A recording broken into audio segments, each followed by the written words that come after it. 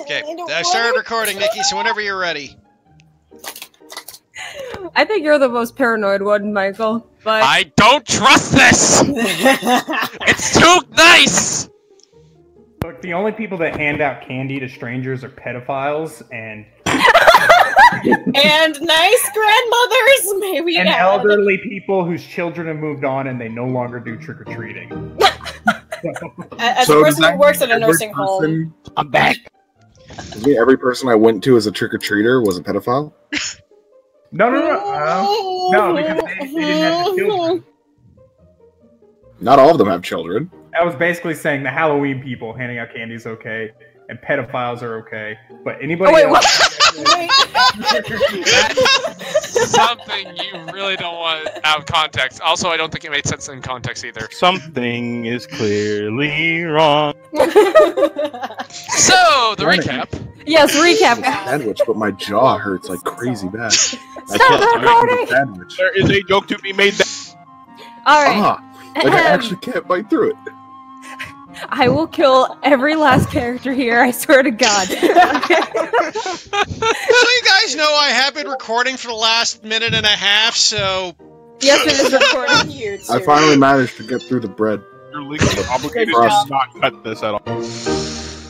This is why we need to start earlier. The music, which ties in with everything. Where we last left off!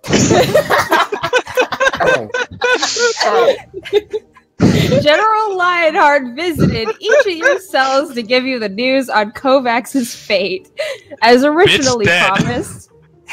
The music is perfect for this part of the recap. As originally promised, you were released the next morning and given Kovacs's belongings. With a somber mood, each of you split up to retrieve some items, while Scars searched for another inn in the city. Once all of you met up again and decided to venture towards the newfound inn, a hooded child bumped into you with a message directed towards a specific location. When you arrived to where the message spoke of, you came across a grave with the words, "A companion, a friend, WK." Hidden in the vast fields of flowers that grow outside Findlefair. Taking this opportunity, you gave your final farewells to your dear friend to continue your day. Upon entering the inn that had been located, you met a boisterous man by the name of Grimson. Not exactly in the cheery mood to indulge in his drinking and laughter, you did your best to humor a conversation with him. Partways through your talks, you found yourself meeting another stranger by the name of Klaus. Amongst all of you, an agreement came to be made for the two strangers to join you on your journey. While some of you find yourself suspicious of their presence and reasoning, you decide to allow them to tag along anyway.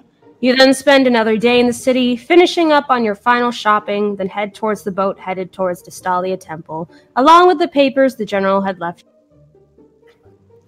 While waiting for the boat to depart, you met an old noblewoman and her butler, who also happened to be traveling to the temple for vacation.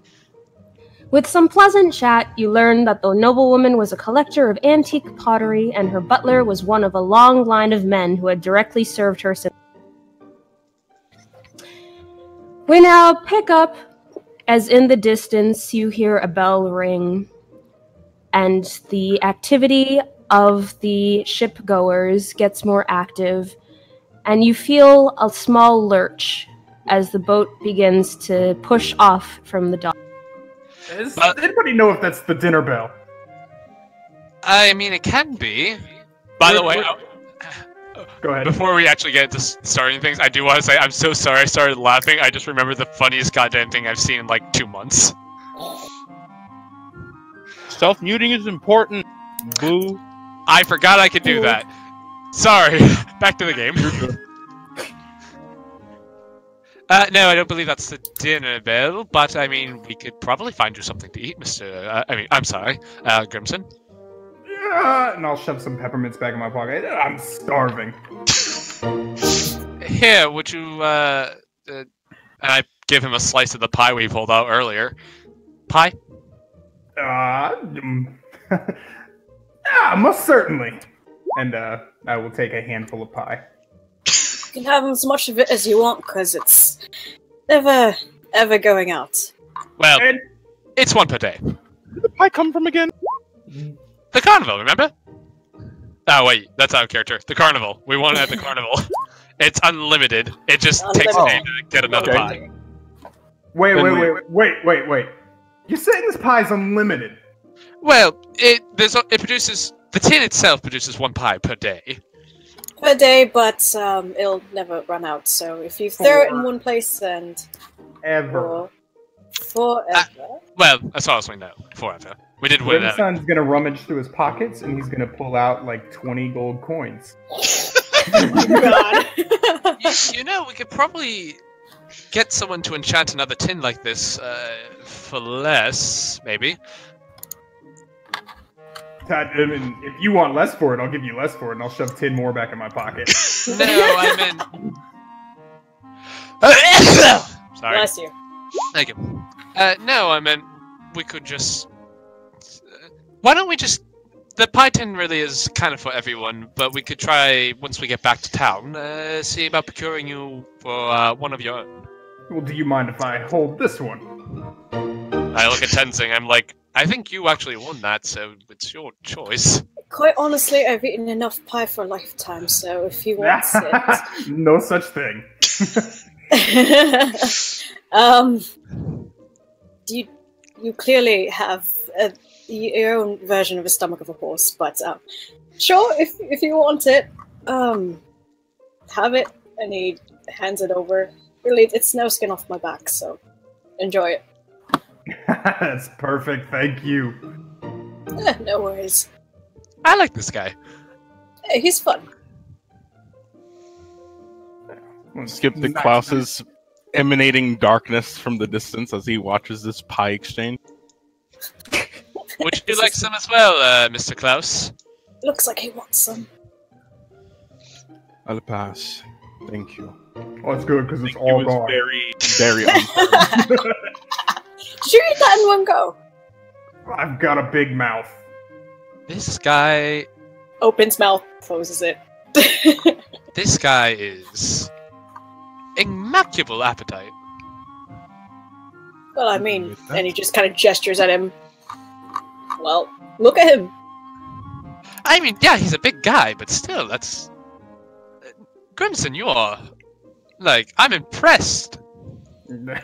Thank you.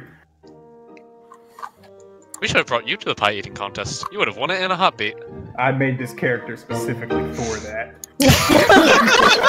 Never again will I lose a pie eating contest. Never again. It's gotta pack on weight for the winter, and it gets real cold in the mountains, and I'll pat my belly and move on to watch us drift away from the docks. Well, I will warn you. Summertime is approaching, and we're no longer in the mountains, so things might be getting a little warmer. Not due for that. I am. Oh, go ahead. He just says, I am. Oh, okay. Kind of underneath his breath. What was that? You're mumbling. Klaus will ignore you in this particular... Grimson will shrug. So what's the plan? How long is this trip supposed to take? Well, we should get the island in about a day's time, so that should be interesting. How long are we actually planning to stay there, though? Well, like I've told you before, I have some business I wish to attend to, but our primary goal is to make that delivery. Well, I guess maybe 3 days at most, depending. Yes, like I said, I may wish to spend a little extra time there if things do unravel. But I will mention that a certain person, whose name I shall not mention, out of fear that it will bring up emotion, a reliable source, we shall say, said that something unusual is happening. And I'm speaking lower at this point, so people who aren't part of this conversation don't hear this. Okay. But I do say, someone who's generally good at procuring information has told me that there seems to be something else going on the island that maybe be a good thing to look into. Was this the mission thing you were talking about before? Well, I personally have 3 objectives while we're there, but apparently people have gone missing on the island, and our, I wouldn't say friend, but the person that we come into contact frequently with of great influence has asked that we at least look into the matter, and I'm inclined to do it if people seem to be disappearing. I'd like to find out what happened.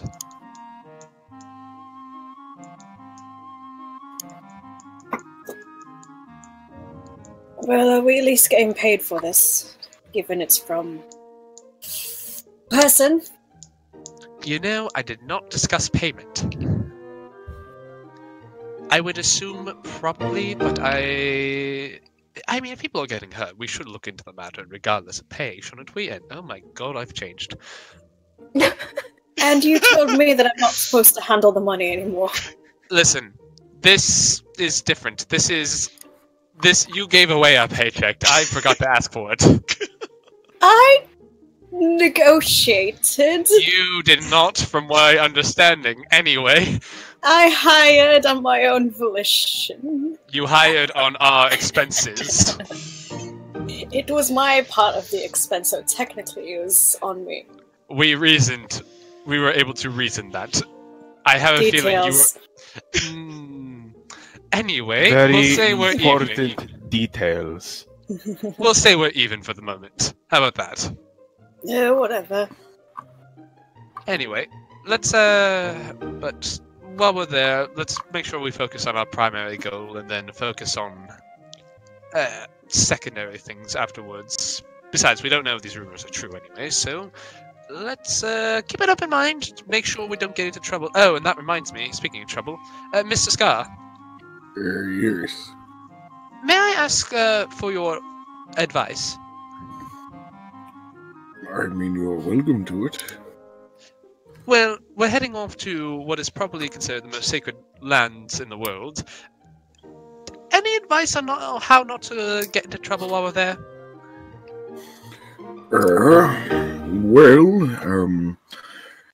I am not sure how well known it is, but to reach any sort of ordainment or rank among many clergies does take time and skill. I imagine if anyone has earned a rank among them, they would prefer to be referred to as that rank.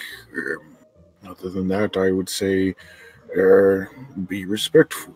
This is in the presence of many a devoted man and woman.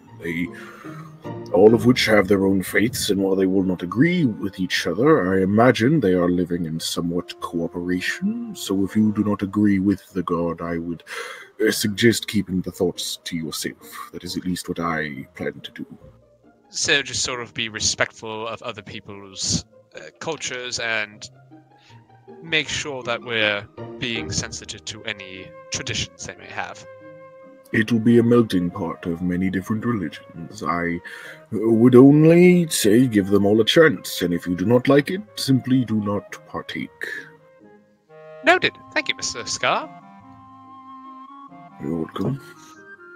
Yeah. Sounds easy enough. So then, I think that's it for me. I don't... do you happen to... Oh, I could ask this on my own time. I'll come and speak to you later. Alright. So, we have at least a day's travel in front of us, and we don't have to actually physically move. So, what are you all planning to do with your time? I was going to start reading my book a little more, maybe paint the open lake. Honestly, I don't know what to do on a boat. Enjoy the breeze. I imagine I will perhaps catch up on some reading and try not to get sick. I've heard it is quite common on boats. Well, you know, so once you get your sea legs, it's not so bad. I kind of like just like kind of look down to my like clergy robes, and it's like, I don't think that's really a possibility from one of my shade, so to say. Oh, it doesn't take too long to get used to the open waters. I've traveled by boat a couple of times in my life. I know the dwarven side of me is probably not a fan of it. I don't imagine the dragonborn side is either, so we'll see. Well, if you're feeling sick. I'll at least be there to hold your bucket. I think just as long as we stay on board, we should be fine. Probably. Most intuitively. Well, I don't really know what to do on boat either. If we're going to continue practicing, though, since there are other crew members around, I don't want to Accidentally shoot one of them in. accidentally shoot one of them again. I promised the Glasses kids that, help him cook or whatever. Well, if you're up for practicing, I mean, shooting's not the only way to fight. How's it way up on their martial skills? Well, I have this, and I'll just kind of like show my rapier. Though I prefer to fight more with my words than with a blade. With your words? It actually works. Indeed, I can make people feel very sad about themselves and hurt their self-esteem horribly. He bullies his enemies, and then they go down. It's actually kind of funny. That sounds like a villain. Barrett just stops, looks up, and thinks for a moment.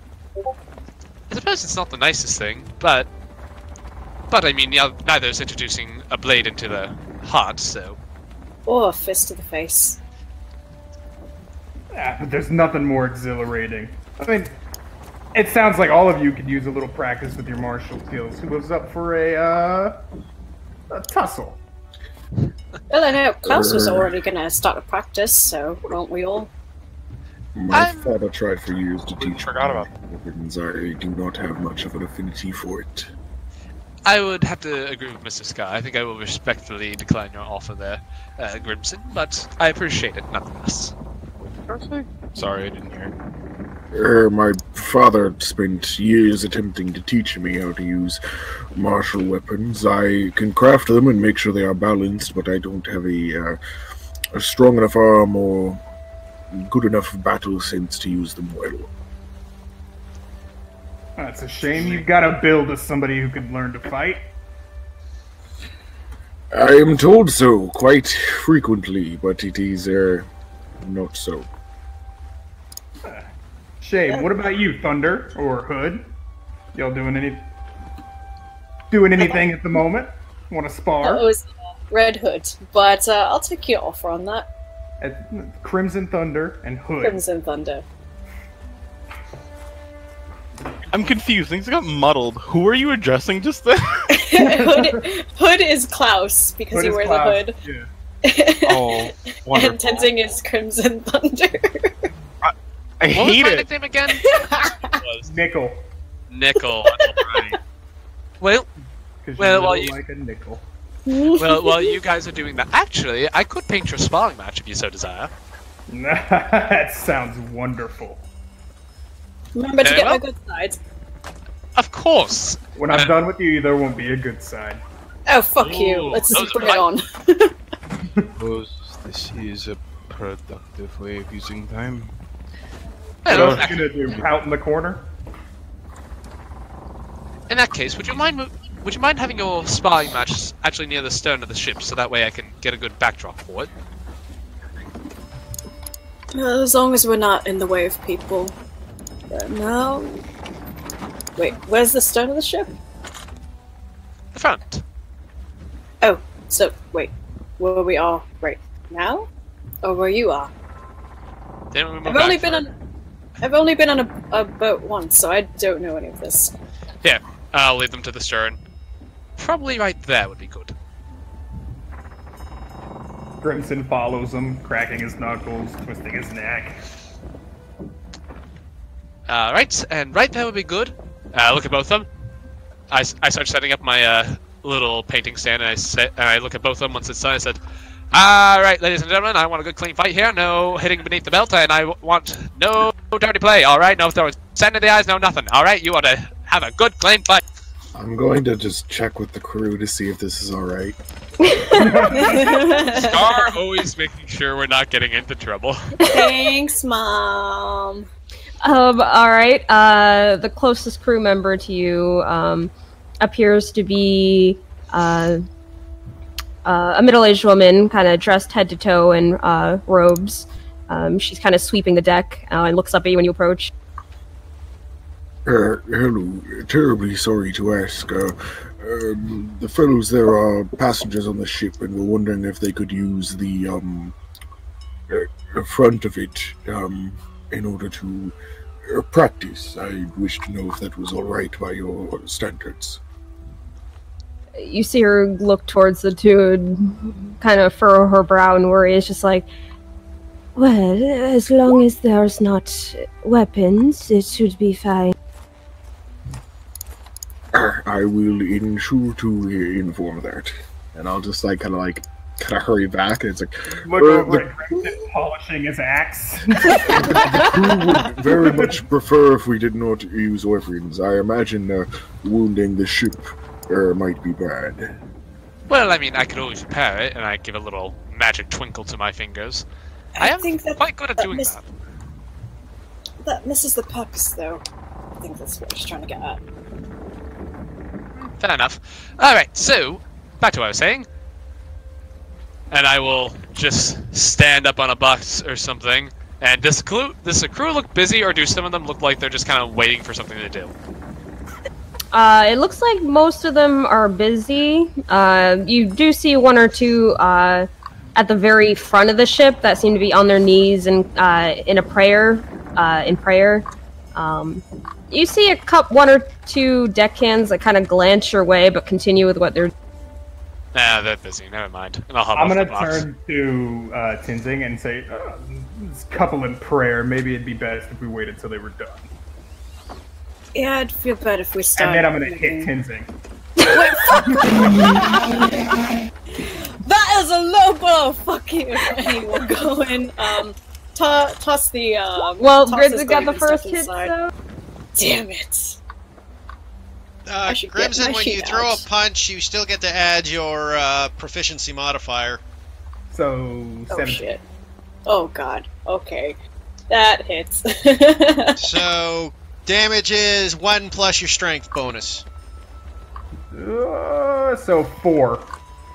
Alright, so 1, 2, 3, 4. I just look back to see that. I'm like, oh, a nasty first hit with a low blow there from Grimson. For it then, and he Tensei just kind of cracks his neck and rolls his shoulders, and he goes to charge at him and try to give a tackle.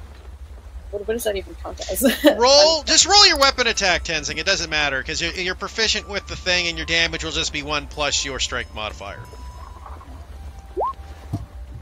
Tenzing retaliating, 1 but plus seems to strength. miss. Yeah, Swing and a miss. when you miss, Grimson will just give kind of like a hearty laugh. Oh, Warming Grimson up. taunting his foe to see. Maybe he's trying to intimidate, or maybe he's just sincerely amused. Well, time will tell.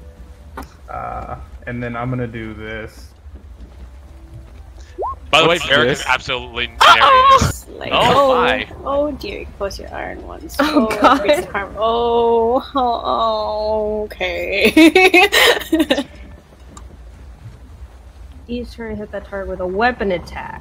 A weapon attack. Oh, never mind. Well, it's just still consider you only have 2 types of melee attacks: a weapon attack and a spell attack. There's no third. Yeah, that Type is for true. unarmed Technically, strike. a punch Yeah. is still a weapon attack. Yeah, okay. Oh, okay. Sorry, That's why you- Tenzing. Oh yeah, it is considered a melee weapon attack.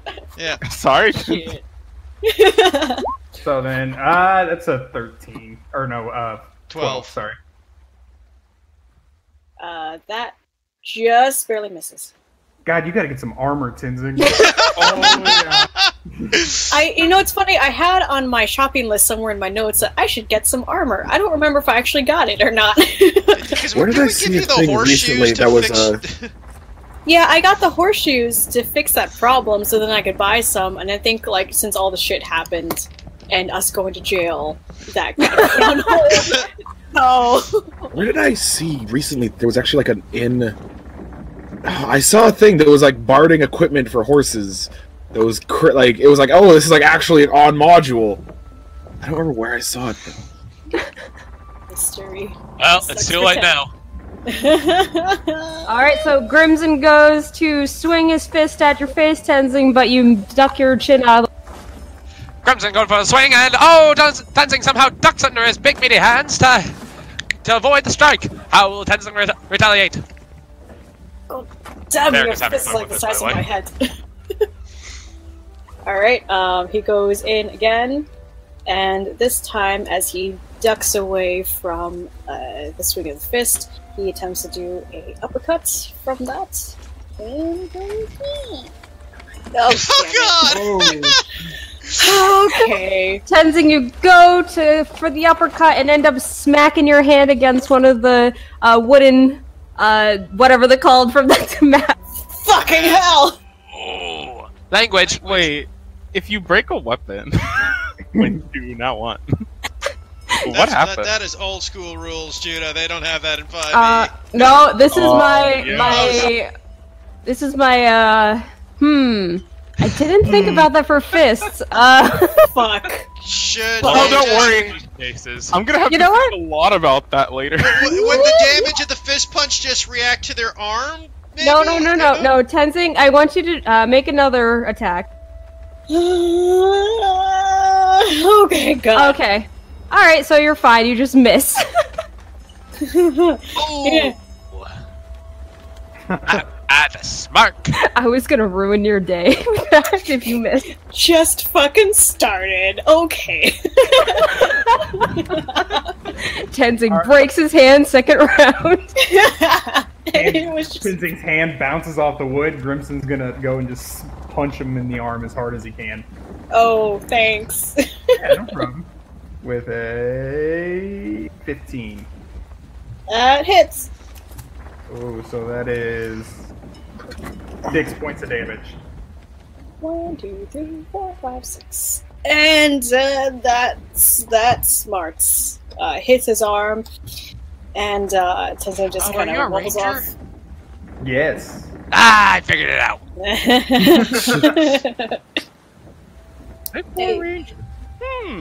Wobbles a bit, and just goes have a motherfucking game. Alright, let's try it again.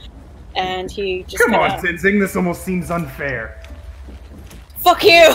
Ooh, another good taunt from Grimson. How will Tenzing retaliate? You can see Tenzing's tail just kind of irritably whipping about, and he his front hoof just kind of digs at the wood, and once again goes to tackle him. And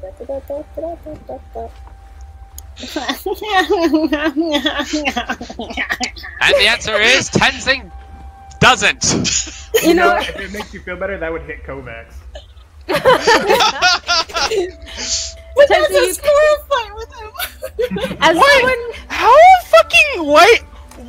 That would hit Kovac? Yep. Kovacs had no armor Yeah. and no dexterity. It was very squishy.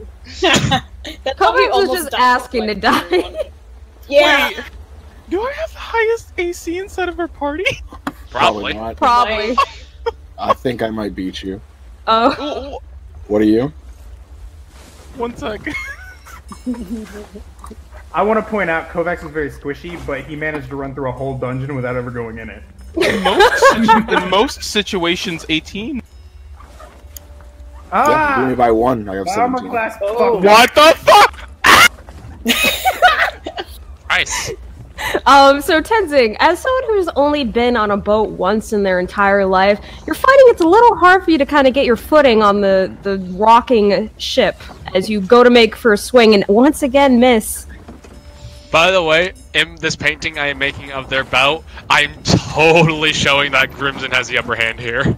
All right, I'm gonna grapple the horse and I'm gonna attempt to pin him. Oh. Okay. I would like. I don't. What is that? That's just the contested Grapple strength, check. right? Yeah, contested grapple. So it's athletics versus athletics or acrobatics for the defender. Oh damn. Athletics versus... So choose either. Oh my god, Tinsley. I am. This is a great day. This is a horrible roll for me. Much to the surprise of everyone watching, Grimson managed to tackle and lift this giant horseman off his feet and throw him. Hot damn! As Eric is now just painting this. So while Stop Tinsley painting! Stop painting! I'll just shout, "Cry, uncle! Cry, uncle!" No! No! And so he's gonna keep holding it in. Yeah, I guess it's his turn again, right? Yeah. Suplex the horse. Suplex. Are you gonna try to get out? Are you gonna try to get out of the grapple or attack? Who, wait, me? Yeah. I thought I already tried with my athletics. No, you that was your turn. Yeah, Okay. now it's your turn. Sweet. Alright, yeah, well first I gotta get out of it again, because I don't want this giant man, as handsome as he is, to get off! And... Hold on. oh no. Okay. Okay, God, okay. Glove's just hitting me in the face. I'm like, oh god damn it! Serves you right! Don't worry, Grimson, I have faith in you. Shut up! I will give you a bardic inspiration. Oh, What the fuck? That is so cheating! No, it's not. All I'm doing is giving him encouraging words. Uh-huh. Okay. I know exactly what you're doing! Magic! Unfriended! Actually, no. Bardic inspiration is not a magical effect. Then why can only bards use? Because I'm just that cool. Shut Some up! monks can do unarmed combat. Asshole! I am gonna use it. What is Training. it, a D6? D8 now. Ooh, D8. So that is a 12 again. God damn it. Yes, miss. No, you forgot to add your wait. +3 for your proficiency. Oh, yeah, so... Never mind. 15. Yeah, that hits. Grimson's gonna be shouting, I am a monster! He is the monster! Before they... 4 damage on you, Tenzing. 1, 2, 3. I don't want to rub salt in the wound, but has Grimson got hit yet? Nope. No. Tenzing is just grumbling to himself while still getting his bearings together. He is trying to balance himself on the rocking ship. His hooves were not made for this flat of wood, and keeping the tread there. Bark. Best call it quits while your face is still presentable. No! And Tenzing, you're not winning this one, it looks like. no! He goes again. That's a Tenzing. So And- stubborn. He goes again, and this time he gets up on his hind legs and tries to go for a hoof kick. Oh, Jesus. Oh my god! Isn't your Actually, hooves an actual weapon Your too? hooves are a weapon. That's a D4 damage, Tenzing. D4 doubled. 2D4. Roll 2D4. Oh. Should have been doing this a while ago. Oh. I like the idea of Grimson just like kind of like staying back and just trying Plus like not to get 3, kicked in the so- face by a horse. 6 damage. Damage. Yeah. Oh. You know, So 6 damage total? Yeah. Alright. So Tenzing turns, kicks his legs back with a crack to the jaw, Grims, you feel that. Okay, so Grimson will roll over, get up, wipe some blood from his mouth, and he goes, we're playing like beasts now, let's play. And I'm going to shift. oh, Oh shit! Oh shit! I remember this. Yeah. wait a huh? Ah, I see. Everything makes sense. So, Grimson, you're gonna describe what you look like? Yeah, so his fingernails, first of all, turn into large black claws, and the rest of his body just becomes completely covered in black, coarse hair, just sticking off everywhere. And he probably grows another 6 inches. Do I have any idea what's happening here? Do any of us? I am a bard. None of you would know. Tenzing might. Oh, shit, Tenzing, I'll what? let you roll a nature check. I mean, congratulations. Oh, okay. You're no longer the only animal boy. Well, there was a 13. Dragonborn too. That's not the same thing as an still animal. am here. Yeah. Don't talk about Mr. Scar in the past Scar tense. died with Kovacs. So, Tenzing, you have heard of people who are able to shift into different types of creatures, but you don't really know the specifics of how it works, whether that's like a born thing or a specific group type of thing. You're not sure, but you have heard of it. Question: for the rest of us, would this be more like some fairy tale type shit that's happening? For the rest of you, yeah, because you have.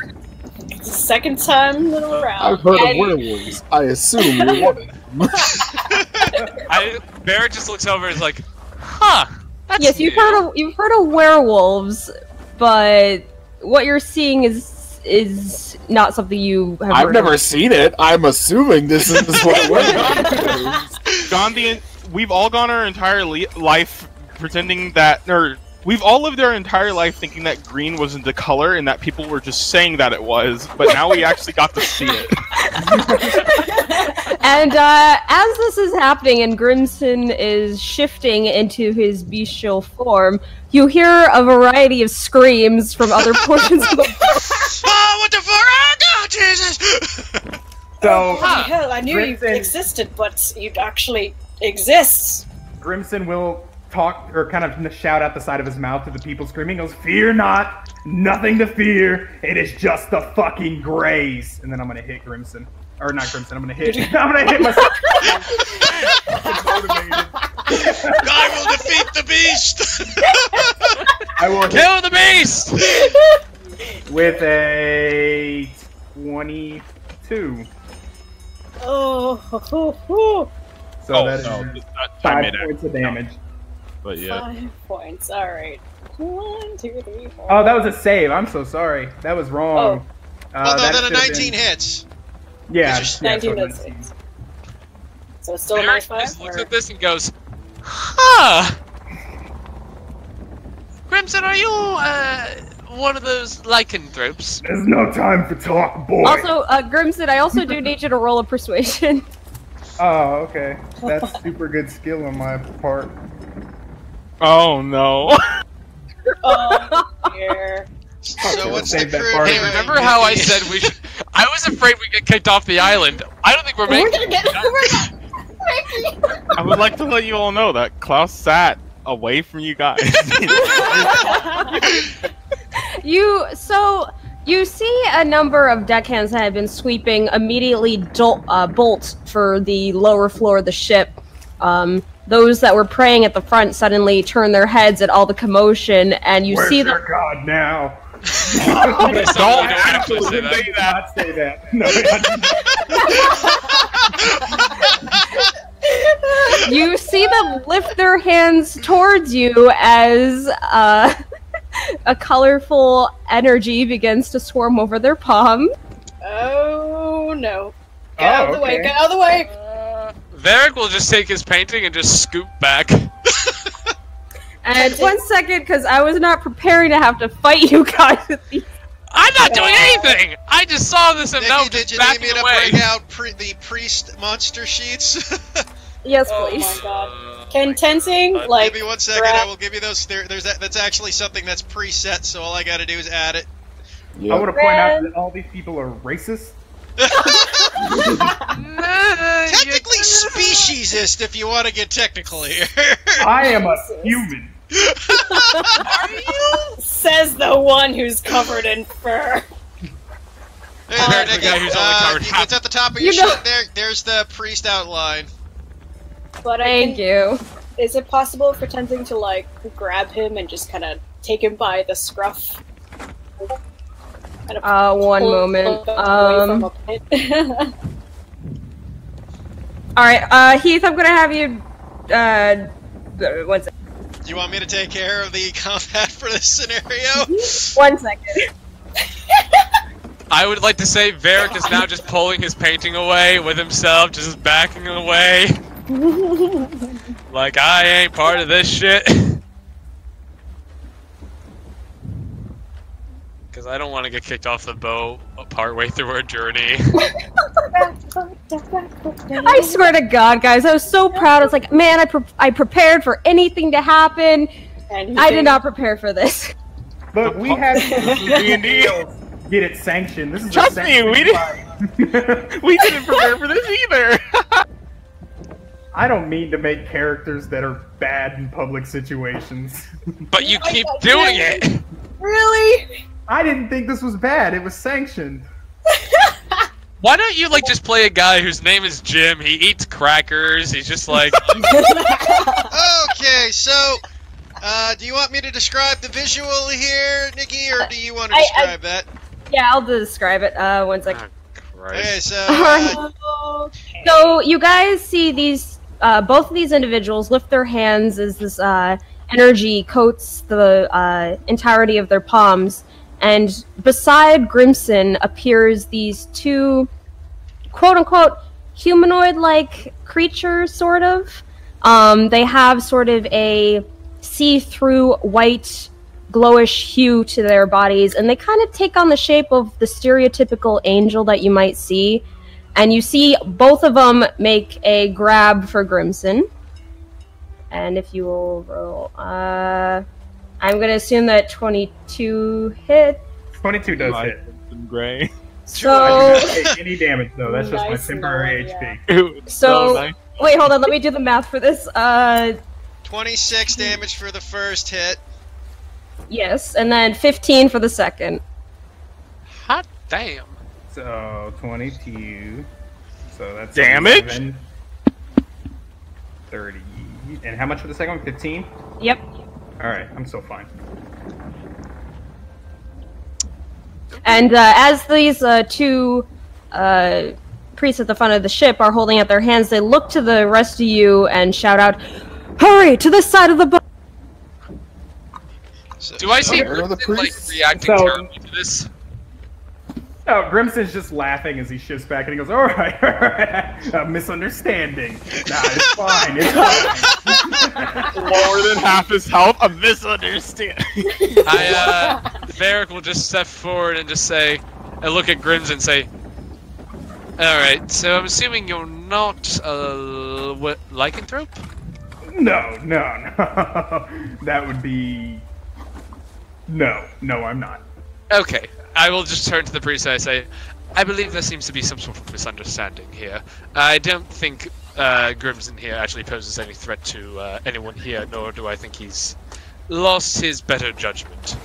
Both of them walk towards you, hands still cautiously at the ready. The two glowing figures hovering in the air, frozen in place, but seem like they're ready for something to happen.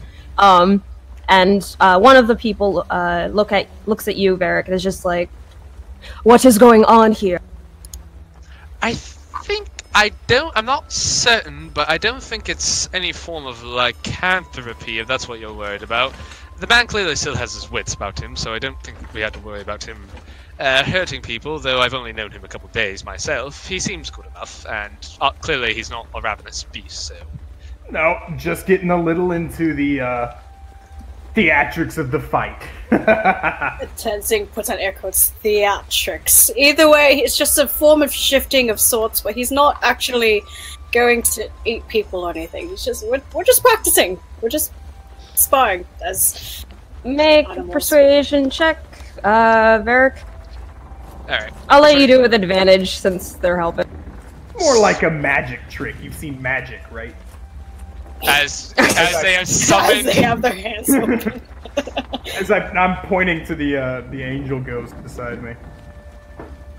27. Whew. You see them kind of slowly lower their hands, the glow to them fading away, along with the two ethereal-looking type beings hovering, disappearing with a vanish.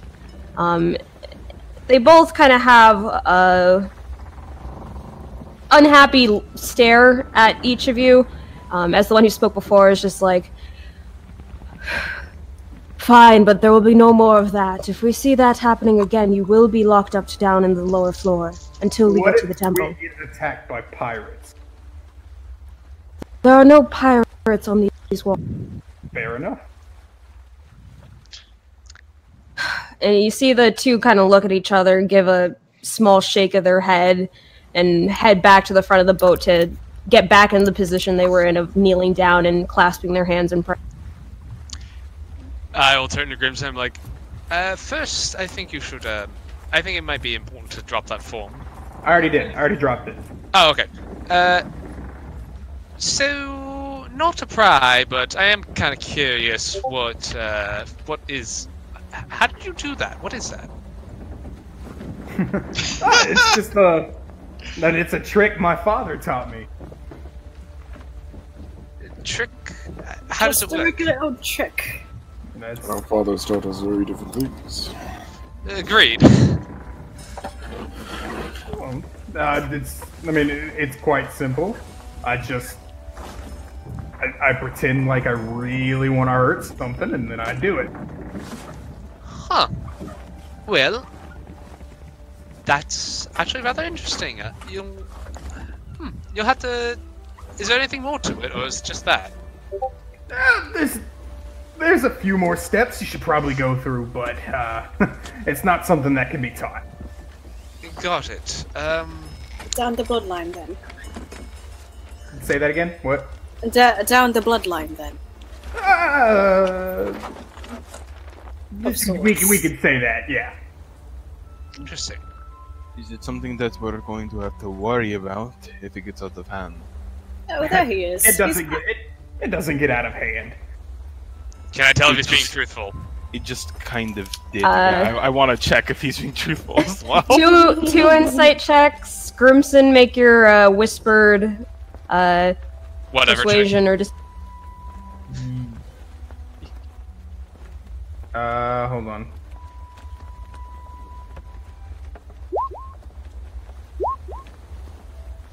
We are still in sync.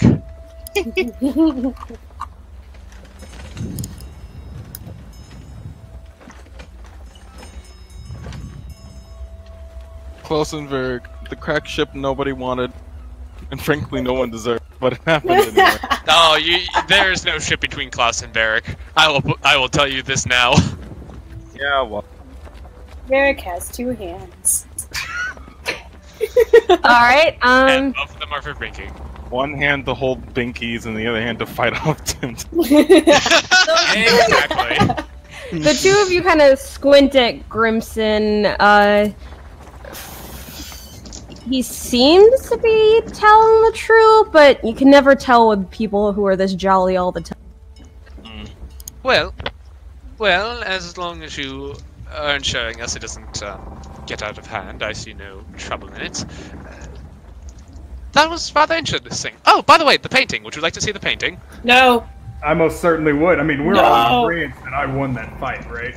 Oh, absolutely. It didn't end, it was cut off. Can I paint? Before you show the painting, Grimson would like to hand out, or put his hand out and shake Tenzing's. Tenzing sighs heavily, but takes his hand and gives him a firm shake anyways. I would Shake it, and I'll help you work on it. Can I make that performance check for the painting? Considering that fight happened within the span of, like, probably only 3 to 4 minutes, I kind of doubt you really got a full painting of... Speed painting! Gesture draw! Alright. Here, give me a minute. Give me a little while to finish this up, and I'll show you. And I will actually paint the painting now. And it will be Grimson pinning Tenzing onto the ground. Make a roll with disadvantage. Homoeroticism. Wait, disadvantage? For what?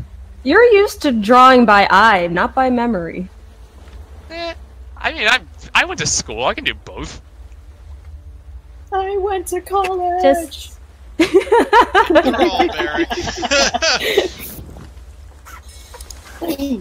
Alright, very quickly done. It kind of gets it's a pretty good image of the moment when Grimson had Tenzing pinned to the...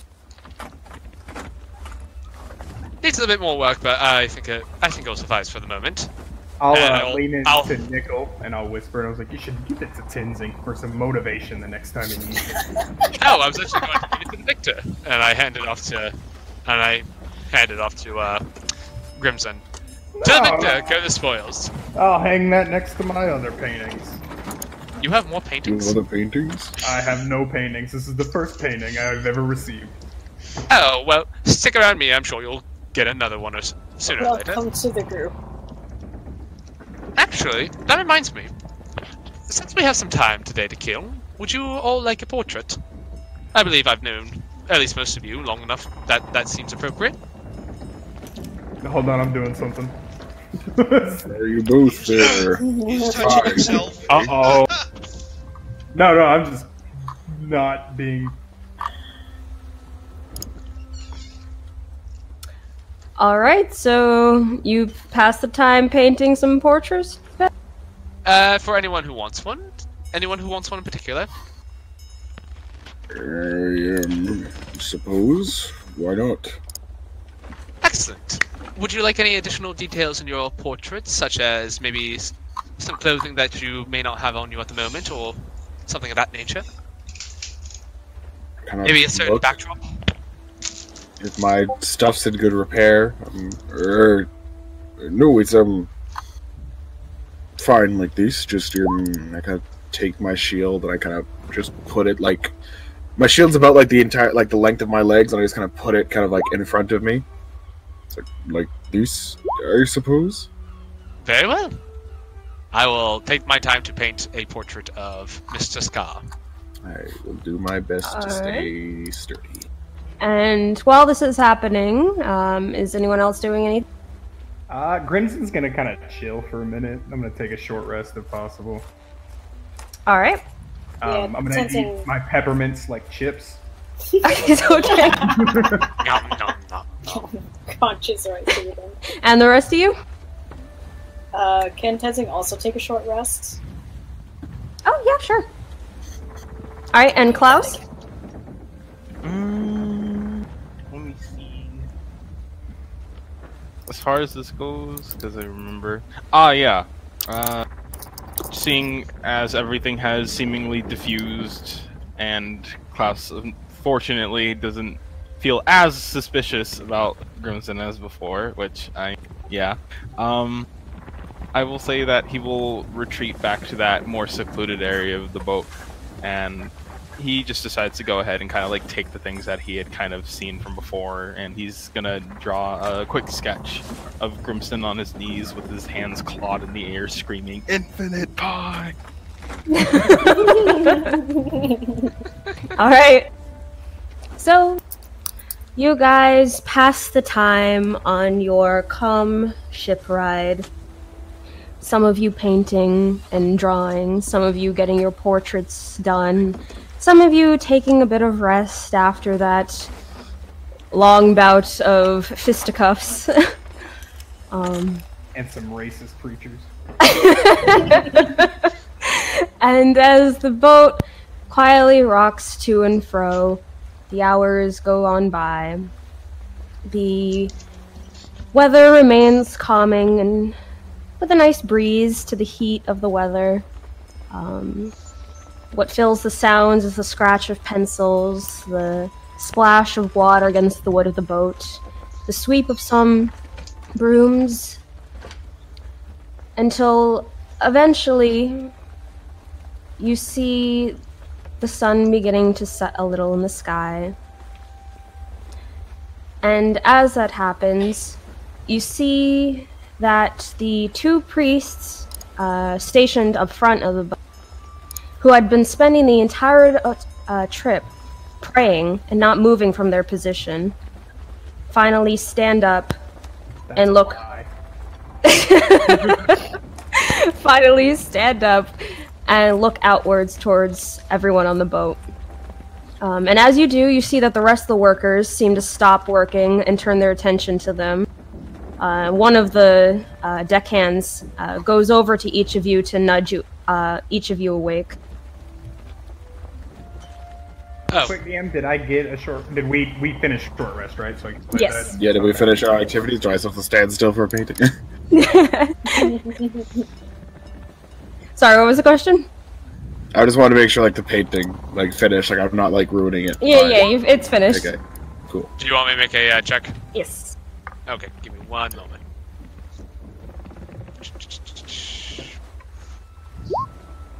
And Fucking man of God hit hard. Jesus. oh no. I'm not One quite of them was satisfied apparently with this. 7th level.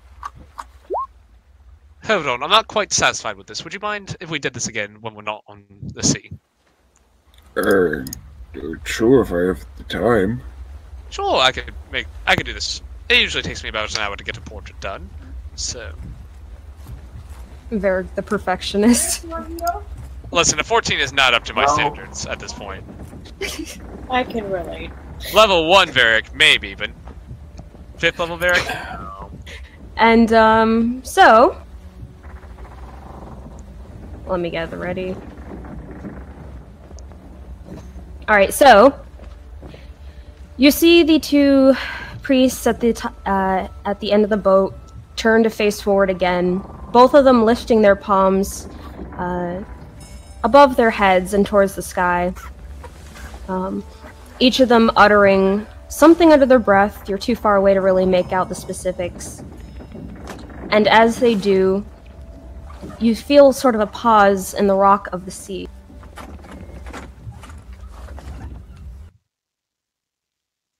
They're doing a magic thing. And then you hear it before you feel it.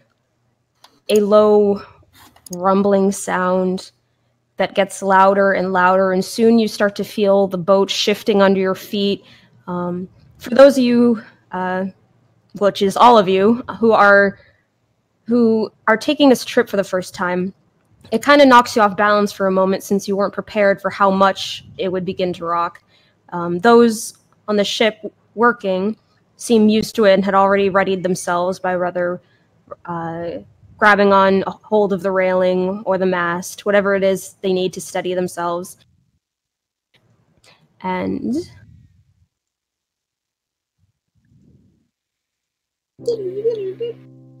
Oh my. you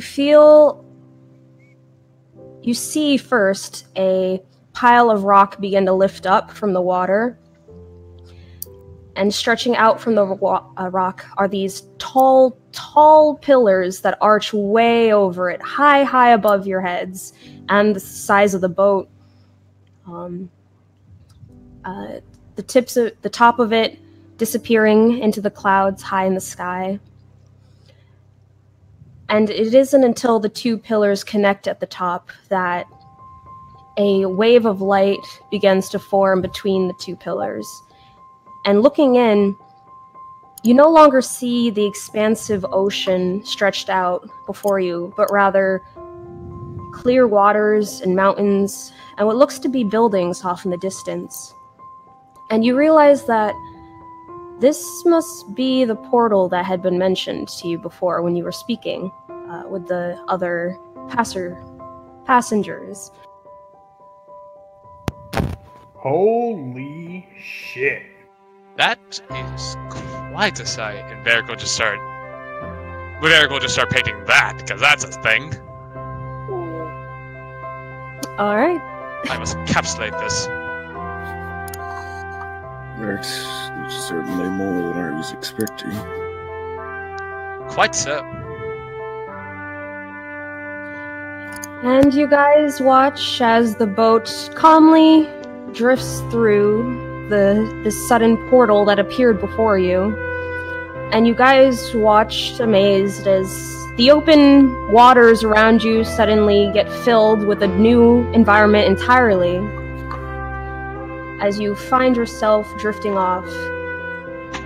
And taking in your surroundings, when you glimpse back, you can see that the portal is still there, waiting until the boat has moved all the way through.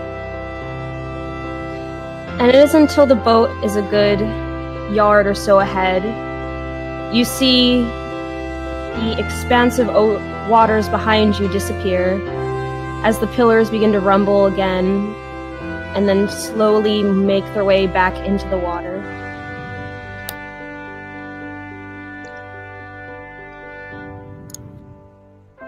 Varric is painting every detail of this as this is happening. Just He is amazed.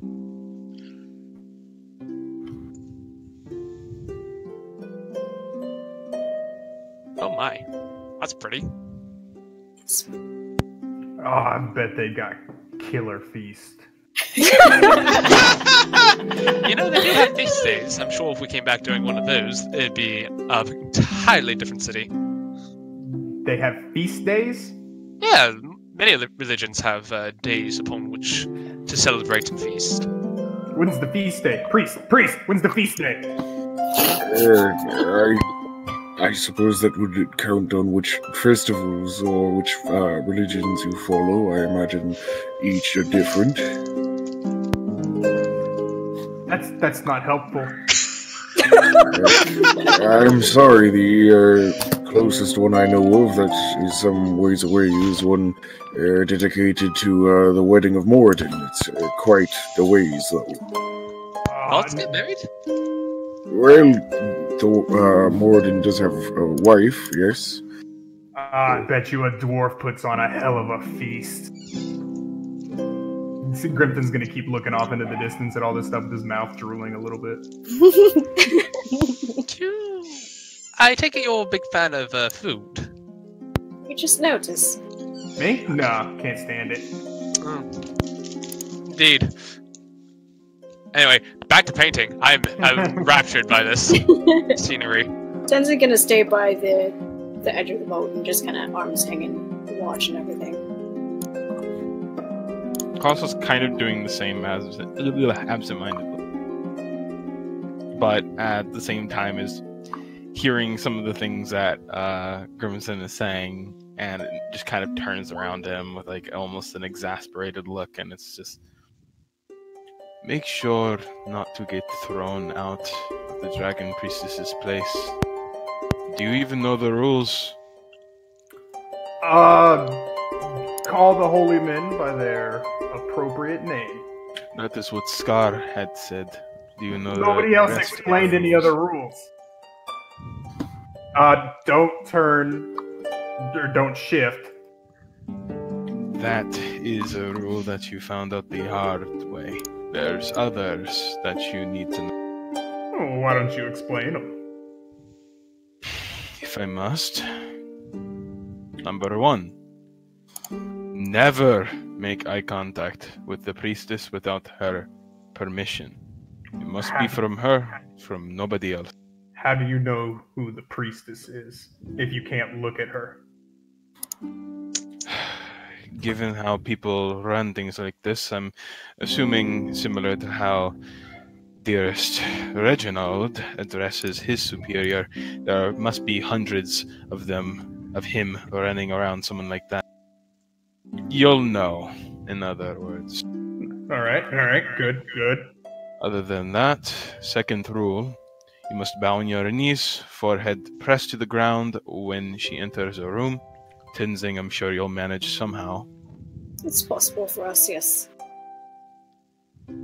Third, always refer to her as the Dragon Priestess, as Her Holiness or Her Grace.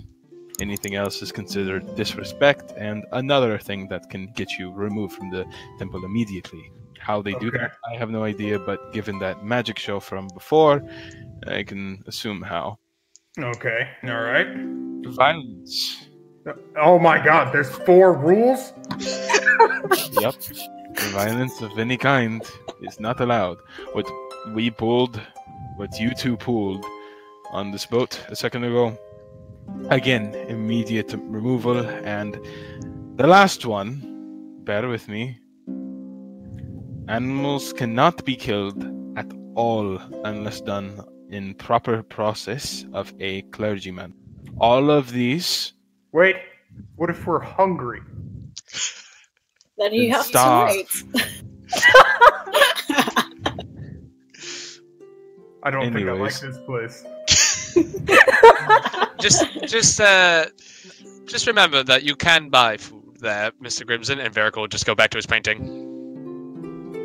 Any of these can get you immediately removed, and, well, it's going to be kind of difficult to complete the mission if every single one of us gets handpicked and thrown off of this temple Just don't fuck up, is what I'm trying to say.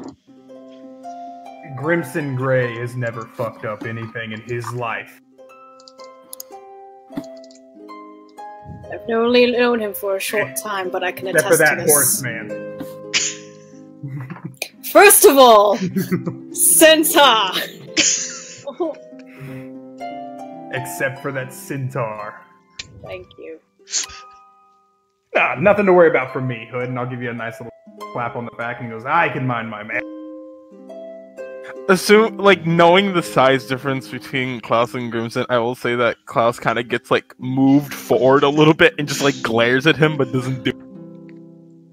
You would look up at Grimson with a big old smile. Big sun, small angry moon. Alright. Have you been here before? I've heard a lot about it, so I've familiarized myself with, in case of the eventual showing of this area. Well, then, if any of us do end up fucking up one way or another, which might be me, or him, or anyone else, we'll look to you for some extra advice then. I can't guarantee that I'll be able to keep you all in check, but if it were my decision or the dragon piece, I'd rather you not all get thrown off of this weird island place. No worries here, as Varric talks as he's looking at this painting, at this immaculate site, like he's making the arch and then the actual temple through the arch. You're gonna be real upset when you roll like a 1 for that. If anything, That's good. Good. If anything, I'm especially cautious about you, Varric. You like to talk your way out of a lot of things from what I've seen. If you violate at all, you won't be able to get a single word out, I can promise you that. I'll be fine, don't worry about me. I wasn't saying that I was worrying, it's just, you come off as a little bit, airheaded. Oh, me? No, I'm perfectly reasonable. Now, if you would mind scooting to the right a little bit, I need to get a better view. Thank you. Right. Actually, important question, Nikki. Yep. Would someone of Klaus's background ever... Like, I'm sure they would know of this temple, from what I've, like, assumed to be. But, other than that, what would my standing know of this place? Other than the rule number 1 through 99, don't piss off the dragon. You would also know that the guard here, aka the Holy Guard, is different from the guard of the Northern Empire. They are a whole different sort of group, faction, etc., with their own separate standards of getting into their graces. They are all directly under the orders of the Dragon Priestess, and they are the only ones allowed on temple ground. Okay, now for a whispered question. 1 second. All right. Dun, dun, dun. How can I kill Varric without being caught? No metagaming! Why is it Varric? What did he do? I don't fucking... So, You're just the softest target. What's your impression of this place? I've never been here before. I just have heard about it from my father and other priests. It is certainly unique amongst holy places. It is primarily to Bahamut, which is a god I don't follow. But I imagine has good people under it. And is supposed to be where Bahamut lives. So... Yes, I did rather hear about that. Oh, imagine if I got a chance to have an audience with Bahamut to give him a painting. Oh, that would be. I imagine we can only imagine it. I don't trust me when I say I don't believe that's a circumstance that's ever going to pass. But if it so happens to, I would be more than eager to take on the challenge. If it's actually true of what they say. I'm going to do my best to avoid that as much as I can, to be honest. Would Morden not be too pleased with that, or? Oh, I know as far as I know, Morden has no issues with the Platinum Dragon. From what I heard, amongst good-natured deities, they should be friendly, I believe. Good to know.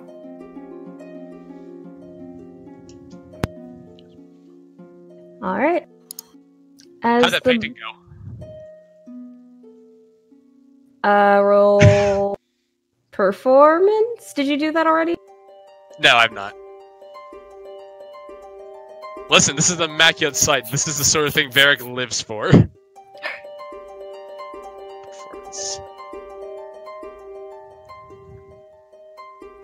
All right, perfect. Perfect capture of the sights that you are coming across as the boat slowly drifts forward. This island getting closer and closer. And as it does, the boat makes its way between two sort of cavern-like walls before drifting out into a wide opening where you can see the main temple. Many buildings stationed upon mountains and rivers, water drifting through some window panes, actually. And you see a multitude of statues of a variety of different gods stationed along the walls and carved into the rock. And in the very center, a much larger statue of the Platinum Dragon. And the boat drifts its way around. You find yourselves coming to a stop at a dock. The wood of this dock is a very strangely pristine white color of wood. And the people there are all dressed head to toe like the two priests that had been praying at the front of your boat the entire trip. And as the walkway is set down onto the dock, those waiting on the steps for you all have a welcoming smile and bow their heads in greeting as people begin to start stepping off. And as they do, you also... Spot, one second.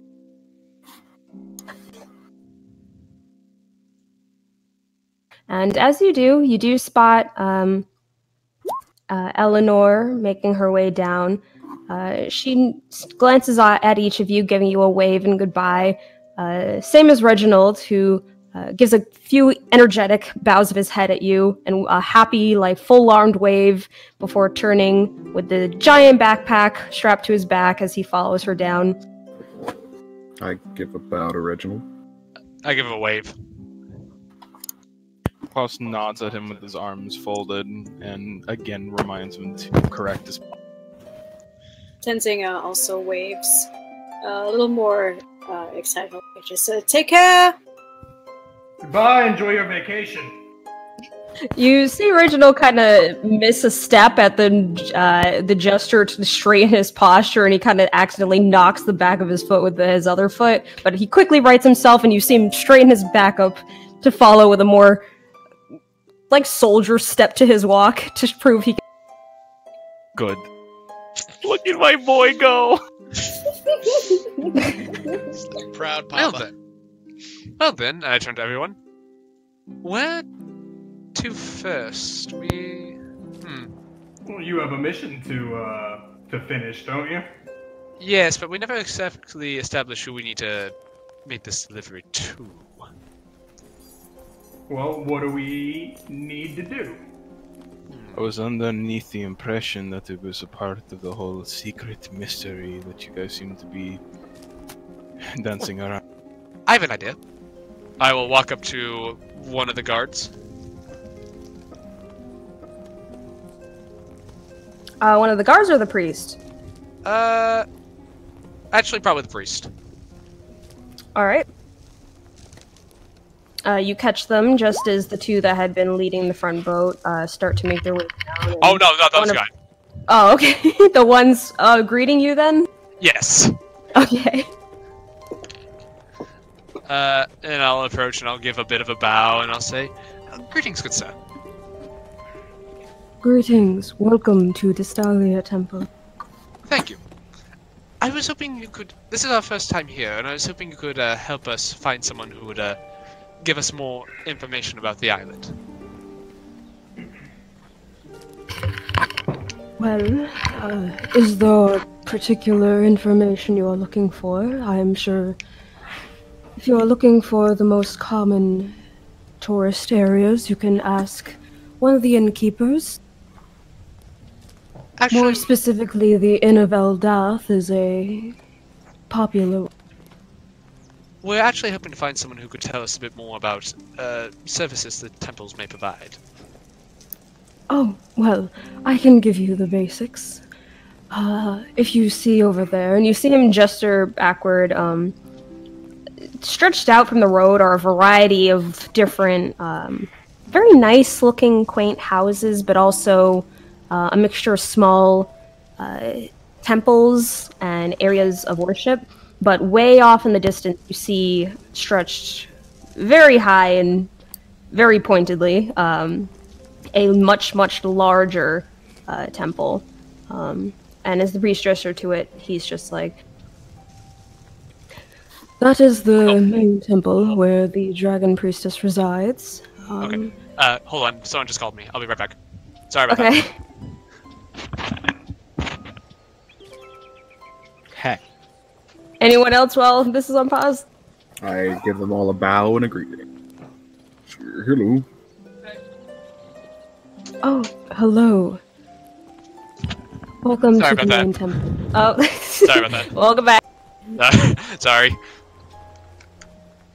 So what was he saying? So, gesturing to the main temple off in the distance, he says, that is the main temple where the dragon priestess usually resides when she is on land. This is where we have the grand library of this island. Information on all sorts of deities, so as you may desire. Though to get entrance into the main temple, you need specific permission. I am not too knowledgeable on the specific people you would need permission from, but you can check in with the guards at the front gate there. There are plenty of sick bays for those ill and weary, either looking for the best medicine and healing magic that is to offer, or that can be provided for a smooth and comfortable passing if they are at age. There are a variety of relaxation, spas, and whatnot for bathing and clearing of the skin and spirit. Interesting. Well, thank you very much for your assistance, good sir. Of course. Excuse me, one more question. When is the feast day? Feast day? Oh, yes. In our experience, many religions often have feast days. He's wondering if there are any that are celebrated here. Ah, well, as an island specifically designated for a variety of different religions, we try to respect all. And due to this, as there are a variety of different days of the year that hold importance to a variety of deities, we do not hold any specific festivities for any of them other than the Great Lord Bahamut. But that festivity is not for another 4 months. Grimson just walks away. He's not happy about that. Sorry, buddy. It's alright. Somebody said feast day, and I kind of got my hopes up. I apologize. Trust me. Oh, Tell you what, but there are plenty of available foods in the different inns on the side. Varric, I believe we should start with an inn. I would prefer to check one thing out before we settle in, just so we can get a head start on getting what we need to get done. But I turn back to the priest. I thank you very kindly for your information and your time, and I'll give another little bow. He bows in return with a gentle smile on his face. It's just like, may the gods be with you. And with you as well. And I will turn back to the rest of the group, and I'll look at Mr. Scar and say, how was that? Yeah, well, it seemed fine. There's a number of greetings, but I imagine in a place, especially if we're not sure who follows what, it's good to go something with that. Thank you. Mr. Grimson, I promise you I will buy you a whole ham once we get to the inns, but if you remain patient for a little while longer, I would like to see what we need to do to get into that main temple, if possible. And I'll do just about anything for a ham. That's fair. Very well. Does that sound good with all of you? I suppose. I imagine you wish to get into the main temple for the previous thing? Yes, the main reason we're here. I don't mean anything rude by it, but I'd personally avoid the main temple myself if I could. I'd rather see if perhaps a priest of Moradin might be able to. Alright, well, if you want to go do that, and I can check out the main temple in case your leads don't turn up, we at least have options before us. That is certainly fine. Alright. How long exactly are we looking to stay in this place, I should mention? We haven't really discussed that, I suppose.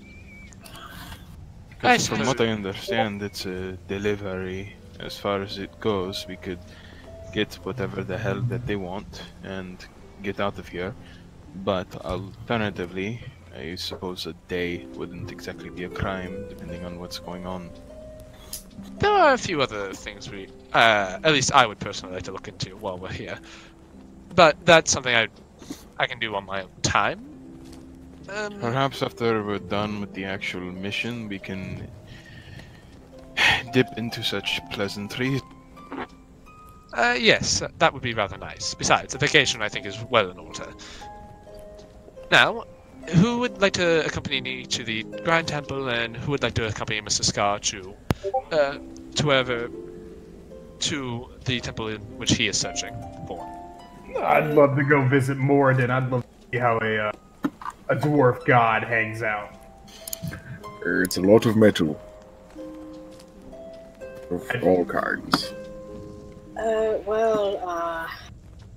As you've seen before with, Cooper, I'm not the greatest at fancy places, and I'm assuming the biggest temple here is going to be the fanciest place around. So, probably. Sorry, Varric. I'm gonna tag along with Moradin group here. Three big boys going to see a Moradin. Sounds like fun. Well, Six, Mr. Klaus, would you like to accompany me then? Sig kind of gives a shrug and nods her head. Very well.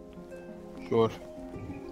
Alright, we will... Oh, how about we say in an hour's time we meet back here at the docks and then find an inn, so that way we're not wandering about the city. Very well. Alternatively, we could split our forces even further and maybe score an inn while everyone else is out, but that's just a passing thought. In the past, whenever we tend to do that and split off individually, it doesn't end well, even if it's in the same area. Yeah, but wait, really? Really? You're making it sound worse than it actually is, but Tenzing does have a point. We should try to stick in somewhat larger groups if possible. Great. Okay. I'll go to the main temple with 6 and Ferry. Very well. Well, let's agree to meet back here in an hour, and I think we shall be off. DM, what time is it? Like, what time of day is it? So. It's looking to possibly be around 7, 6:30, 7. Okay. In the morning or afternoon? DM. Yes. Yeah. Just wondering. I became very self-aware of the fact that Klaus is armed to the teeth. Was he perceived, when passing those previous priests, did they happen to kind of give him a bit of a look? Like, this is odd. Nope. Okay. Okay. Just making sure. I don't want to essentially have a Grimson moment, but instead of the main temple with fucking Bahamut Talker in front of me. Okay. No vaporization. No vaping, no vaporization. Foreseeable vaporization. And also, Tenzing will look up at the sky and look at Varric and the others and say, make it an hour 30. Just since this is our first time here, we can have time for travel. Plus whatever we're going to be doing, so... Very well. Don't get lost. Try not to. Hopefully our business won't take too long as we know where we're going, so how about in that time we may also come back with an inn in hand. Whichever happens first. Very well. This assumed trouble ends up appearing. Is there any way that we could contact one another? Oh, I can always send a quick message out to anyone who we need to talk to, but I think meeting back here in an hour and a half should suffice. Right. In that case, good luck on your journey, my friends. Don't turn anyone into donkeys here. We should be fine. No, that was only the one Smirk. time. It wouldn't put it above. Good sir, you don't even know me that well yet. Now come on, we have things to do. And Varric will start marching off towards the temple. Not really marching, but... Alright, so half of the group's heading towards the temple, the other half is looking for a place of Moradin. Yes. I will ask people if I need to find out where the main temple of Moradin will be. Okay. Better at least be as big as Bahamut's. Helps up there, buddy. I'll actually start with Scar and Tenzing on... If Scar and Tenzing was in... And Grimson. And Grimson. Okay. Team Mr. family Grimace size. himself. Yeah, team family size, alright? Team family sized. Super sized me. McDonald's. Team, what the hell do you mean you want 3 pockets of chicken? Also, Did I fucking stutter? Team That would Beast be- too, think about it. Plus whatever they're ordering. Alright, so you three making your way through the mini roads, quote-unquote roads. They're mostly like pathways. Walking through, you see, looking around, it seems like everyone is pretty much dressed head to toe in either religious garb of some sort, or noble folk who are dressed more primly and expensively, but still keeping with the respect of matching the religious theme in the area. You also pass by a number or so of the Holy Guard, set specifically on this island. And actually, a couple... You do spot 1 or 2 individuals that seem a little out of place. They don't seem to be dressed in any sort of holy garb, but are actually walking around with these each of them have a completely shaved bald head. Their clothes and robes are more browns and earthier colors. Like friars? Oh, is that? Like a friar? Not exactly. They're air acolytes from Avatar. Kind of like that, yeah. Hey! So Tibetan style-ish. Yes. Also, how do the three of these big boys fare, like, when it comes to walking around? Is it like Findle Fair, where they're getting strange looks, or, like, having them around is pretty normal? Scar is not really getting many looks, but you and Grimson are. Take it. Scar's like, To be friar time. Scar's like, finally, a place. Oh my Well, people here sure do like to fucking stare, don't they? Yeah, that's rather normal, at Do, least for most of us. Do the avatars have any kind of religious distinction on them at all? The avatars. What else do you want me to call them? Monks? I'm not gonna say it. It's dumb. They're way of the element monks. I think The elements. They exclusively only use air-based spells, though. Oh my god. I hate all of Not that you can visibly see. Okay. Please tell me we find some, like, Inuit dressed people, like, in blue, just... Okay. Yep. I'm hurting on the inside. Soon to be the outside. Oh, yeah. But yeah, I guess I'll kind of take note of them, and if they don't bother us, I of course won't bother them. I just take note of seeing them pass by. Do they look like they're going anywhere specific, or just kind of strolling for a walk? Yeah, they just seem to be ambying about. One is seems to be viewing a roadside store, while another seems to be talking to two individuals. If they glance their way, Tenzing will kind of give them a wave. Just say a passing hello. One of them looks towards you. At first you couldn't tell because of the shaved head, but this one seems to be female. She looks at you and gives you a small smile and nods.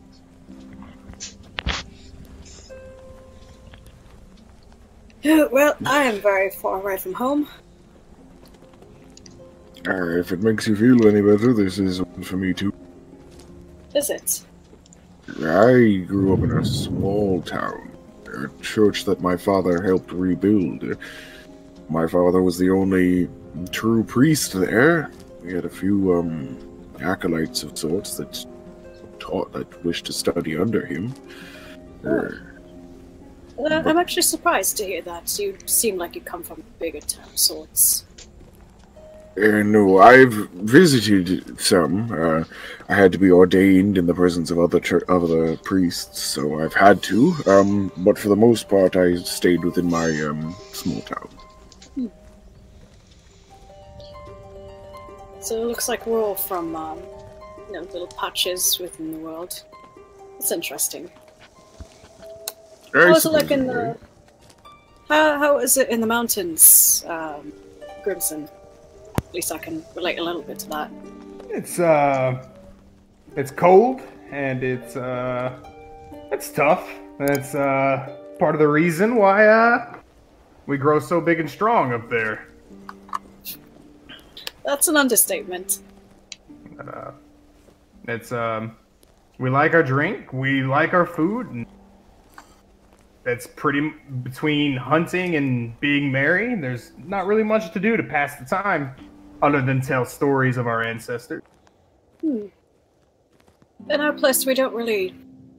I'd imagine you're in the forests. My people stayed out in the open, and we actually move around, nomadic. So we build up our little homes and stay there for a while. Negotiate with the others who happen to be camping around. We have our livestock and whatnot. It's Listen, same thing. Take care of our own thing, trade around, make sure that the wolves don't eat any of our sheep, and go on to the next. That's, sounds a bit like a peaceful life. Yeah, it was. Nah, it was. It's a bit complicated, but I'm traveling under unfortunate circumstances, let's say. But it's not completely unfortunate. I have met all of you, and it's been fun so far. Didn't you just have a funeral? Aside from that, mostly been fun in the sun. It's even a death can be entertaining. A death. More than one, huh? Yeah, more than. And Tessie just kind of scratches the back of his head. So, this Morden, lots of metal. To be honest, I've met dwarves, but I'm not really familiar with the culture completely. Well, the dwarven... You mean the culture of dwarven faith, or just dwarves in general? I suppose both.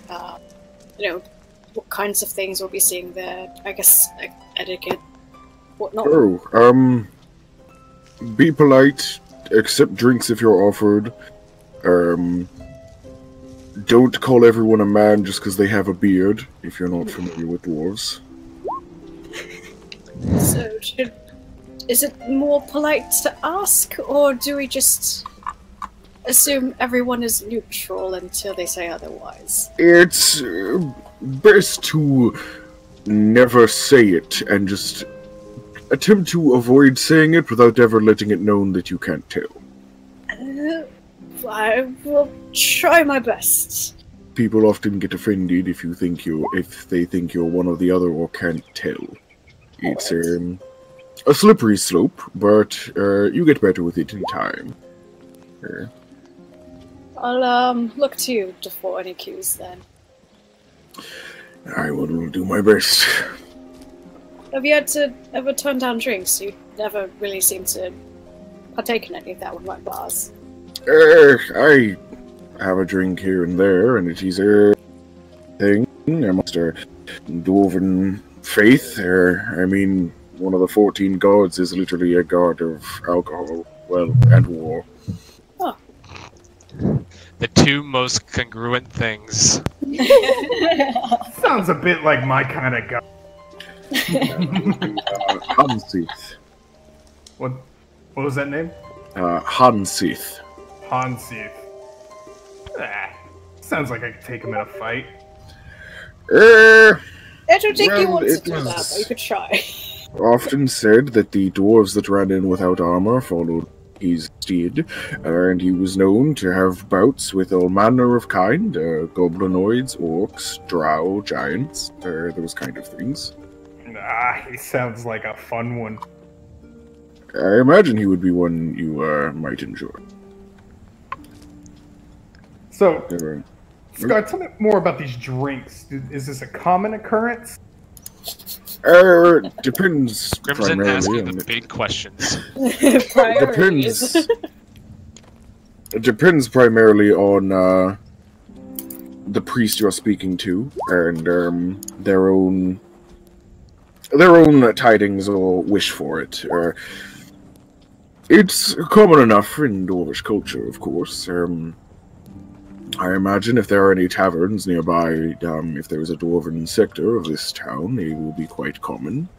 All manner of brews can be found there, any to your liking, bitter, sweets, brewed from whatever you can find, to be honest. Oh, well, let's pick up the pace then.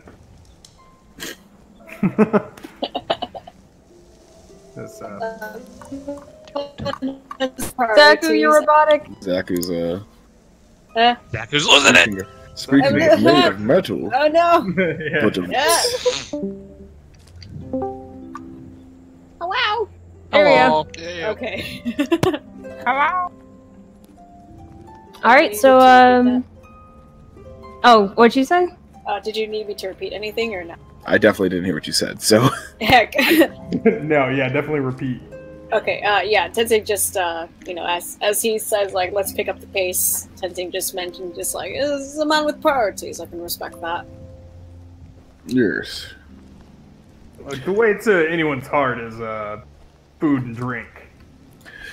Or an axe. Well, there are a number of gods of war and combat among the Dwarven Pantheon, or a god of survival as well as hunting, or those kind of things. Well, it sounds like you actually made to be a dwarf, then. I wish, but no. You're not comfortable in these, scales? They serve their purpose, but I would say I prefer the dwarvish side of me. Well, Scar, if there's anything you ever take to heart, it's that, and I will pause and I'll turn around and I'll look Scar in the face and I'll point him in the chest and goes, this is who you are, and you never be a fucking ashamed of it. I will try to keep that in note. Unless you, like, touch kids or something, then be ashamed of that. But There were jokes of it in my hometown, but no. That escalated quickly, but aside from that, he has a point. You know, despite all the shit I get for being a centaur, I'm still happy for being one. So, being a dragonborn with your very interesting culture, no, it's something to be proud of. I understand what you're saying. I wouldn't say I wholly agree with it, though. But that's a difference of circumstance, I guess. Teach their own, but just as long as you're not in a place of hating yourself. It's not a fun place.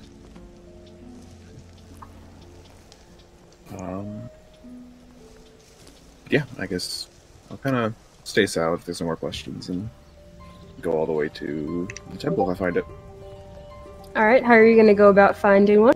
I'll ask around. Also searching. I imagine I know the symbols well enough that I could find a temple that's got a big flaming anvil symbol. Well, with the first person you come across, I'll say you come across this older woman. She seems to be one of the noble people here. And when you approach and ask, "Oh, looking for more than are you?" Yes, or truth be told, any member of the Samar, but Morden would be the preferred. Oh, well, Morden is one of the chosen 6 up in the main temple. oh, god damn it. So we're heading to the main temple anyway. There perhaps are any other... we're not able to go into the main temple easily, are we? Well, are you was, a follower? sorry, that was... Oh, no, yeah, is okay, that never mind, I'll Attica? ask her. No, I'll ask her. Well, are you a follower of Morden? Well, yes, I'm a ordained priest, actually, out of, Guden. Oh, then you will be on record and allowed in. And And what right. about those that wouldn't be on record? You would need a special permission. Mm-hmm. And how do we get that? You see her kind of give like a shrug. Alright, then we'll figure it out. On the way. Scales, is it possible for you to ordain us here? Ordain us into priests. Well, I'm specifically only one of more, and unless either of you show a great talent for crafting, I don't imagine the process is easy. Morden is a god of creation. After all, he takes whatever his followers create and blesses them. Is there a god of eating? Hanseath is often considered one of eating as well. He's more of a celebration as well as war. I can sharpen an axe like nobody's business. Well, maybe I could seek out one of Silverbeard. He's a battle, valor, honor kind of things. What about this? And then I will tie some rope to my hunting trap. What about it? Now you can throw it and retrieve it. So, remember that thing I said about respecting other people's cultures and things like that? I get what you're going for. Is this insult? Oh! I would not bring that as an offering to a Moradin priest. They might think you're being rude. Okay. Crimson will very shamefully put that back in his bag. I was typing a note. What did he did? Grimson tied a rope to a hunting trap. And So said, trying to be innovative. said he created something. So that you can I was like, that might be rude. Insult me with your novice crafts. No, it's merely a matter of, usually, in a very ritualistic manner, creations such as, and I cannot take the mace, such as this, are presented of sorts to a higher priest, is kind of to be blessed. The priest will usually point out faults with it if they are familiar with the craft, and then gives a blessing as well as instructs the one receiving the blessing is ways to improve on the craft. Alright, so not They this. might see that as you playing a joke on them of sorts, not a low effort, so to say. That was not my intention. I was just trying to I know. think on the spot. I'm sorry. Why I'm warning. That's, I'll keep my hands to myself. And my Tenzing stuff pats him on the back for trying. in the bag. Well, if the case is that Morden's temple is within the central temple, perhaps at least I should go and try to meet up with the rest of them. Well, I would not mind meeting any of the other temples to the Morden Saman. I do, of course, have a specific following. Perhaps would the two of you either be interested to follow or find a tavern? I guess your options are. That seems like our only option, if I'm honest. Out of all the group, really, I trust you to walk around by yourself. I'm sure you'll be fine. So, yeah, we'll look around and we'll all end up meeting back here in just a bit, anyways. Of course, I can do that. I will, I guess, with a hurried pace, try to catch up to the other group. When he walks away, I will turn to Tenzing and I'll go, I really didn't mean to insult this god. Yeah, I don't. You saw that you didn't, and that guy does. Think of the practicalities. You throw it, trap something, and then drag bring it it back to you. I mean, quite honestly, bless you. Quite honestly, if we were back in the woods, we could try it out. I do like hunting as well, but not here. Someone show this man a fishing rod.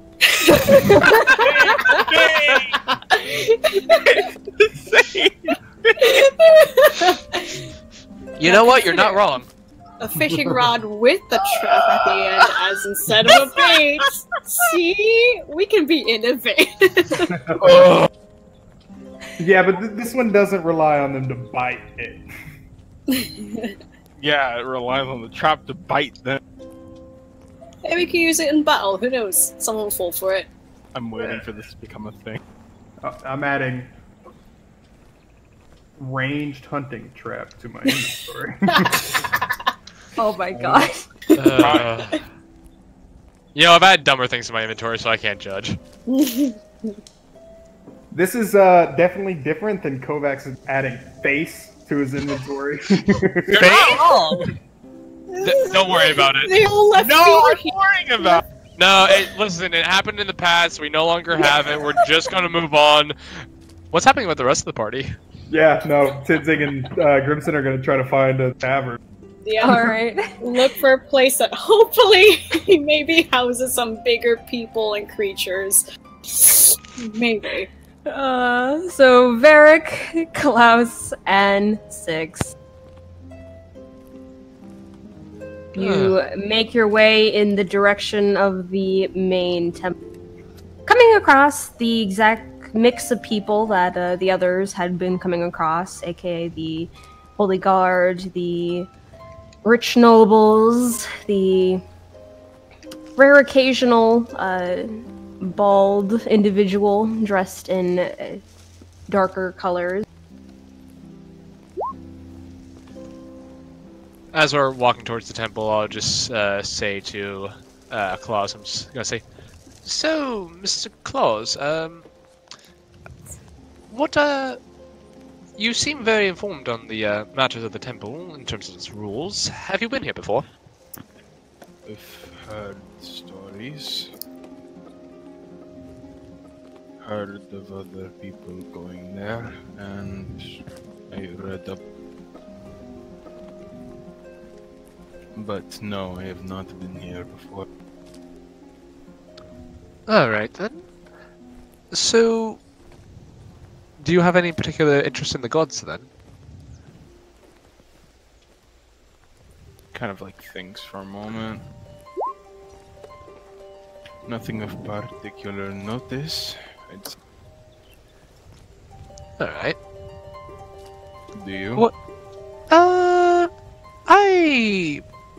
I believe they exist. Though, while I do give my prayers to Garm Glittergold, the head of the Novic Pantheon, I can't particularly say I'm well versed in matters of religion myself. I'm kind of hoping to learn something while I'm here.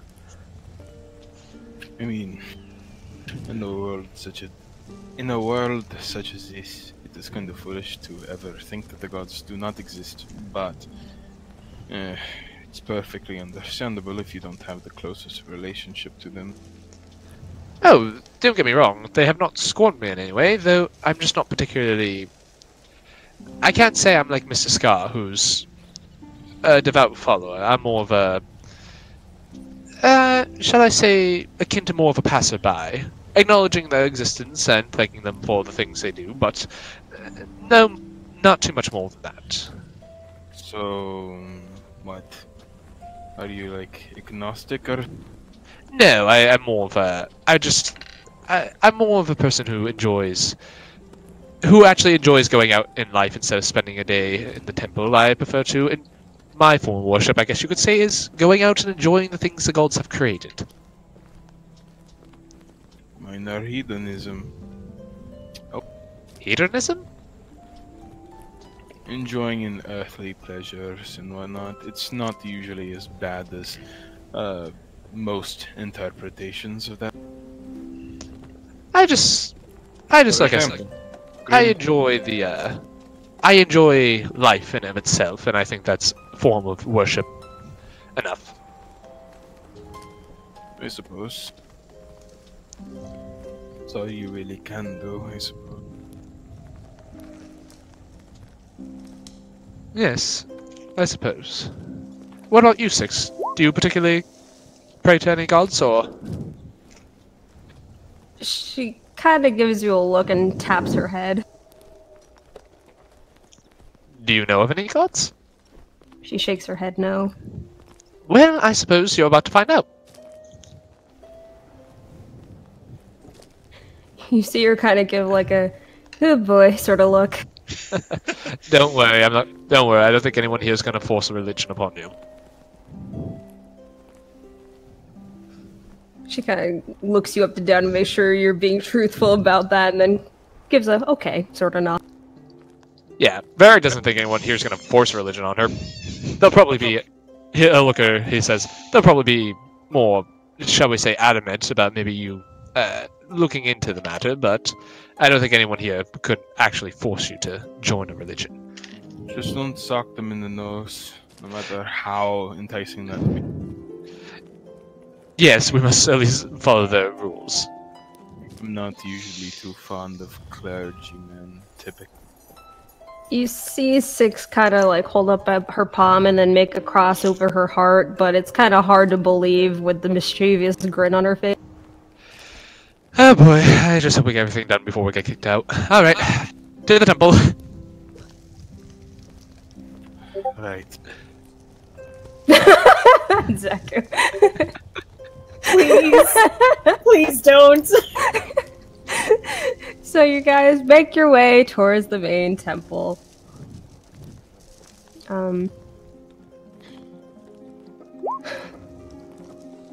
Looks close due to how big it is, but it's quite a bit of a walking distance. Do I notice any, like, unusual or suspect individuals as we walk there, by the way? Keeping in mind what the general was telling me about the area. Of how people have been going missing. I will say, Klaus will kind of keep an eye out as well, just his typical wariness of his surroundings. Okay, then Klaus make a perception check, Varric make an insight check. Alright. Insight.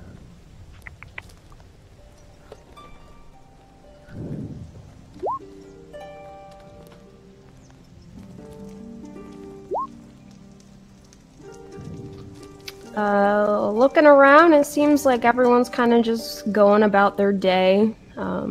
People chatting amongst themselves, doing some shopping at the little available food vendor.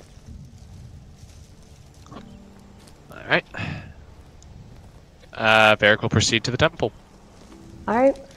And as you find yourself, after a bit of a walk, reaching the main doors of the main temple, it has begun to get a little darker in the sky.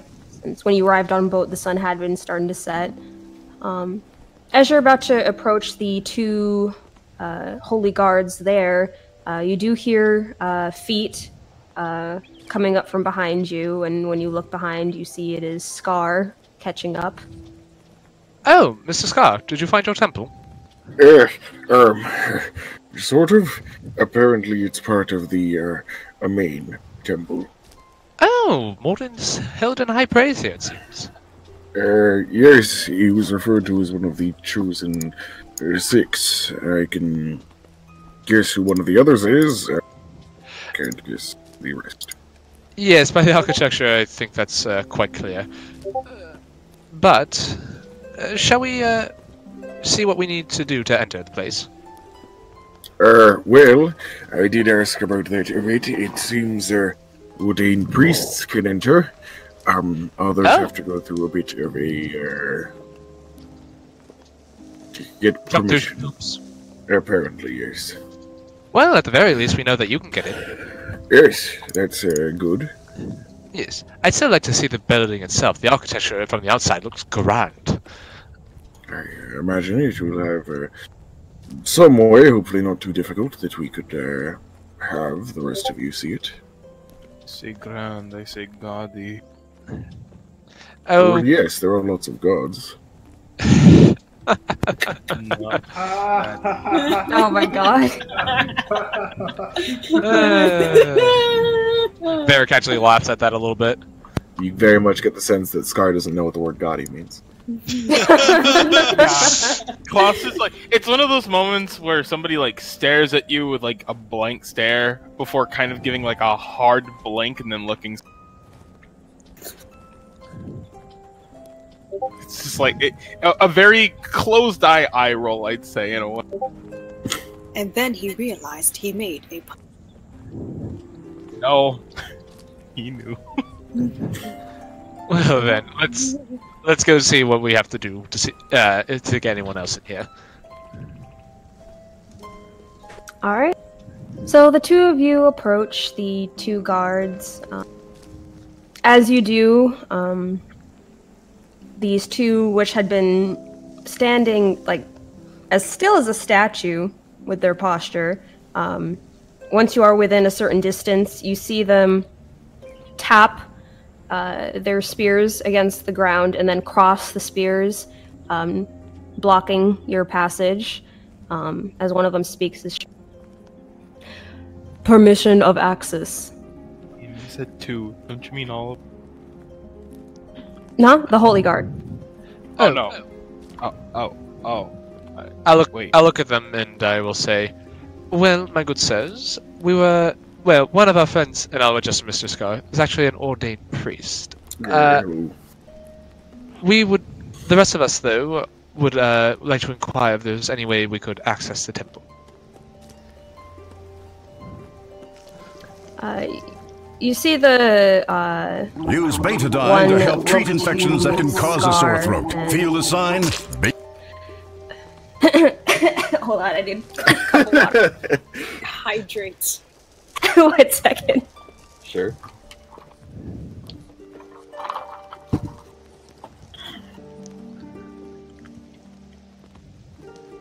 Okay. Say, proof of following and full name. Oh, sorry. First matter, my fellows here are not ordained in any religion, but they also wish to know, perhaps, what the way they could perhaps be given permission was. You will need to be granted access by some with the authority for it. The authority board? Authority for it. Yeah, authority for it. Oh. I'm guessing those people can be found there inside. If you are not a practitioner of the religions available in the main temple, you will have to receive your authority from elsewhere. From elsewhere is what he said? Elsewhere, yeah. Okay. That's where the Khajiit live. Varric will just say, "Oh no, I believe he's asking if the holy men and women inside could grant us that access." Is spoken to. You see the two guards look at each other and then look at you. It's just like, is there a particular individual you are looking for? Well, if there is a priest of Morden, a ruling priest, I suppose, or any priests of Morden, or the Morden Saman, I suppose I'd look for them. So you do not have a name? No. I'm sorry, if it's trouble, I can certainly ask others. I understand the two of you have an importance. I do not waste your time.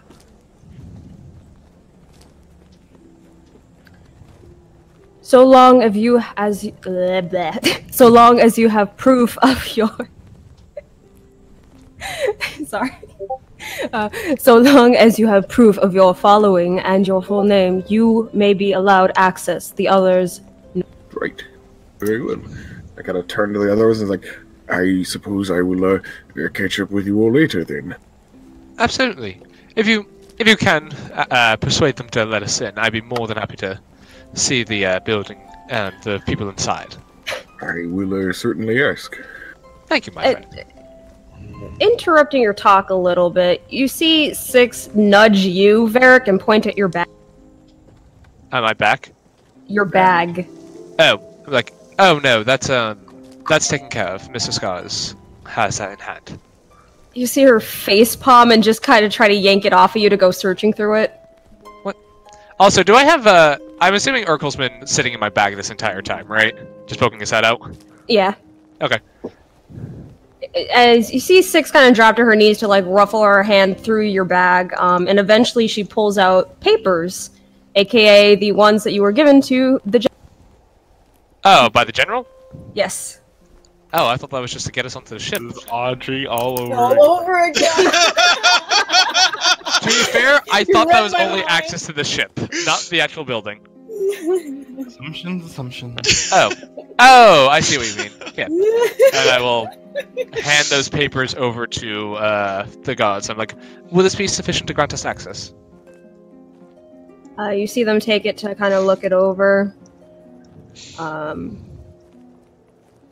a moment, time passed, flipping through each page as if they got all the time in the world. Yeah. And then eventually they flatten it out and hand it back to you, and it's just like, that will suffice if it is by the General of Findlefin. That it is. Very well. You see both of them kind of clink the tops of their spears together before straightening them up so they're no longer crossed, allowing you access. Thank you very much.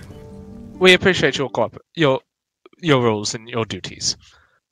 Klaus gives him an affirmative nod. Six walks in after you, still face palming. Understandable. Okay. To be fair, I thought, like, as a player, I thought that only gave us access to the ship. Assumption. Exactly. Well, I figured they would have. All she said was it gets you onto the ship, alright? I didn't think it actually got us into the actual main. Like, I didn't think it got us into the fucking Vatican, alright? Otherwise, I figured she would have just gone herself at this point. I will refresh your memory since it has been a while. As a soldier of the Northern Empire and not a holy guard initiated through their practices of the main temple, she is not allowed foot on there, which is why she's asking you guys. Got it. Okay. It has been a little while. Alright. Just a heads up, 2 tokens should not be there. Let's see if you're putting all of them together. Oh, sorry. It was in terms of intensity. For some reason I thought you were still all together. Yeah, we're the 2 of them are looking for an inn. Oh, okay, fair enough. Oh my. What is the architecture in here? Please tell me it's beautiful. Yes, it is. Drab and uninteresting. It is just a rodent problem. Felix walks in and really disappointed. It's like, oh, this whole trip was a waste. Let's get this over with. The place is like this. The ceiling of this main entryway is just stretched way high. This is probably one of the, actually, if not the largest building you have ever been inside of. All the architecture is made in a mixture of marble and white stone. Everything looks like it's constantly cleaned multiple times daily. Varric is almost salivating, like just keeping it together, but damn is he impressed. And as you guys make your way down the entryway, you hear off to the corner a quick psst. I turn to look. Wanna buy some drugs? In the main temple? Holy drugs. Sorry, the only drug I need is Jesus. Do you want a my God. You want a sundial? They don't have rats, but they have shrooms. Not again. So, Peeking over towards the sound of the voice, you see, if you can pull up the image. Nope. Yeah, it should have blew up. There we go. Small. What cute! And she gestures you, all of you over. Is she a halfling or something? No. Okay. Gnome? She's Oh a gnome? god damn it. Hitting gnomes. That's good, we're good. Anyway, I'll just say, oh, hello there. Excuse me, are you the ones that were, that I requested? Requested? I sent a note to the general, and I was told that I would be soon to expect company here, and well, I don't mean any rudeness by this, but for the most part, most of you don't. And looks over at Klaus and Varric and Six, goes, for the most part, you don't exactly look like our normal pilgrimages, so Fair. Yes, we are here. We are here because of Miss Lionheart. Oh, thank you. That is quite a relief. I mean, I'm finally glad to be able to get some help here. May I inquire what you're in need of service of? Speak up. I'm sorry. I happen to be one of the holy healers in the temple. I work in the ward for healing and nursing, and well, people. There have been strange sightings. I mean, there's patients. She's kind of flustered and like, here, follow me. I don't really want to speak of this in the open, if you don't mind. Of course. Sure. If you three don't mind taking a little detour, I suppose. Klaus will quickly look over towards Varric and Scar and Six, and it's just like, did this general speak of this woman before? It's No. been fucking I can months, I can man. refresh I don't your memory. remember. I will refresh It's your been memory. months. The general told you that there was an informant that had alerted to her to some suspicious activity. The general mentioned that they had a person that they talked to here, but I do not believe she mentioned exactly who that was. But this woman seems to be in need anyway, so anyway, I'd like to see what she needs. She seemed skittish and weird, but sure, let's see what's going on, as long as this is a part of the meeting. Yes, very much so. And Varric will start following this woman. She leads you into what can only be called a branch of the infirmary, an empty area of it, and kind of close. Is it just Varric following, or? No, I'll follow. All of them are following, I think. All right. Turns out the suspicious activity was people was getting stabbed by a halfling. Well, good thing we're with a gnome. My bad, a gnome. Oh You walk into Stab the room, the- she just stabs you, and she goes, I'll suspicious. stab the gnome back. Well, I just want to say thank you for listening and coming what it is, but I have been having some rather troubling events in the temple of late. There have been some very odd occurrences around here of late. Most notably, I've been noticing people getting discharged from the temple who, in my opinion, may not have been quite ready for it from healing purposes, and it seems to be going missing somehow. I'm concerned that they've just been vanishing, and just the discharges just seem wrong to me. What do you mean by discharge?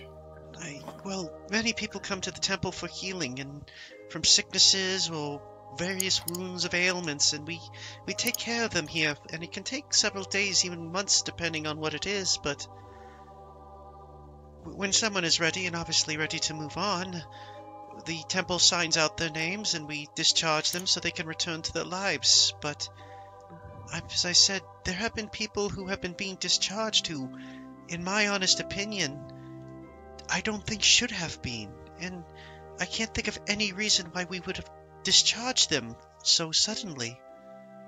Could it perhaps be money maybe an issue? Maybe, was it too expensive to keep them around for full treatments? I'm just gonna ask for this purse, Nikki. This is an altruistic temple, right? This isn't like you paying us. This ain't like a pay-by hospital.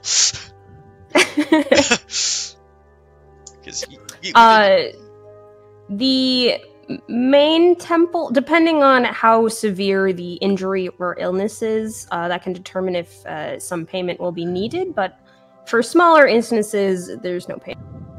For the most part, no, it should have nothing to do with payment. I mean, apart from the most extreme cases, we provide a free service here. Well, Corruption in an area filled with supposedly good and altruistic gods somehow does not supply. well, that's a little rude, don't you think? No one's around here but you guys.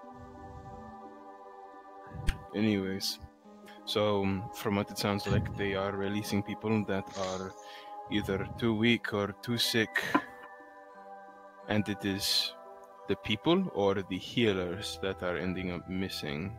It is the people. Were there any connections between any of them? Say a common illness, or maybe they were all of one race? Say, like, were they all like dwarves or elves or something on the matter? Is it indiscriminate? Nothing like that. It would just just indiscriminate in general. Yes, just the only connection I could see is that these people shouldn't have been discharged. Well, that is mighty odd. By the way, I don't think I've actually asked your name. Oh, I do apologize. My name is Penelope. Penelope Vescott. Penelope Vescott. I will post that in the chat for you guys, just so you. Thank you. Well, Miss Vescott, or priestess, or what is your title anyway? Oh, I'm just a cleric, but Penelope is fine. All right, Miss Penelope. So there's no connection between any of them besides they've just been discharged early and they go disappearing afterwards. That is correct. Have you been the one behind any of these healings at all? I have been directed in trying to help heal some of these people directly, yes. Hence why I was surprised they were discharged when they were. Maybe it's... That is rather odd, isn't it? Well, what would you suggest we begin looking into this matter? Well, in my honest opinion, I suppose the best places you could start to look into it is perhaps if you inquire with maybe the Holy Guard to see if anyone had passed through, or you could also get a hold of the well, you couldn't go to the High Priest himself, but the High Priest does have a secretary who keeps track of all the records of those who have been discharged. Maybe you could take a look at it and you can see by the weird discrepancies, I mean. Yes, that would be good, because I was about to ask next if we could get a list and description of everyone who's been discharged in this matter. Yes, we do keep records, and the secretary would have them. Alright, so after we attend our business, we should probably talk to the secretary to see if we can find anything unusual. Are you the only one who knows of this seeming problem? I have brought it up with some others, but they don't seem to share my concern. They seem to just laugh the idea off. I'm sorry, did you need a Kleenex? Sorry. I know, I'm just like Varric just wiping his nose on his sleeve. Sorry, these last couple of days. So other than that, what's in it for us? We get to help people in need. I didn't ask you. That's... I'm sorry. Well, I mean, we'll get to talk. I'll just kind of look at him and like, it will put us in good favor with the good general that is rewarded enough with you. Good general. Right. I look back to her. I say, I apologize for my. All right, listen. I'm trying to be polite. These two are clearly friends. Anyway, I look. Anyway, listen. Someone has to try to keep these bridges from burning down. Anyway, Varric will look at her and say, I apologize for my associate's interruption there. It's quite alright. I'm sorry. I don't think I've caught any of your names. It's quite rude of me. Oh. I'll look at her, give a little bow as I say, Varric Knuckle, proud member of the Painters Guild. And Narc. Narc? What's a narc? Narc is a person who turns into the police and basically is like that's it's. Well, it's usually a disguised police officer. Yeah. In this particular case, I believe. Narc. They're police officer teacher heads. Yeah. Okay, you know what? You know what? Listen, someone has to keep us from getting executed by the general, alright? Let's not pretend like Scar has been the main reason the report hasn't burnt down. Alright, Ferrick's been trying. I saw those recordings every single time. Dahlia was like, at least you're here to keep me fucking warm at night in this cold ass. Like, What? Stupid people doing stupid things. It's the best analogy I could come up with. There. So how the general views me? Maybe. Who knows? Anyway, I look over back at her. I say, Varric Knuckle, proud member of the Painters Guild. Oh, it's very nice to meet you, Mr. Knackle. Mr. Knuckle was my father. Please call me Varric. Thank you. I have been waiting for people to call me Mr. Knuckle. All right. Well, very good, Varric. It is an honor to meet you, and thank you so much for your help. Scar Barkarth. I'm a ordained priest of Morden. Oh, he is one of our most respected gods here. I'm very glad to see that you have come here. She stretches out and shakes your scaly hand. Yeah, I'll shake her hand. It's like, I'm happy. Came here with the hopes of seeing more of it. We do have a small outer side temple dedicated to him as well. But of course there's the main hall up front where all the gods are unilaterally worshipped. I will have to certainly check them both out. Quite nice, and you my grumpy friend? That gets a snicker from 6. Friend is generous, but the name's Klaus. Nice to meet you, Klaus. And you, miss, what's your name? She just shakes her hand. Oh. She calls herself 6, but he's slow to speak, so to say. Oh, it is a pleasure to meet you, 6. She nods her head, gives a smile. But thank you all so much for your assistance to help me. As I've said, I've had rather a rough time worrying about these people who have been just disappearing, in my opinion, and as I said, nobody else seems to want to listen to me about this matter. Hi, real quick, DM. Yes? I've been holding this back, but like, from the whole, you guys are new people that probably wouldn't suspect what's actually going on here, to every single other thing. Some of the things that she's saying, do I sense that she is not telling the full truth in any of the things? Insight check. Thank you. When the DM goes, insight check? Does not bode well. She has a freezer full of body parts in the basement. That she uses for transplants for people who had died. 15. You get the sense from her, she hasn't been untruthful. It seems like she's kind of unsure of herself as well. Okay. Well then, Miss Penelope, is there anything else you can tell us about these disappearances? Well, they started about... I started noticing happening about 4 months ago. And... I look at Mr. Scar and say, isn't that when the disappearances started happening around our area? With the passage of time, has it been? For what around your area? Because it took us like a month or so to do the whole thing with Peter. Yeah, like 2 months, I believe. I'm just wondering if it's around the same time. So it'd be happening like months before even they started.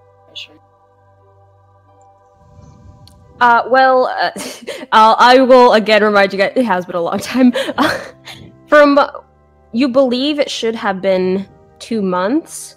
But based off of information that you received when you left the forest, you get the sense that time might be a little bit ahead than where it should be, under your understanding. So from what we've gathered, would the time period of disappearances starting here match when they started happening in Vindalfair and whatnot? Not really.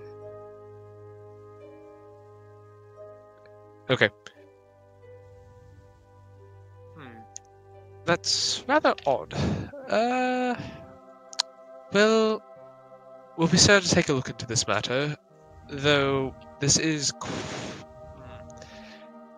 not too much to work on, so I can't promise any results, but we will look into the matter. I thank you a lot. It is a load off my mind. Of course. If you have any, is there anything else you could tell us about the case?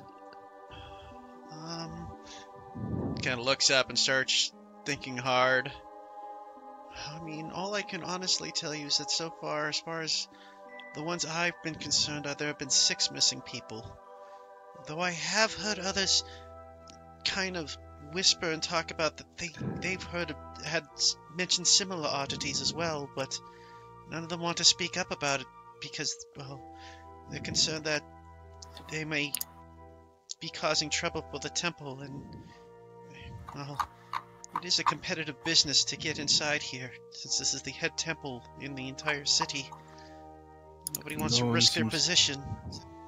No one seems to be brave enough to disturb the peace, is what you're saying. It seems more like politics are getting involved in the way of helping people. From what I've seen, I'll hold back my comment for now, but yeah, you're more or less... Well, miss, like I said, I cannot promise that we will turn up results, but we will at least look into the matter. That would mean a lot, thank you. Of course. Is that, assuming that's alright with my companions here, and I'll look to everyone else. Repeat what you said one more time, sorry. Oh, I look to my companions and say, if that's alright with everyone else. Sorry, it's because I took off my headset for a quick moment to scratch my... Oh, Varric will just say we'll look into this matter if that's okay with everyone else. Oh, Klaus just kind of shrugs. Frank? 6 nods her head. Mr. Scott? No, I don't believe so. Oh, it's not alright with you? Oh, sorry. I meant it's fine. I thought you asked if I minded. Oh, okay, I'm sorry. Alright then, we'll talk to Grimson and Tenzing and we'll get that all sorted out. Thank you. Thank you so much. She'll just shake your hand, Paul, in gratitude. You're very much welcome, ma'am. But could you help us with a matter real quick before we set to work on this? Of course, what is it? I looked at Mr. Scar, I was like, I trust her enough to help us in this matter, seeing as she works here at the head temple. Well, and I mean no offense by this, but I imagine we will have to seek someone of quite high rank to deal with this. Oh, of course. I'm just hoping she could point us in the right direction. Oh, I was hoping to get an order, perhaps a higher priest of Morden, if one resides here today. He would be in the side temple of Morden. There is one of the high priests there. Ah, well then, I believe that would be best to go. Alright, I'll follow your lead, Mrs. Carr. Kind of look towards thank you very much. Oh, thank you. She gives you a bow, thankful, like that little like repeated Bob thank you bow. Yeah.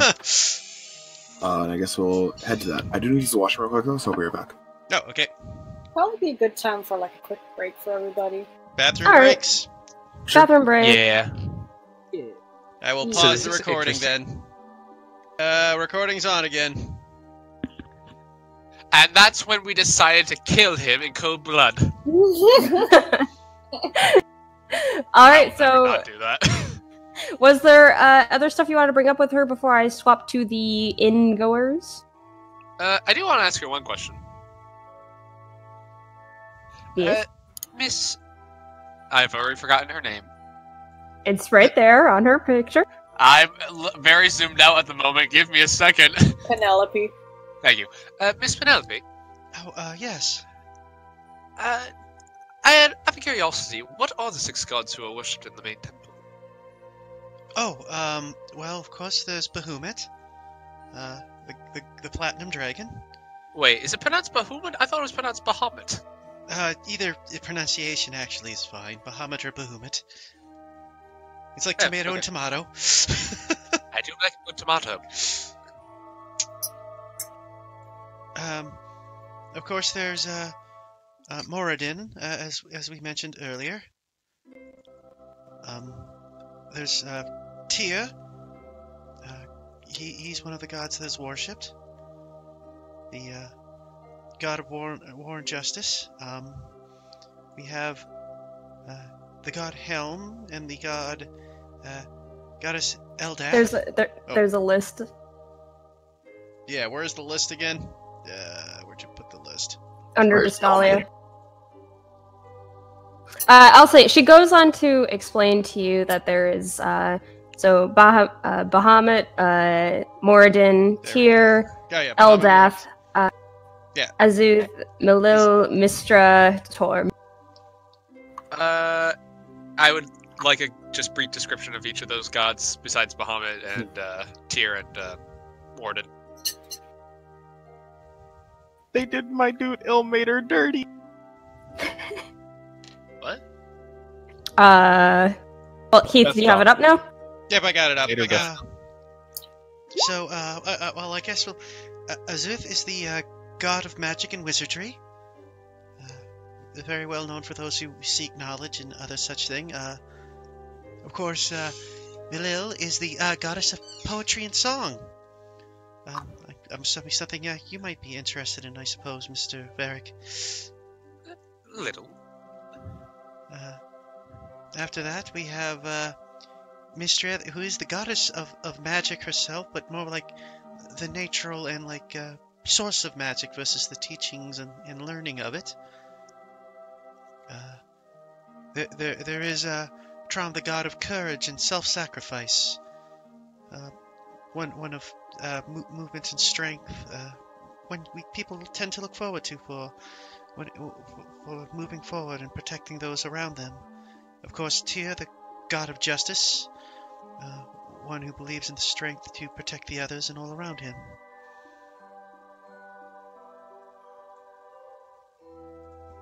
Well, Total chat. What was that? Total chat. Chad? Anyway. What? Just continue. I was just gonna say, well, thank you for your information. I appreciate that. Oh, you are quite welcome. If you need anything else, don't hesitate to ask. I will be certain to do so. And I wish to express to you that we will give this matter our full attention as soon as we conclude our business that we originally came here for. Oh, I'm sure you... Thank you very much again, and peace be with you. As you as well.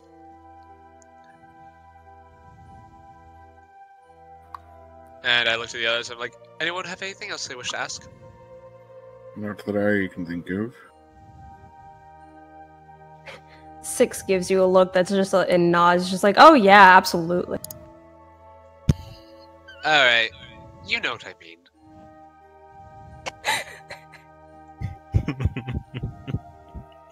You know, you've gotten a lot sassier over the last couple of weeks.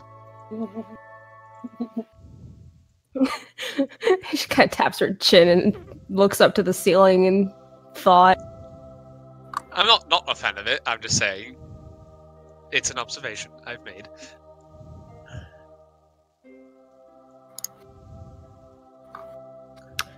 Well, alright. If you guys are finished with your chat with Penelope, I will move on to the others. Who are, I think, stolen or no? Looking for not. the inn. Yeah. Oh no. Okay, let's go. Well, if we're looking for a place big enough for the lot of us, particularly a bed for you, Tenzing. I'm hoping. Where would you start? Well, let's see. Tenzin just kind of, there's a little circle in place. You can hear his hooves kind of clacking on the pavement. Somewhere, I'd suppose, where most of the tourists come from. Real quick, I thought you were just gonna spin in a circle and point in a direction. I mean, he's basically doing that.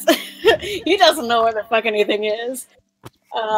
Somewhere where tourists would be. So let's start with, and he turns around again, and he points to a random passerby who's the closest.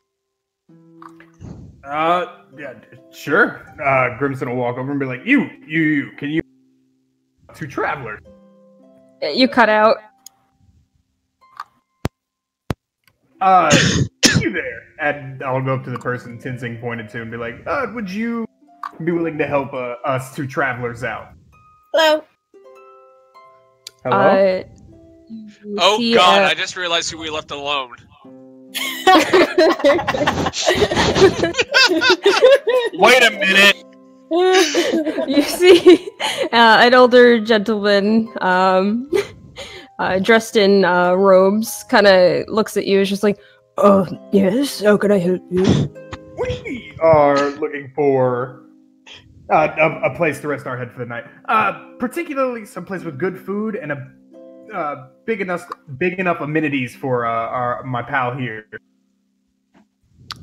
You see him look over at Tenzing with a thoughtful look on his face. It's just like, I don't know if you'll be able to find something for his kind, but, well, the Inn of Eldath is a popular go-to. Plenty of food there. A communal room on the ground floor? Perhaps might be able to get something arranged. All right. Which direction would that happen to be in?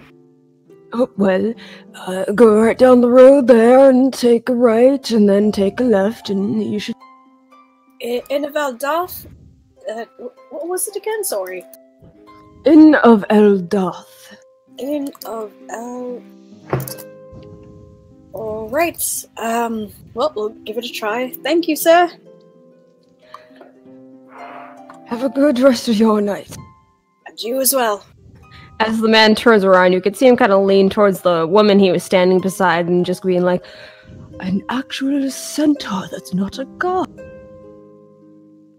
Does Tenzing hear this? Perception check?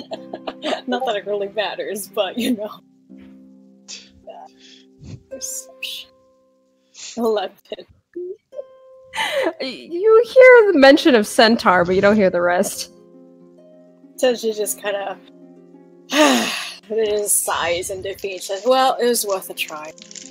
That's if they have a ground floor, can't be the worst if I can fit in it." Ground floor and a communal room should have big enough spaces for you. I mean, you're taller than me. I'm sure you've got similar problems, but you seem to do it just fine. I just have to duck through doorways. I don't have a horse tail. I'd hit my head too many times around here. Oh, sorry, go ahead. That was it. Okay. So, we run into a bit of another problem. Say we make our way over to this inn, how do we let the others know where we went? Well... Tenzing looks up at the sky again. How much time has passed by? It's been about an hour and a half to 2 hours. Oh, shit. Already? Or, I mean, an hour and a half to an hour. So 30 minutes to 60. Hour and a half to Well, we have about 30 minutes left. I'm sure it won't take that long to just check it out. We could probably take a dip in, and then we could head back to the dock. All right. Sounds like a fair enough plan to me. And if anything, we can run. Though, yeah, does it look like Grimson would be able to hop on Tenzing's back and not, like, crush his spine? How much do you weigh again, Grimson? Grimson weighs 350 pounds. Oh. No, of course that's nothing.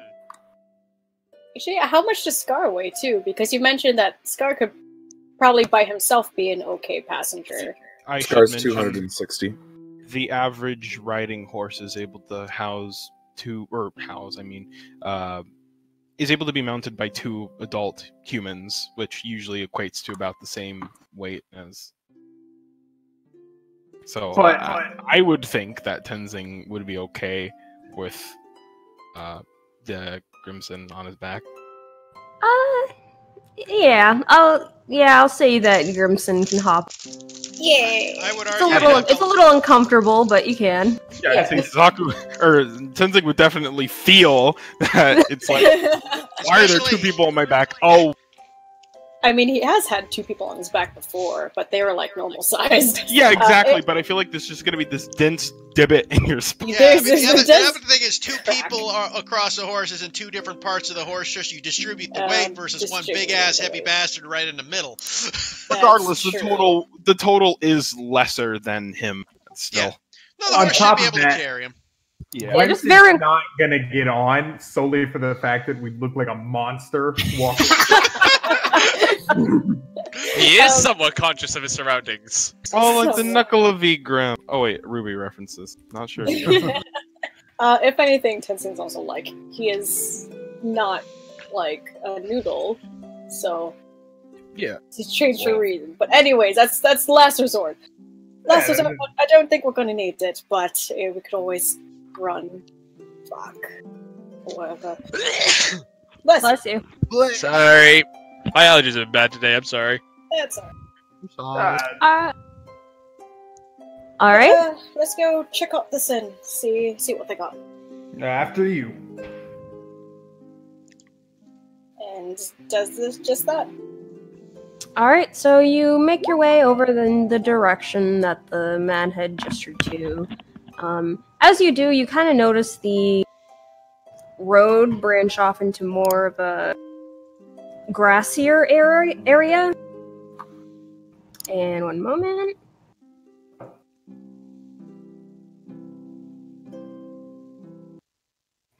Ooh. Is that the fucking inn? Yes. It's the Grand Budapest Hotel. Oh, what the fuck? That's nice, and probably gonna cost us a pretty penny. Tenzing, I'll tell you what, if they don't have a room for you here, I'll eat a whole chicken, bones and all. You'll eat a whole... You already did that the first time when we met you. Yeah, but I didn't eat the bones. D opens his mouth, tries to say something. Let's just check it out. I'd rather you not. Given even if the Greys are own big, they don't. I don't know about your lungs being pierced. Hot damn! This place looks fancy. Welcome back. Thank you. I don't want your insides to be poked by sharp things. The secret to eating chicken bones is to eat them raw.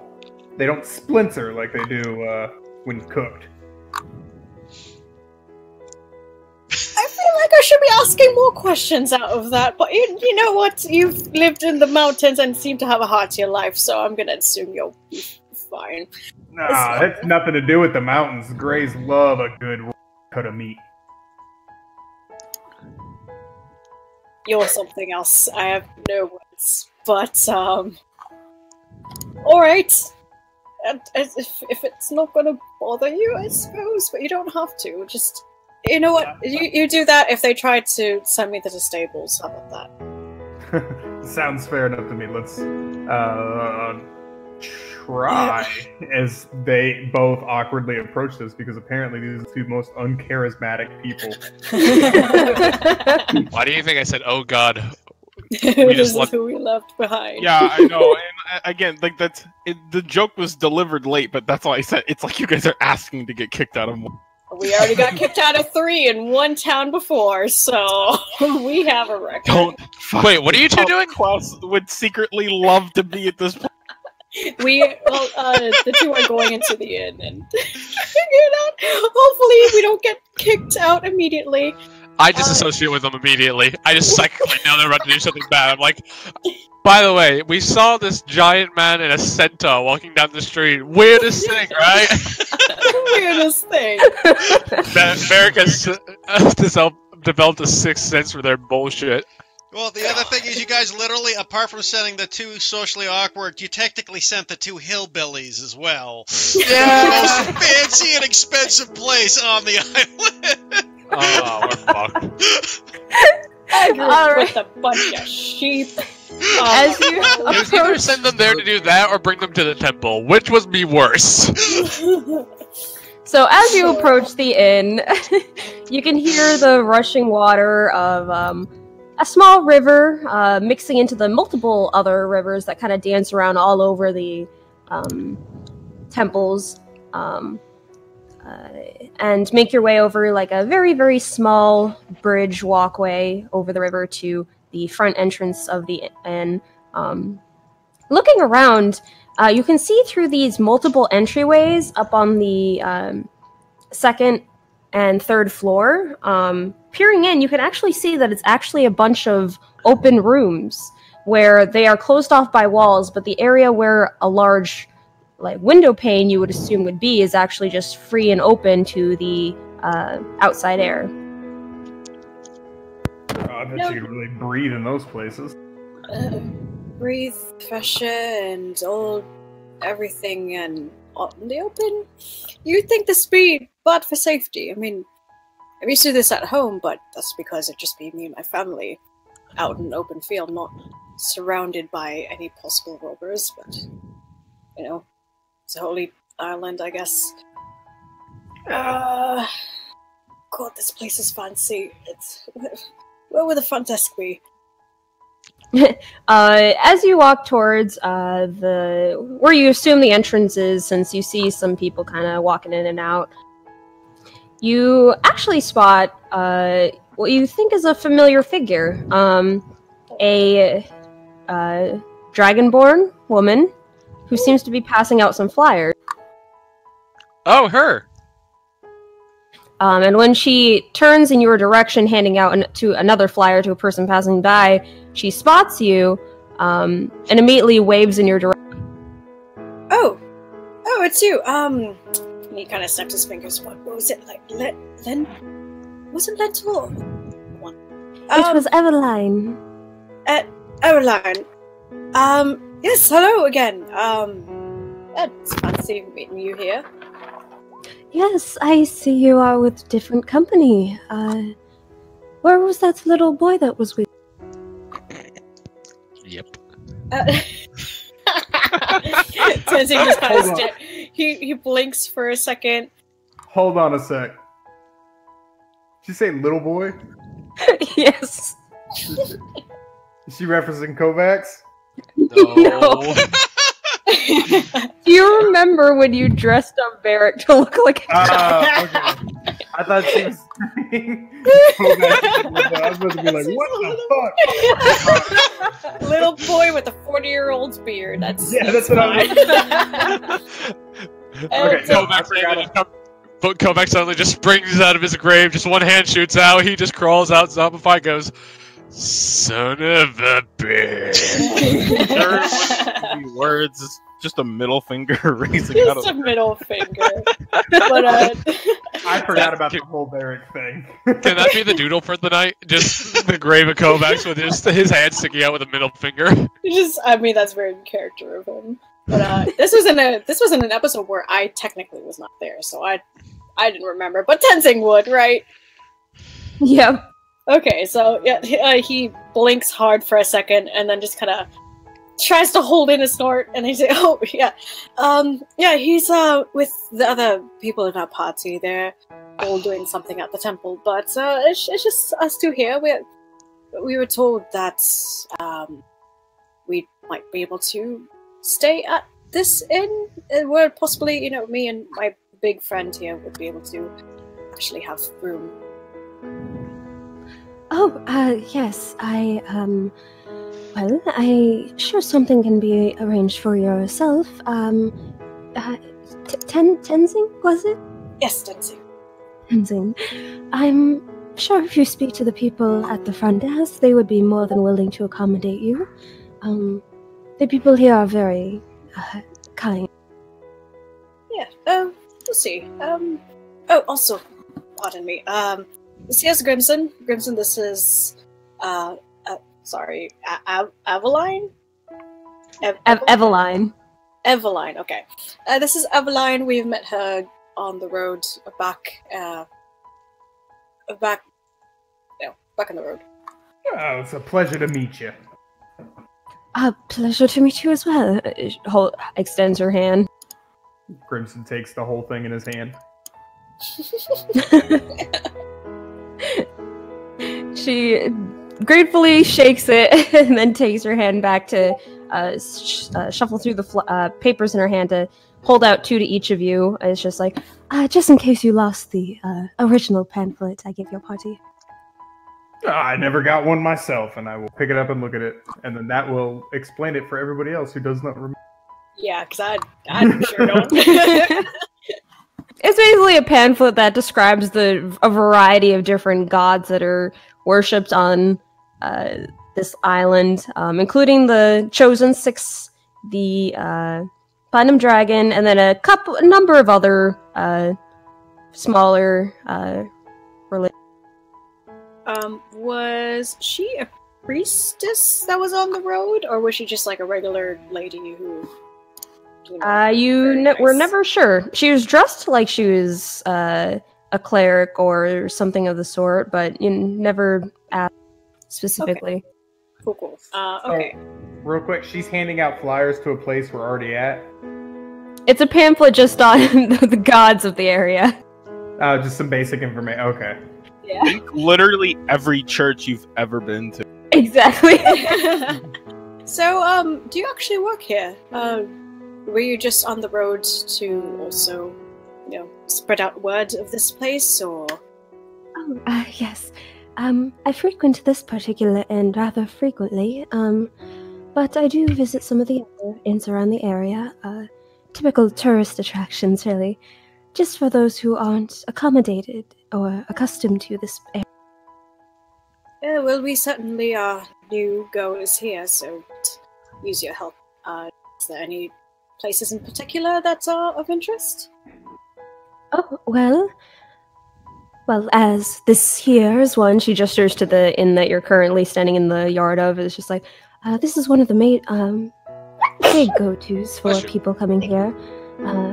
Many noble men and women retire here or spend their vacationing days here. There is a bathhouse, a few of them scattered throughout the island. Oh, I suppose you could also check out the Zhao Temple. That is where some of the monks privy specifically to this island do their training and such. Though typically not really a tourist attraction to go inside of, but from afar you can look at it. Oh, there's the ones who shave their heads. Oh yes, have you seen it? I'm sure you must have seen a number of them. Yeah, we saw them walking around. Yes, as I'm sure there are a number of places of training for monks all around the northern and southern empire. These particular ones are specific for this island. Oh, that's cool. Are you going to be staying here for the night, or in case we have more questions, would we be able to find you? Yes, actually. If you ever need to find me, if you don't see me standing out here, or I your second best place to look would be, she points to one of the open rooms on the 3rd floor. It's just like, my room is that one right over there. That 3rd floor over there. Yes, that one. Alright, yeah, I'm sure the rest of my friends would like to see your face again, so if we do end up staying here, we'll be sure to say hi. Of course, and I'll be sure to try to get my hands on some more candy for the little one. Oh, don't forget this one too. I mean, do you end up with any candy? Like, I'd be happy to take it off your hand. Oh, I mean, of course, I don't mind finding more. I will let you know what room I am in as soon as I figure that.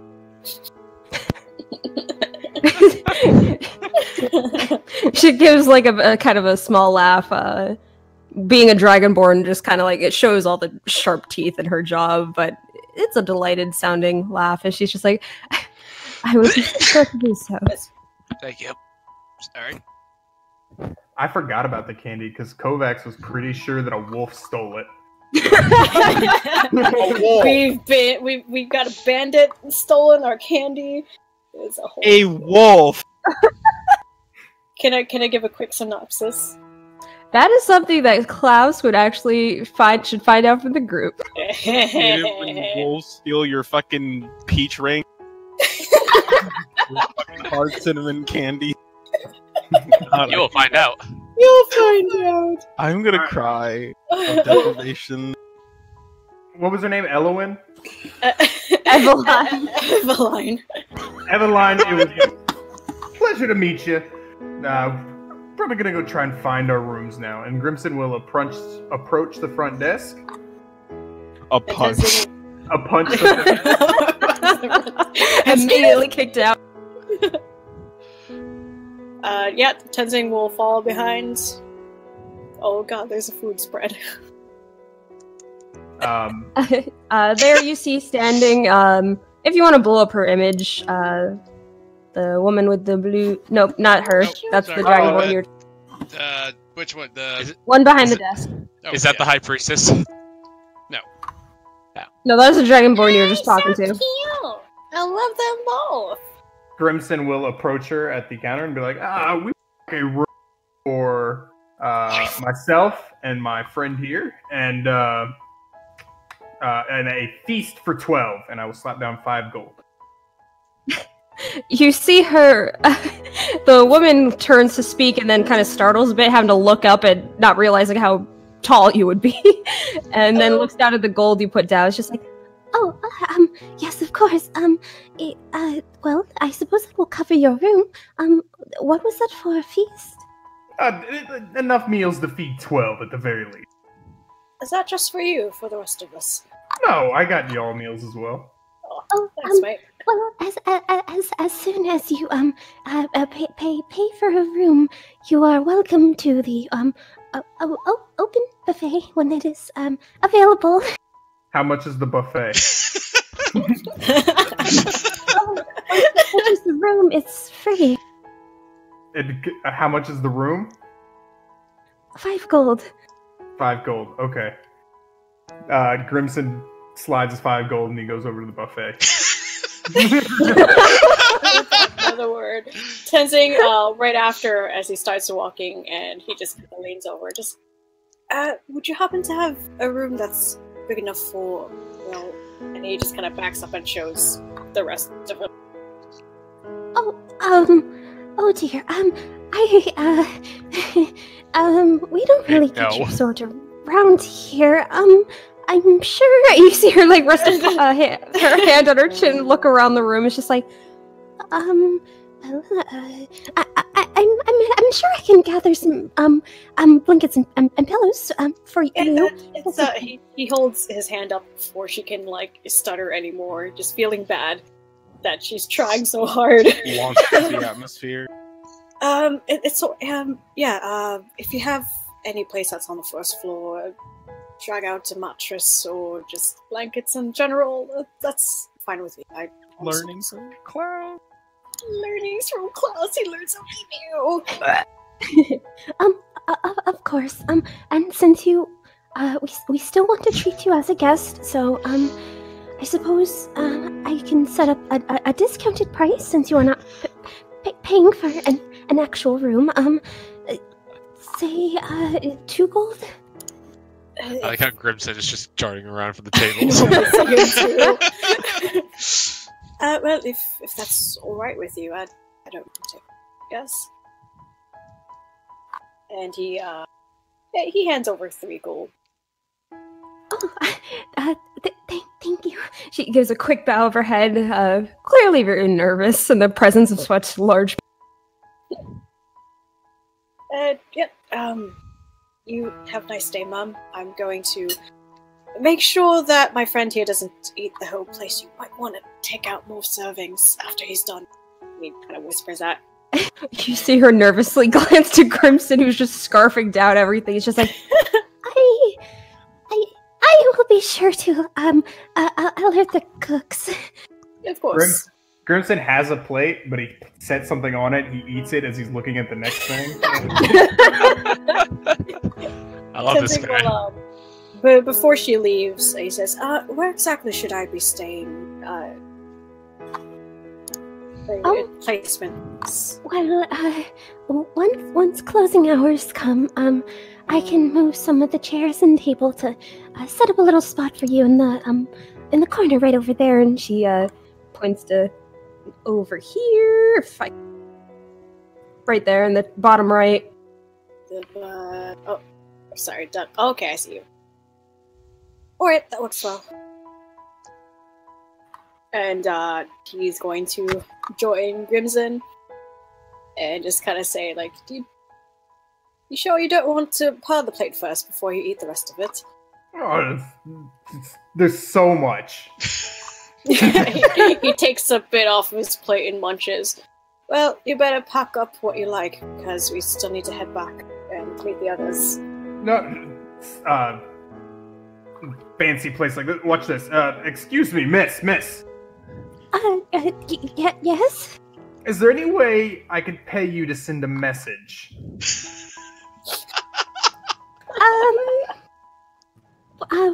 Well, as an honored guest, I'm sure I can arrange something. Perfect. And then, I'll take out 2 gold, and I will, bring it over to her, and, ask for her to, yes, just, have whoever deliver this to the main temple. There are, some individuals. One's dressed, a very tiny man. The other, bigger man, but he's covered in scales. And the last one, he's grumpy and got a hood. But you just tell them... And 6.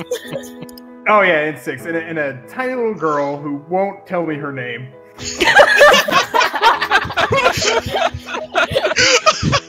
That doesn't sound bad at all. Is that the A grumpy man and a scarred little girl who's too afraid to say their name. Just tell them that their friends can be found at the Aldef. What is the name of this place? At this inn. In other words, a gnome and a dragonborn and 2 humans. She seems to be kind of sweating a little nervously. She's like, yes, of course. How quickly do you need this sent? When you happen to find the time, sometime today, preferably. But No, as soon as possible, if that's all right. Yes, of course. I'm sure I can figure something out. Thank you very much, honored guest. What's your name, dear? I'm sorry? Oh, what's your name? Oh, Sarah. Sarah, alright. For half a second, I thought you were going to say a Serac. Serac. Metreon, Zenthos. uh, do you do melee? Metronome Mento. my god. Metreon Xanthos, you uncultured swine. What was that you asked, Zach? Do you actually do messaging here? Will you be alright? I don't want to give you a heart attack. You see her kind of give a shifty-eyed look. It's just like, of course. Anything for the honored guest. Do they make you say this whole honored guest thing? I'm not sure how to answer that question. Customer service at its finest. Look, here, I'll make it a bit easier on you. And are there other people? You see a variety of other guests in the room. Why? I want to stay in one nice place! I'm not doing anything. Like, who in here would like to make a few pieces of gold? A bunch of heads turn your way to look at you. Everyone in here is dressed head to toe in the most expensive stuff you can imagine, and just go back to their meal.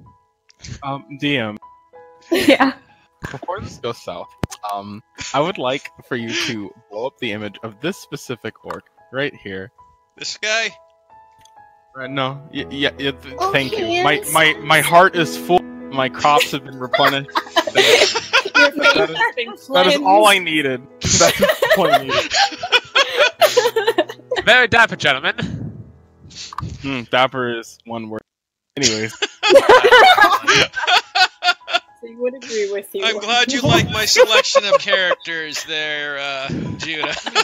Can we just get back to the game? I plead the fifth. I've used that orc picture before. I plead the fifth. Oh, goodness me. Tenzin just kind of like nudges Grimson and gives him a small elbow, saying, Grimson. Seems like everybody's a bit stingy here. No need for gold, I guess.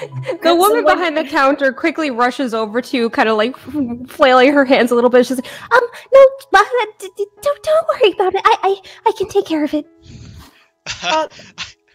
Are you sure? Because I'd be perfectly fine with running out there and letting our friends know us if it's too much for you.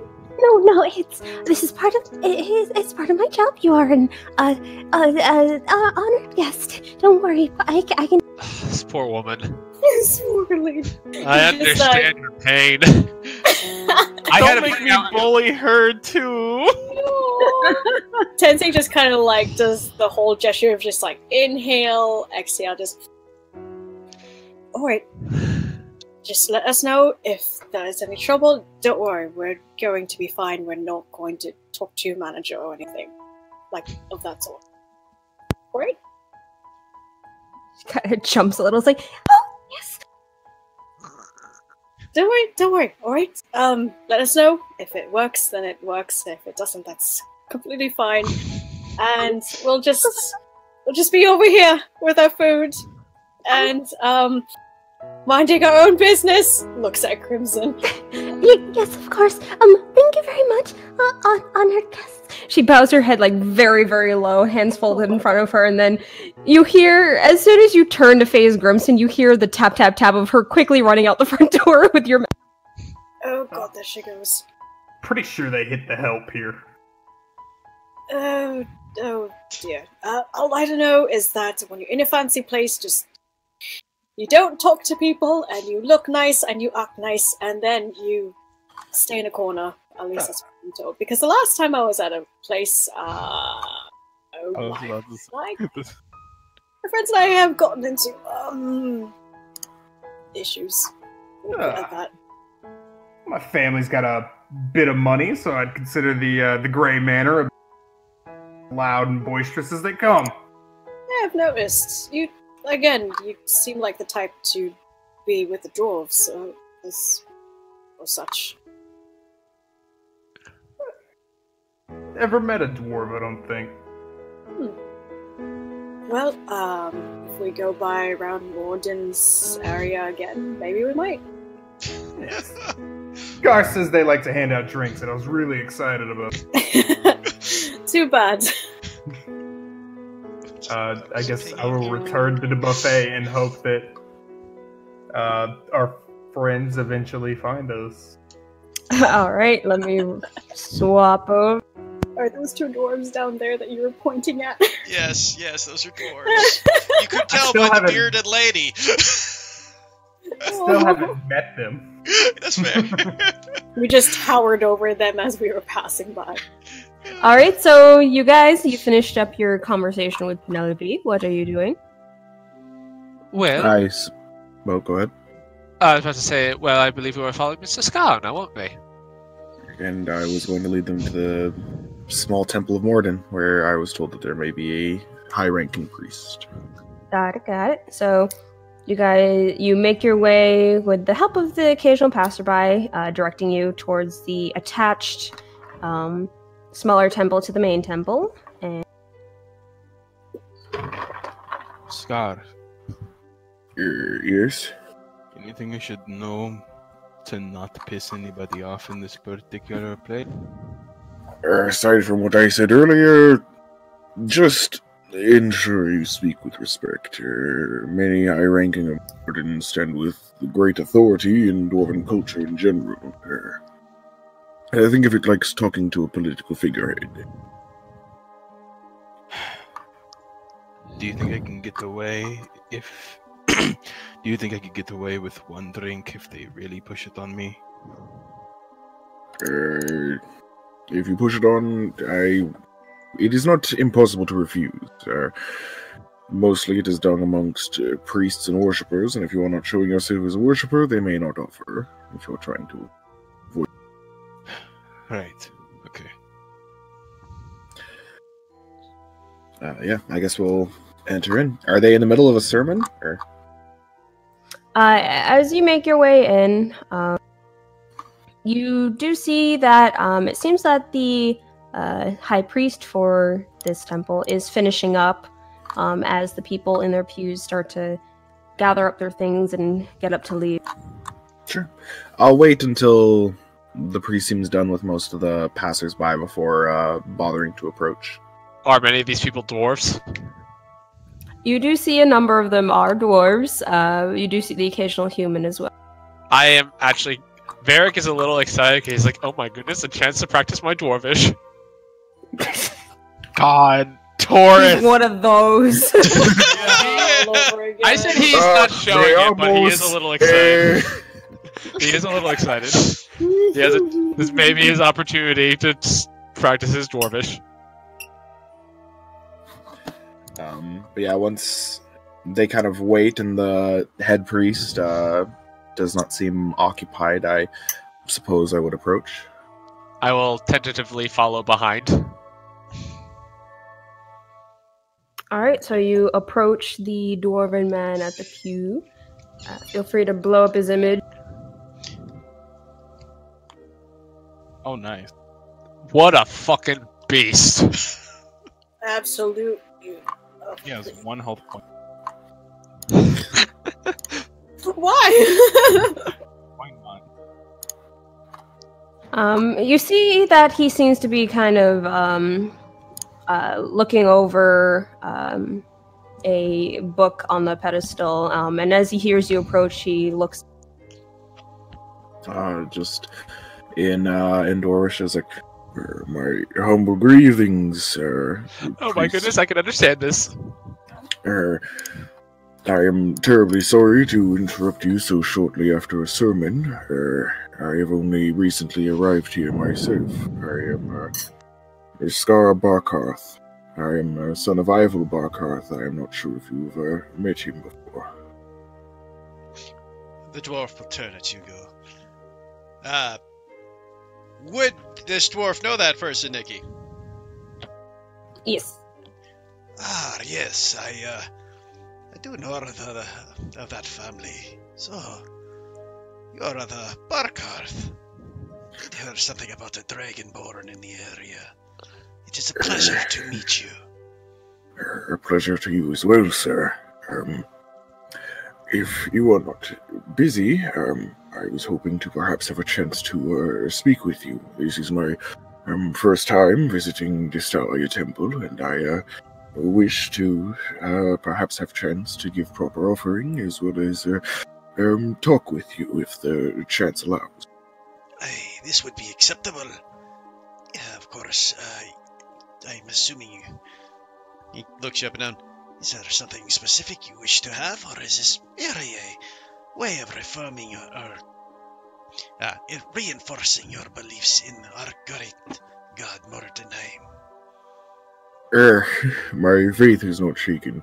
I merely, of course, wish to give a proper blessing, but I imagine that time can come. I wish to ask, is there a place we could perhaps speak privately? Of course, you may join me back in my inner chambers in the back. Thank you. I'm terribly sorry, I don't believe I called for title and name. I'm High Priest Roseg Irongull. Roseg Irongull? Yeah, I will post his name down his picture. That works too.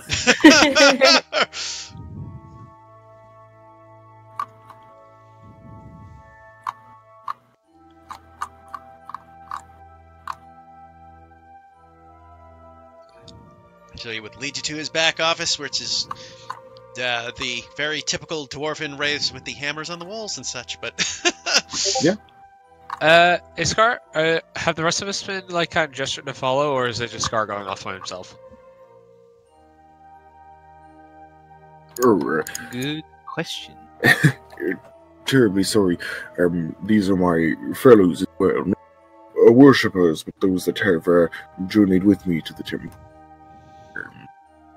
All are welcome in the Father's halls. Now, what is it that brings you here, my son? I kind of bring him, like, we're in his private chambers. Yes. I'm sorry to bring trouble to you, forward here, Father. I have been sent on a pilgrimage of sorts, and through it, unfortunately, we have stumbled upon something rather dark. I wished, while here, to perhaps find a chance to rid it from here, if possible. What is this cursed item you have, my son, that you believe that one such as I is necessary for such a thing? I kind of, I'll reach in my bag and I take the chest, kind of place it there. It's like, one moment, I have put precautions in check. Kind of take a moment to, take the lock off, open it. I take a moment to unscrew the scroll case, kind of take the scroll out, and I close the lockbox so that the scroll case itself doesn't go off, the magic on it doesn't go off. This was the matter I wished to bring her. A contract forged of that of blood of innocence. I do not have the ability myself to rid it from this plane, though. He'll take it from your hand if you offer it to him. Yeah, of course. Yeah, and he takes a look at it and goes, Aye, this is indeed a thing of great evil, my son. It is something that should be destroyed. You are correct to bring it to me. I will assume that he is in the capability of doing this, or... Yes. He goes, I will perform the ritual to destroy such an object. It will take a while, and perhaps a few hours at most, but I will get to it immediately. Something like this should not be in the world long. Of course, if it may not be much to offer, but perhaps if there is something I can aid with, I would be more than happy to. Would he be able to aid in this, Nikki? I don't know. I'm just asking. Oh, no, I'm asking Nikki because this is her. Yeah, I was about to message. Oh.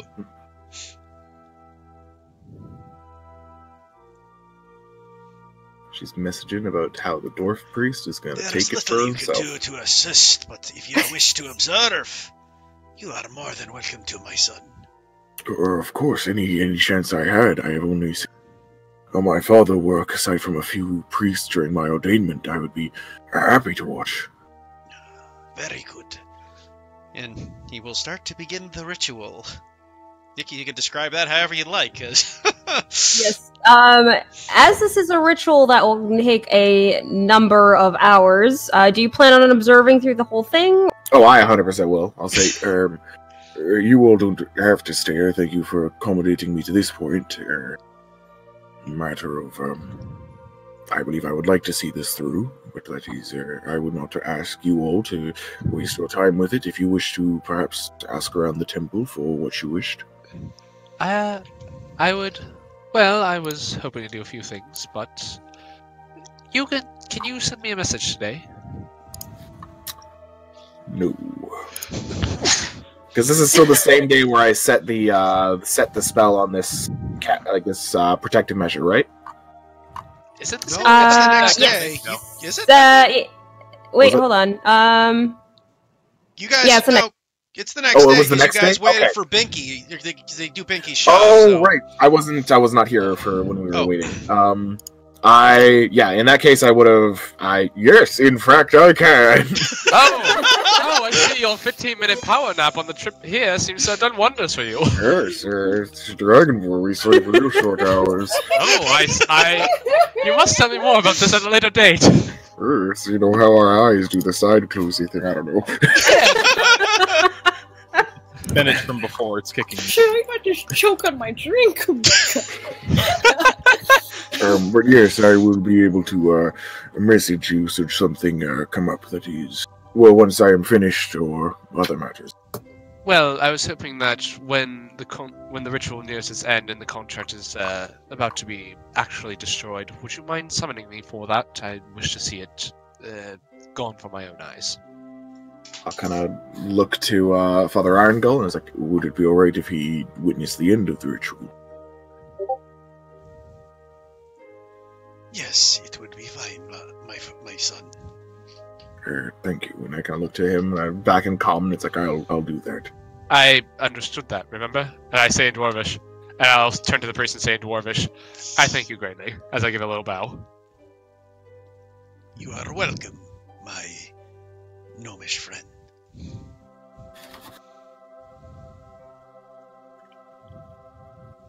And with that, I guess I'll stay here. All right. Seeing as how this whole conversation was happening in Dwarvish, Six kind of glances at you guys and then it coughs. Yeah, Klaus has just been kind of observing this as just. Oh, actually, nah. He's just kind of letting them deal with their business until he sees what I'm assuming. Is it like a clearly cursed seal, or is it still inside of its box? No, I took it out, because if I left it in the box, him touching it would have made it suddenly a dwarven spirit appear that would have started wrecking shit. Would I recognize that it is a cursed? What languages do you speak? Not Dwarvish, that's for sure.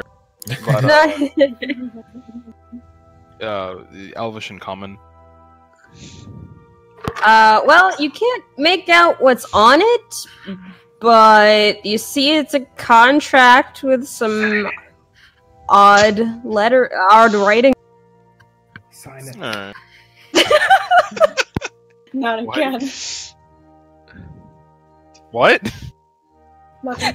Kovacs' ghost is telling you to sign it. Look, Klaus reaches out for it. No. I look to Klaus and Six and say, business in this particular matter seems to be wrapping up quite nicely. This will take a few hours if you wish to find the inn, wish to return to the others and find the inn. And then come back to us and let us know what's happening. I'd be most appreciative. Mr. Scott is going to summon me when the ritual is near its end, so if either of you wish to stay in the temple to pray or what have you, that would be perfectly fine. How long has it been since we were saying that we were going to meet up at Between say 40 to 50 minutes. Okay. Or if you have shopping or whatnot to do, like I said, your time is your own, but I am planning on staying for a little while. We can get the others. I don't see a problem. What about you? She kind of gives a shrug and then kind of gives you a slightly suspicious look up and down, Klaus, and kind of makes like the "I got my eye on you" just. Klaus will. squint at her in almost a means of confusion, but his eyes return back to their usual lax scowl, as in okay, whatever. She looks back to the group and just kind of gives like a sort of look, just like, I guess I'll leave with the stranger. Would you prefer to stay with me, Six? I just plan on sticking around the temple for a little while longer. She shakes her head and waves her hand like it's fine. Are you sure? She gives you a thumbs up and then gestures to the bow and arrow on her back. Fair enough. Wait, do you know how to use that thing? She holds a finger to her lips. This is cute. Really. Well, I'm sure Tenzin can help you practice. Well, Six will turn around to head out and kind of gesture for Klaus to walk in front. Yeah. Before Klaus leaves, I just kind of like grab like the cusp of his sleeve. Does he wear sleeves? He has guards. I'll just grab the cusp of one of his guards and just say, I would advise you to be nice to her. Klaus looks back at you, rips his arm out of your grip, and continues to move on.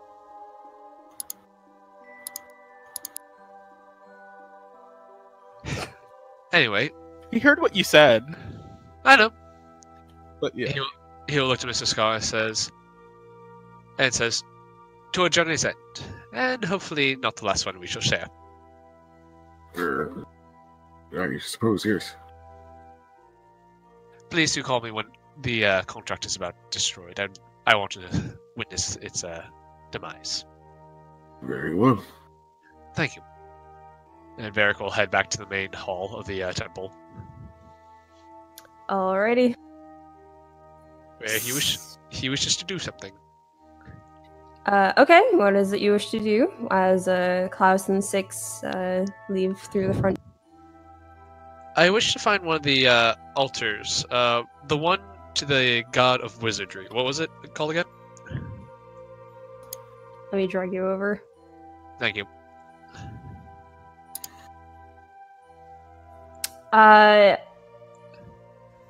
Azu. I would like to go over to the altar of Azu, whichever one that may be. The golden hand. Bless you. Anyway. Alright, so I will go over there. And is there a place for offerings? Yep, it seems like in front of each of these 6 chosen, there is a sort of altar for... Alright, and in the altar, I'm trying to think here for a second, because my character sheet went down. I will just place in a... I'll put in one of my magic beans.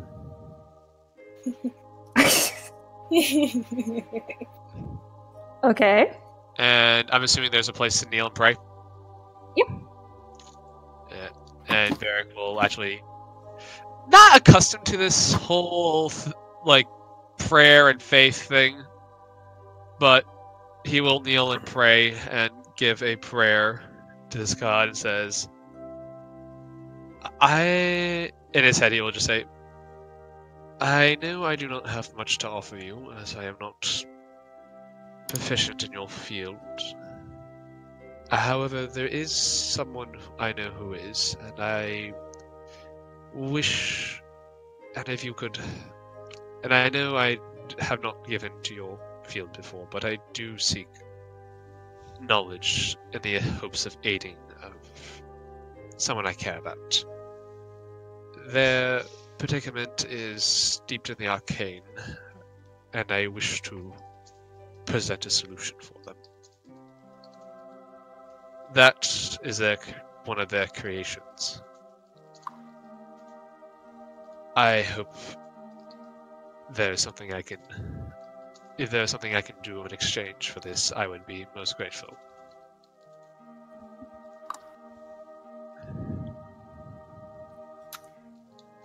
Roll a 1d100. Oh my! I was not actually expecting anything to happen here. Oh. I mean, we will see. 47.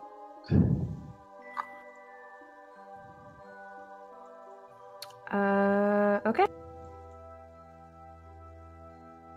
And after praying for a little while, Varric will, just at the end of his prayer, says, "If not for me, then for her. Please." And stand up. And Varric will look at the statue for a moment, nod, and then walk, and then says, and then thinks for a second, "Are you allowed to worship more than one god?" Oh my god. That is up to your discretion. Varric will think pantheons exist for a reason, so it's probably fine. Besides, he has other areas of which he wishes to exert prayer over, I suppose. Though he's not really a prayerful type. But he will wander over to the, what was that one god about, what was it, poetry and art and whatnot? Yep, Malil. Malil. I'm assuming her statue is the harp. Yes. Alright. Varric will wander over to that one too. Because when in Rome...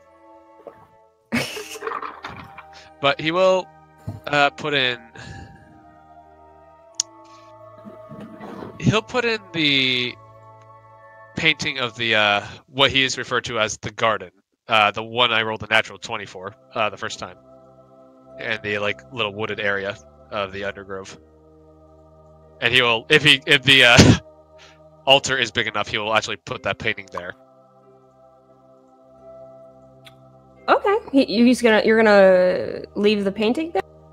Yes, Varric will put the painting as an offering, and he will sit down and pray. And this time he will pray, and he'll just say, I may not worship your ways directly, though I do hope that my activities and the way I perform my art is in accordance with your beliefs. I ask you not now for skill or fame at this moment, but instead the ability to bring joy to others who need it and to find a father's legacy, so that others may enjoy his work and that he may not be forgotten.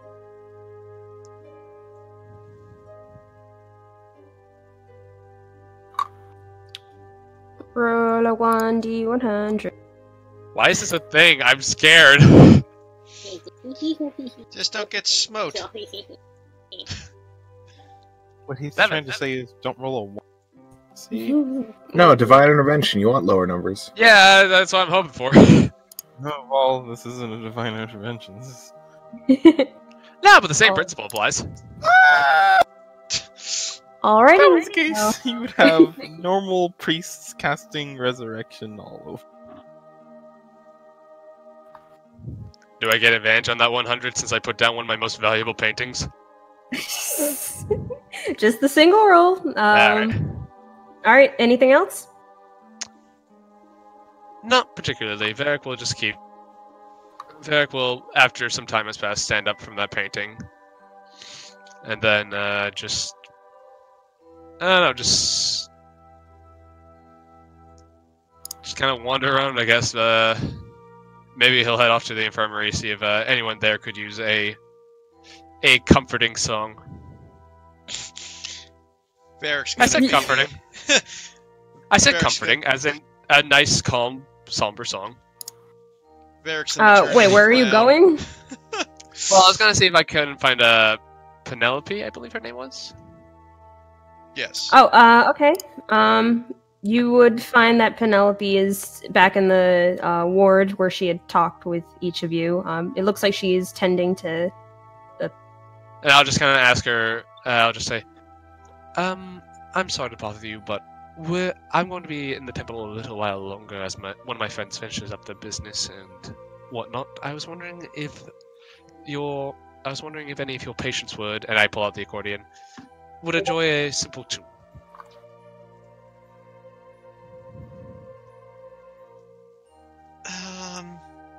A small comfort. They tend to need quiet for recovery, my friend. Nothing against your music. I'm sure it's lovely, but I mean, some of them have nerves, and looks at the accordion specifically. It might set them off. Of course. That's why I asked. Oh, thank you. I mean, if there's In that anything case, I else guess- you want to do to help, you can, but probably not best with music. Well, what else can I do to help?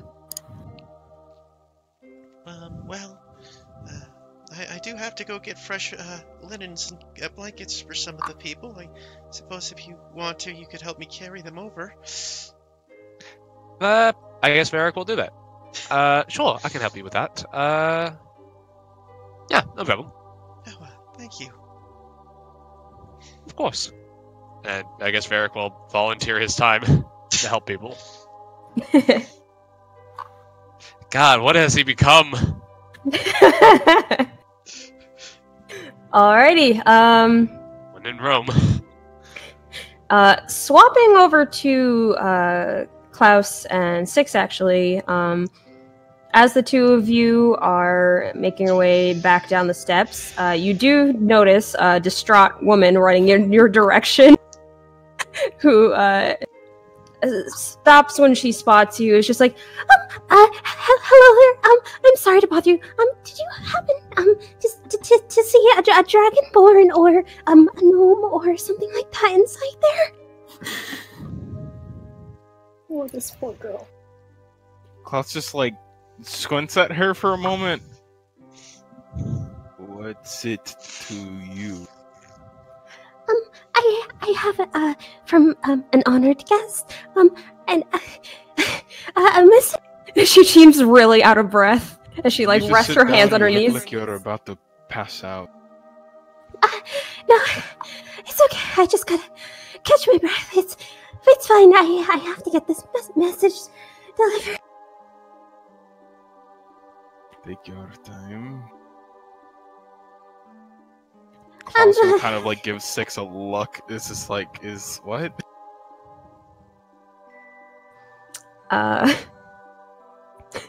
Yeah, no, Grimson did not give a very detailed description of what Six looked like, so the woman is just like, If you don't mind, since you have passage into the main temple, do you think you could deliver this?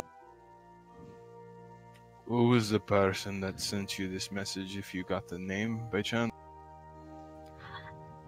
He is a very, very, large, man, dark hair. He was with us. Was he with us in yeah, there we go. This all makes sense. I'm pretty sure he was sending for us. Oh, wonderful. Here. she hands you the message. Right. Open up the message, or if there was like a written thing. Grimson, did you say you wrote it? I can't remember. No, I told him I just said come to Alba. Oh, got it. Okay, she's just like, message was, to go visit the Inn of Helldeath. Right.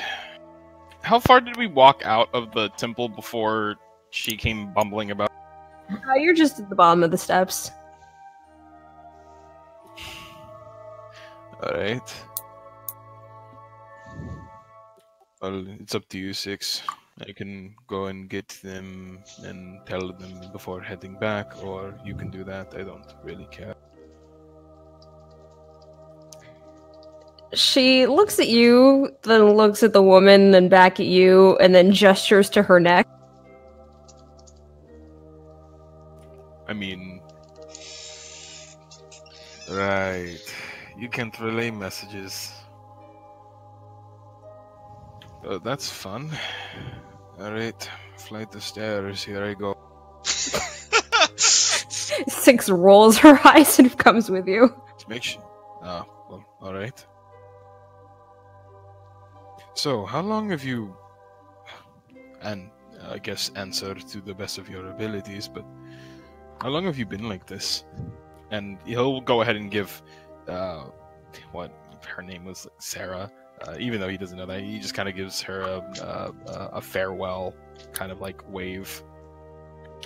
She gives a rapid bow back. She's like, thank you, thank you, thank you, thank you, thank you. I gotta get back to And you see her quickly turn on her heel and run back in the direction she came from. Oh, she's great. Right, Klaus. Positive emotions leave. Okay. Alright. So, how long have you been like this? Yes, from what I can tell, given what we've learned, or what I've learned earlier, this is a new thing. This isn't something... Or, were you born with this, like Reginald? The whole slavery thing? You see her kind of like touch her neck, which is still covered by a scarf because like the group made it so that the markings are covered. And you see her look at you and then shake her head as she, with a scratchy, broken voice, is just like, remember. You do or you don't?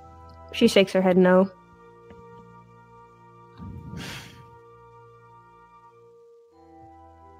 Can I ask you a somewhat personal question?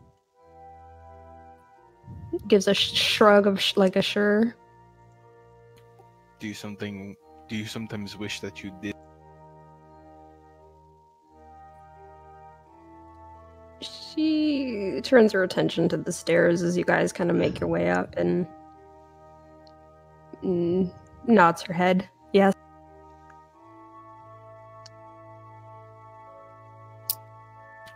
Do you have any recollection? And again, I'll stop whenever you want me to, really. But do you have any recollection of whether or not that would be a good thing or not? I didn't catch the last of that. Would she have any... Would any memory sign whether or not that would be a good thing or not?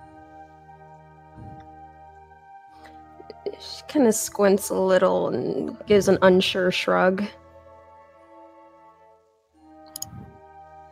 Well, you know, I was thinking when we were inside of the temple and Penelope was going on her spastic explanation as to everything. She had mentioned that they take care of people, and from what it sounds like, it didn't sound just like diseases and bumps and bruises.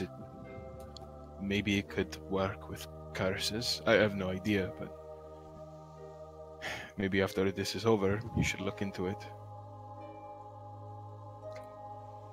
You see her kind of give like a unfortunate smile, a little disappointed. She kind of shakes her head no.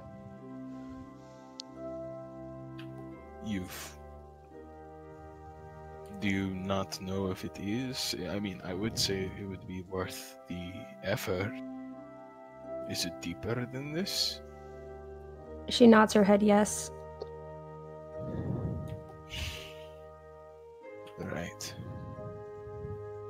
Well, that was one shot, but I'm sure in a world as crazy as ours that there might be a hidden answer.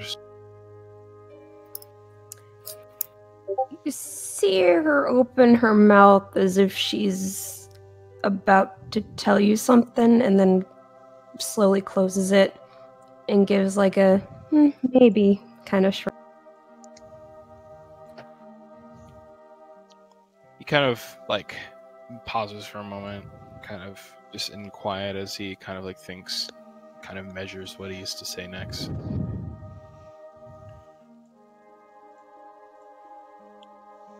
Don't try not to lose hope about something like that.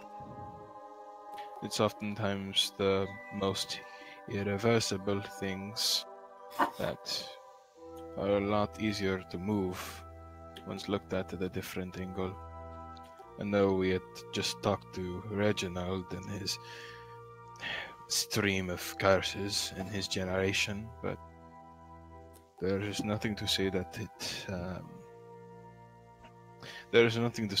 it cannot be reversed, is what I'm trying to say. Just being realistic is all. She kind of squints at you a moment, like she's trying to analyze you. And then after a moment, she seems a little surprised. And then kind of taps your shoulder, pointing at you, and then giving a thumbs up. Klaus doesn't know quite what it means as his eyebrow kind of like quirks up for a moment. But let me just put it this way. The things that he thinks that she is trying to say, he doesn't want to accept, because right now I think that is supposed to be a 6 compliment. Or at least that's what he assumes that it may be. And yeah, because at seeing the confusion on his face, she copies the gesture again by pointing at him, and then kind of you can see kind of the struggle in her expression as she forces the word. Is just like good person. Oh.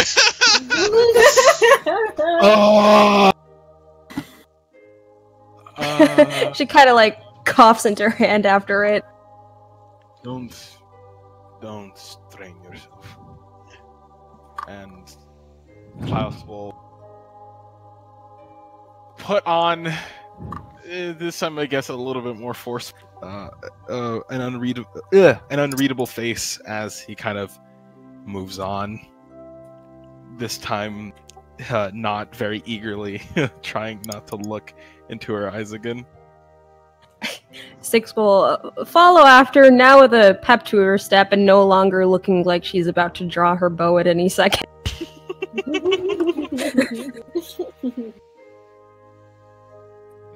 So going in, you spot Varric kind of wandering aimlessly around. Oh, am I not helping anymore? What's that? Am I not helping? Well, you got the linens and stuff, right? Oh yeah, and anything else you need? It's just mostly the help with that. Oh. Varric? Oh, yes, what is it?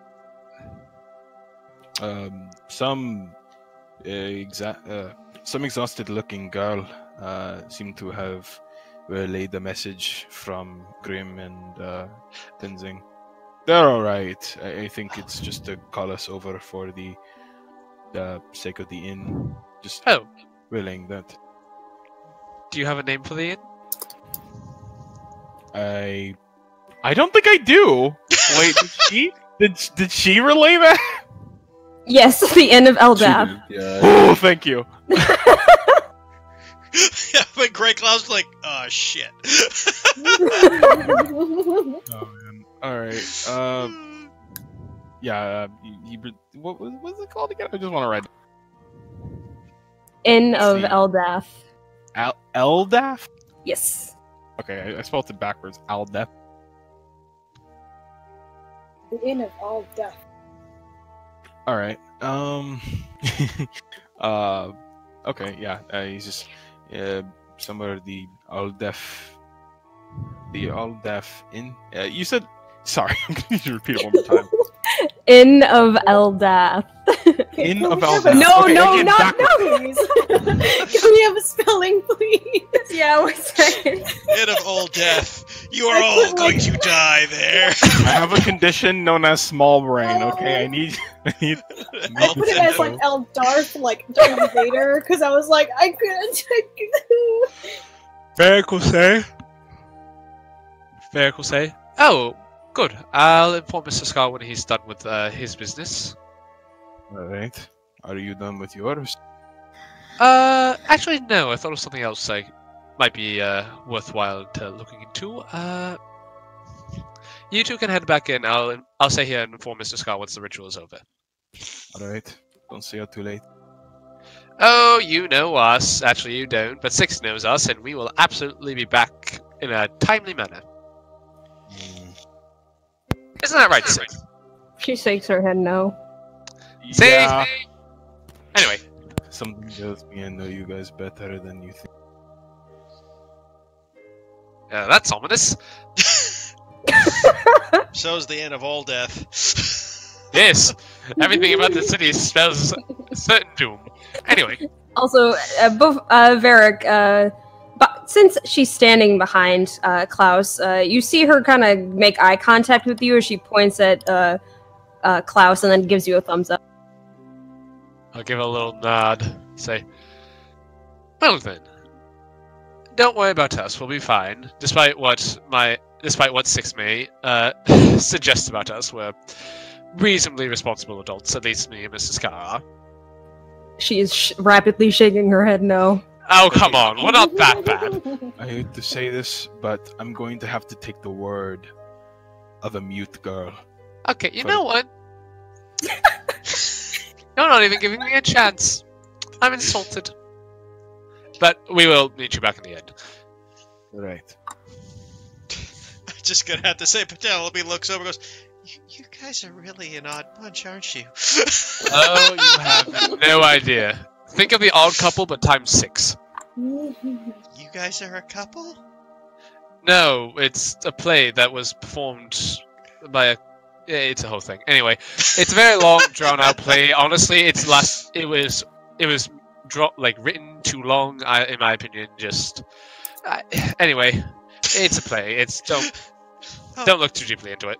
Oh, okay. If you say so. Anyway, well, I'll see you folks later. And and 6. Looks at you. Would you like a fluffy little companion for the evening? You see her just go like, and hold out her arms. I'll go over to my bag, pull out Urkel, and before I hand him to her, I will say, I will do this under one condition. Narrows her eyes at you. Just work with him for a little bit to continue teaching him how to sit. Real quick. Oh God, that's a horrible thing to ask a person who is in agony every time they talk. Real quick. No, she doesn't have to say sit. I've been teaching him to use hand signals too. Real quick. That's what you're supposed to do with animals. In my head, like... Oh, sorry. Finish. Go ahead, Judah. Oh, okay. In my head, I've painted Six to be like literally the height of a child, but from what I understand, she's like supposed to be like elven. Is she like actually like normal-ish height? Like She's the oldest out of all of us, actually. Well, yeah, like hint the elven part, but hence the elven part. You mean like her height? Yeah. She's 5'5". Okay, so she's not incredibly short. I've been managing him just like walking around with like a kid, basically. Y'all have been doing that. Okay. You do that with Varric, not 6. Anyway. Okay. I'll look at her and say, so long as you don't strain yourself, if at all possible, can you work with him a little bit to continue teaching him how to sit? She nods her head yes. You promise? Rolls her eyes, crosses her heart. I look. Do I see her like crossing her fingers? Make a perception check.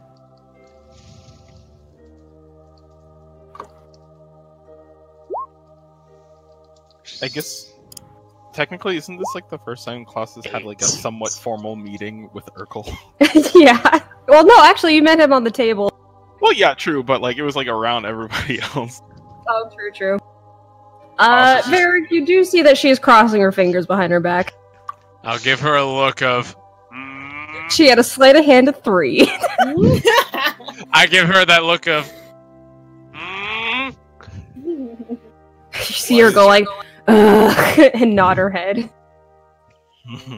Do I clearly see her hands as she does this? Yeah, time? she holds out her hand to you. Klaus is staring at Urkel, not saying anything, but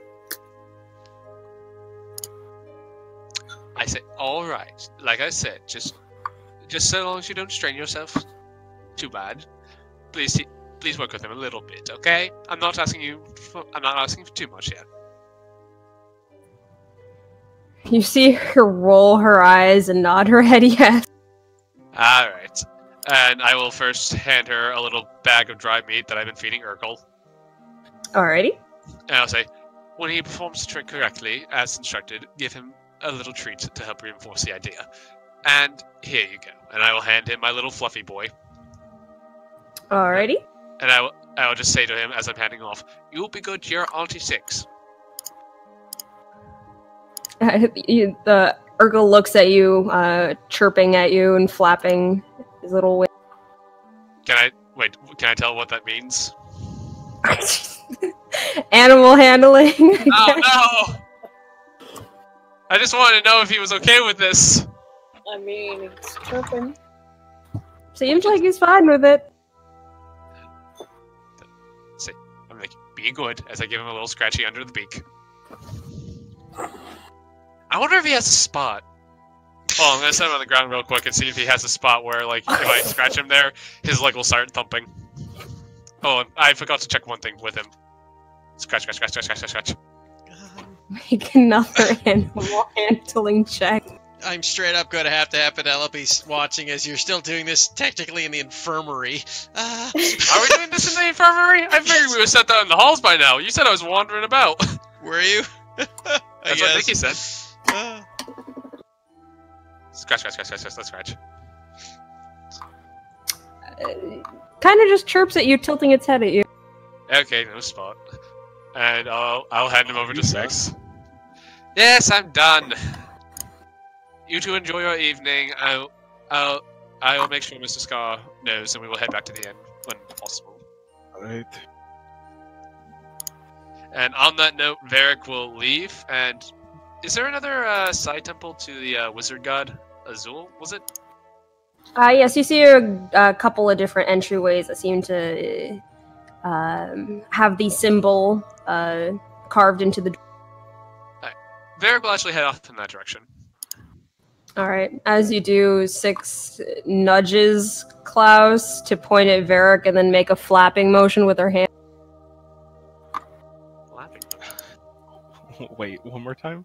To make a flapping, like, blah blah motion with her hand. In other words, she's making fun of him behind his back. She's teasing him, yes. Why am I always the guy getting teased? Klaus kind of looks in between both, and for just like an imperceptible second, there is a bit of a smirk, like a snort that kind of comes from him, just before he kind of moves on, still somewhat eyeing this creature. Are you being blatant with it or like hiding? Side eye. All right, let me. I'm really sad I didn't find the spot. That would have been awesome to be like to get a high roll for. Just be like, yeah, there's a spot. You just watch him go. Because imagine how adorable that would be when he's fully grown and he still has the spot. It's like dogs. Right. All right. So you guys, the two Klaus and Six make their way towards the inn that they were directed to, while Varric heads over to the door. Scar. Just so you have an idea of, since you're going to stay through the whole process, basically, let me. One moment.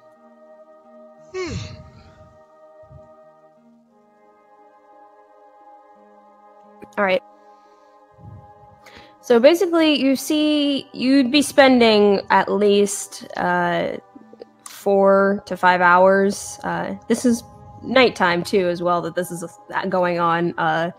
Observing as Rozag brings you over to a portion of the temple where there is a large sort of basin of water. Could easily get mistaken as a bath, but no, there's no other people around really. You see that water seems to be pouring out of a statue of the Platinum Dragon's head, as water is pouring out of its mouth and into this basin.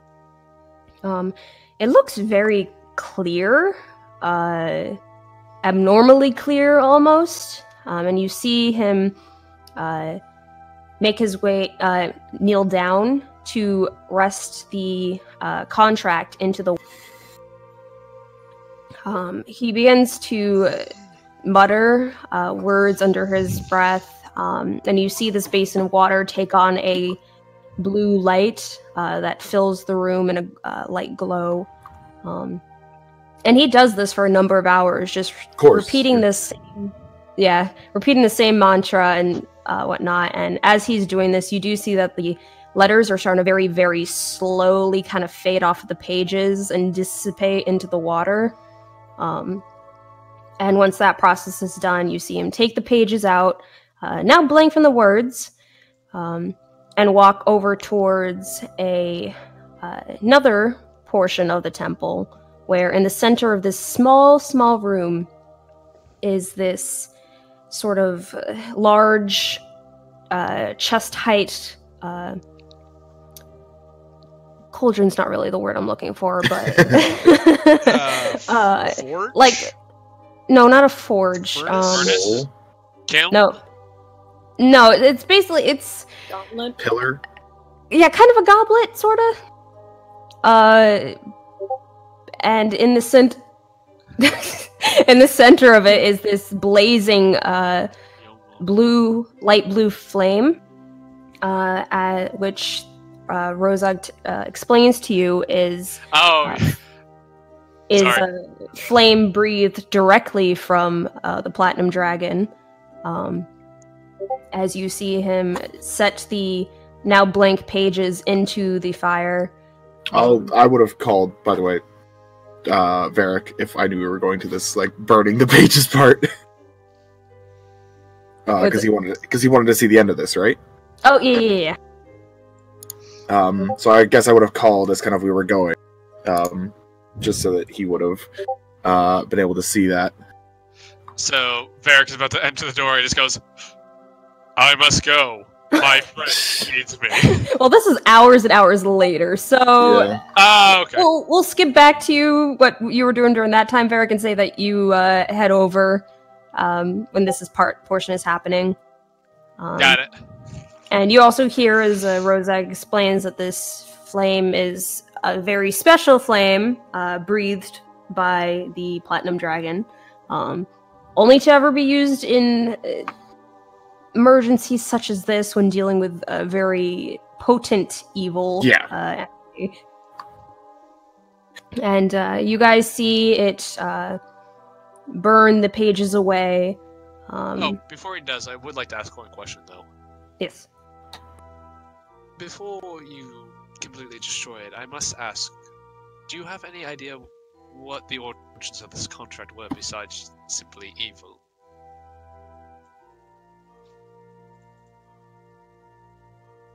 I was waiting. I can't read the writing, my lord, but I could if you give me a little time. He looks at you like, at the blank piece of paper that has been washed we already got away. the words I see. Well, I can tell you what it roughly said. I remember. DM, help me out because it has been a couple of months. Can I just say I spiel to him what it said? Yeah. I rewrote this thing 4 bloody fucking times. Basically promising the signer some sort of power, and then in the very back mentioning how with the burning of the pages, more souls that were linked in were given to Sorry. obtain further power. So yeah, I basically tell him all that stuff. Just like, does that ring any particular bells of an origin for all this? Sorry, repeat the question? Does this ring any particular bells for the origin of where this horrible thing came from? Nope. Any particular entity? No? No, I do not know of any sort of specific entity that about this is about. Alright. Continue, I'm sorry to interrupt. Of course. Burns the page. I'm sort of continuing what I was doing. Just like tosses it like. Who's ready for dinner? You swear under his breath, you hear a yeet. He just looks and goes, I cast power word, yeet! So Yeah, you turns out see the yeet is actually pages. dwarvish. You see the pages disintegrate into ash that disappears into the air. And as the final little piece disappears, you do see what seems to be a multitude of little wisps of white light or energy. It's hard to really say, that kind of hair away from this tiny remaining bit of page and then swirl up into the ceiling where it fades through and disappears. You can ride with us. Aww.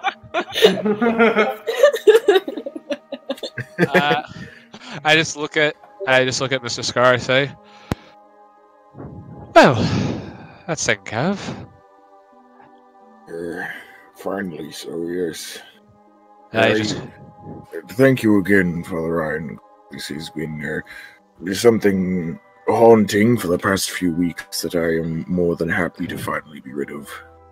Oh, actually, while we're here, do you remember that odd thing we saw on our journey? The thing in the woods? Yes, unfortunately. Maybe this would be a good time to inquire about that. If you still have time to give, Father Irongull. Wait, sorry, quick add a character thing. Just to make sure, Michael, are you talking specifically about the under? No. I'm talking about the thing we did. The lady we saw during Six's treatment, and then again after Peter got shot in the fucking face. Oh, got it. That thing. Got it. All right, so repeat the question. I was asking if Father Irongull still had the time to be with us. I imagine he's a busy man, and I will not take up his day. I indeed am busy, my son, and this was a very taxing ceremony, so... Of course, I totally understand. It's nothing. It is a matter, I believe, that should we catch you at a later date, perhaps I can ask about you. You've been more than kind to us these past few hours. I thank you for that. Yes, I'm sorry if I pressed the subject. It is all right. If you wish to accompany to a sermon, be more than free, my friend. Oh, of course, I would love to. May I accompany you on this, Mr. Scott? I don't see why not. How are we nerds? I'm a good Christian boy. How dare you? Oh, I would love to come to your sermon, sir. Don't make this a porn thing. Jesus. Anyway. Well, thank you for your time. I know I'm not well versed in the ways of Mordred, but I do appreciate your time. It is very good, and I will see you all at a later date. But for now, I think I need my rest. Of course. Jigs, you owe me a water. What? You never heard that before? Can you say something at the same time as someone? and you say the same thing at the same time as someone, you can then go, Jinx, you owe me a water. And then the other person's not allowed to speak until they give you a water. It's called a jinx? Yeah, you've never heard of that before. I've met a person named Jinx. I've never heard of an activity called it. No, you've never heard... I look over to the priest, just like, you know what I'm talking about, right? You don't need to. We'll be going. It's fine. Yeah, sorry, I get caught up in the moment. I apologize. As you guys leave and he closes the door, you just hear him mutter under his breath, "Gnomes." What's with everyone hating? I don't know. Everyone hates gnomes. It's weird because people in my other games hate gnomes too. Why? They're awesome. If I were in a D&D world and got a chance to be reincarnated out of any fucking race, like gnomes is up there. Because gnomes tend to be. They got 20 years. So do elves. But people love elves. I think it's more that gnomes are kind of like just traditionally a goofy people. I would say halflings are more goofy, but they got a movie. They got 6 movies about them actually, so people like them better. Yeah, no, it's totally unfair. Underrepresented gnomes are. It's because gnomes only fix shoes and wear little hats and live in mushrooms. You know what? Varric doesn't wear a hat, so... And steal your kids after they make gold out of weave. Oh my god. My name is Rumpelstiltskin Skin. I will... assuming the other patterns have followed, I'm assuming the other temples at this point have probably shut down for the evening. Yes. Alright. Look at Mr. Scar, I will say. Well, the others went to a place called the Alden Inn, I believe it's called. I remember that correctly as I go through my scroll bar of memory. Yes, Alden, I believe it was called. Let's head back there now. Very well. Thank you again, though, for sending me that message. I do appreciate you giving me the opportunity to witness that. I can understand if you wish to see that through. I imagine everyone that traveled with us would have liked to see that. Yes, it feels good to watch that go away. Almost kind of like a burden was lifted. What the fuck? God damn! Why did you threaten to ban me when he's allowed to do shit like that? Yeah, this is not fair. I was just spewing lore. I wasn't doing anything wrong. Because the difference is I have expectation for one of you. Dylan is the youngest child. Anyway, I just Miracle. googled famous gnomes, and that's what comes up. Fucking hell. Thank you, Google. Merrick will turn to Mr. Scar and he'll say, I sincerely appreciate everything you've done on this journey. Your guidance and counsel is very much appreciated all these years. I've never been much one for faith, but you show it in a manner that I find very... I would say, I guess the word I could say was charming. Thank you. I suppose I'm not sure I get your meaning, to be honest, but I just want to express my appreciation for the things you have done. Thank you. I appreciate you as well. Thank you. I hope your father has been proud of your actions. I would hope so as well. I'm sure he is, but again, I just have to say thank you. You've been a good friend. Well, me as well. I would, of course, consider you one as well. Thank you, my friend. Hey, if you ever have a free minute, would you mind telling me a bit more about your... Tell me more about your god. And tell me more about the things you wish to get out of life. I'm quite curious. Now or later, do you mean? Whenever you feel as though you have a minute. Consider that door always open. Very well. I suppose if the trend goes up, I could tell you how my father taught me, what I did in my formative years in service, those kind of things. Thank you. Like I said, I may not be a religious man myself, and I don't know if I will become one in the future, but I at least want to know I want to be informed about the things you care about, as you are, like I said, my friend, and I believe we will be traveling together for a good while longer.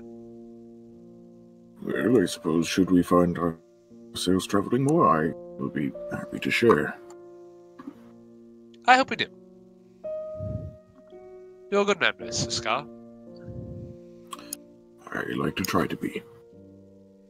I like to think you succeed.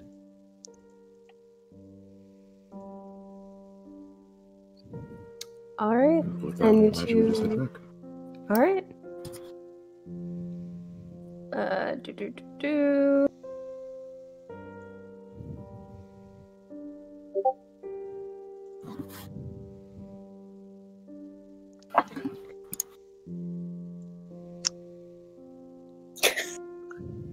Alright, rewind.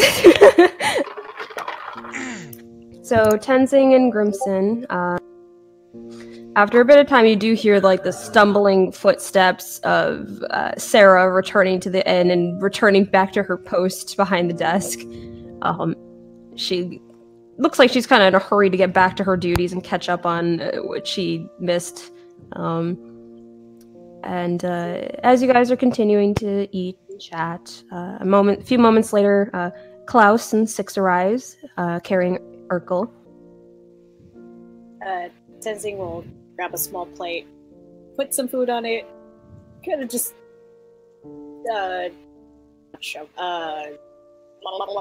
English, just puts the plate on the counter where Sarah is, just snack on that whenever you need to. And I really shouldn't eat on the job. When's your break? I shouldn't eat on the job. Here, thank you. She hands it back to you. I was waiting for her to say, "What's that mean?" Alright, you sure? He's gonna leave one piece, like a small bite-sized thing, and then takes the plate back.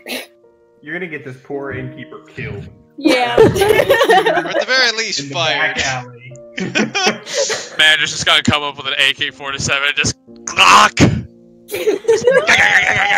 it's just gonna be like fucking. Ask for this. It's just gonna be like fucking Scarface, where he just goes, ugh. God. Fireball Every to the shot. face. Yeah.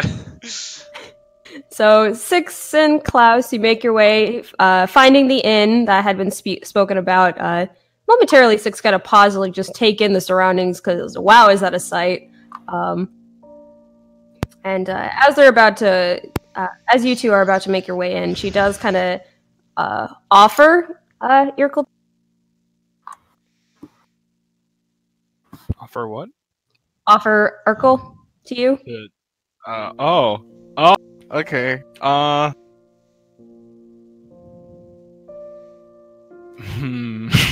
do I wanna do this?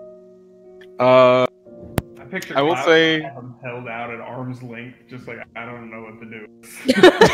What do I do with this cat? This strange dog. I will say that Klaus seems indecisive, as I very much am as well, but it's like his eyes are vying for yes. Effie kind of slowly tilts Urkel side to side, or not Effie, Six, sorry. Slowly tilts Urkel side to side, trying to bring Urkel's face close to yours. Come on.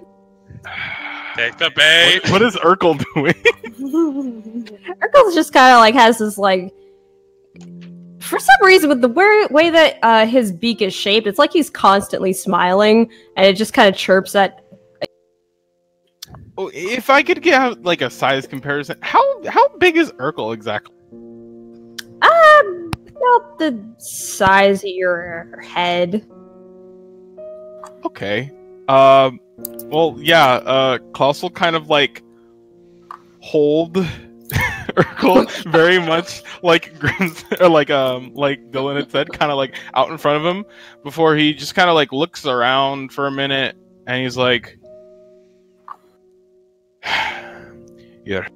He goes ahead and motions back for his head, and takes off his hood, but proceeds to place Urkel inside of the hood. It's a decently deep hood too, so it's like a nice little cloth basket one could. Seeing as how Urkel is constantly being carried around in Varric's bag, he seems to accommodate into it pretty easily. And I would like to actually mention this is like the first time that you guys have seen Klaus, I think, without his hood. So, just for like the extra bit, his hair's short and he carries a, I mean, I've already mentioned it, but this is the first time. It's just like a braid that kind of encircles his entire head from what you guys can see with, but you currently can't given the front view, but Six could, with a bit of a braid that actually trails down a little bit towards, I'd like to say, a little bit lower than the nape of his neck, kind of where the shoulder blades are, a decent few inches. But he kind of just like looks around at everyone before kind of making his way towards Tenzing and Williams, and kind of gives them a bit of a, not a wave, but kind of like a nod in their direction as he heads over, with Urkel probably either dipping in or like peering over his shoulder. I have no.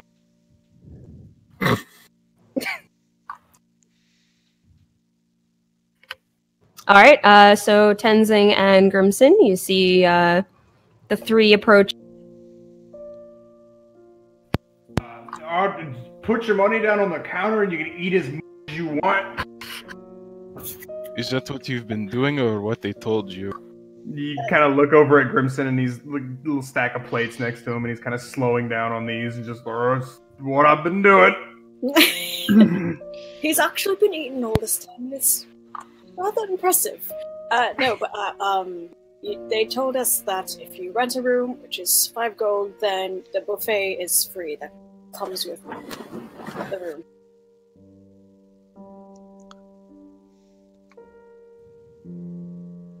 Hello? Hello? I forget that I use push to talk. Okay. I was worried for a second. Why is there a rat's tail picture on the chat? Hi. Oh wait, that's what he has. That's what he has. Got a little It Jedi. is not the same at all, but okay. That's short right, hair with a little braid. The mullet braid. I'm hurt. I'm hurting. Just keep your expectations low, Judah. Yeah. I like. By the way, I just saw the meme channel, and I just like how everyone is above the jock line except for Varric. He's the nerd. Note 6 being slightly on the jock and goth scale. I felt that it was very, yeah. I would have put Scar down there with Varric as well if he wasn't already big. I put 6 higher on the jock. Probably. I get to see, but yes, yeah. Oh, sorry. Yeah. Is this the first time that Klaus pulls down his hood? Yeah. In front of everyone? Okay, cool. More gay panic.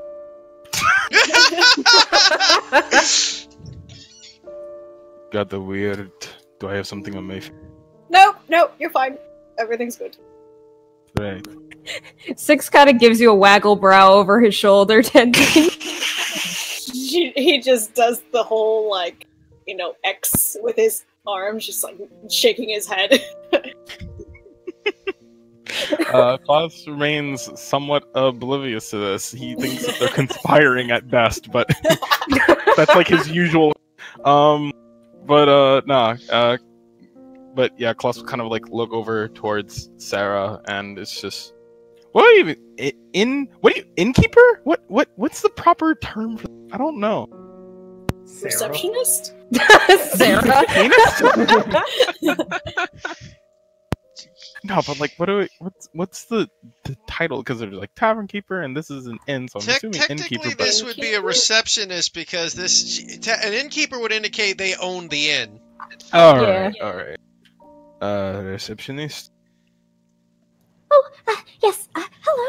I'm glad you were able to make it. What is your name?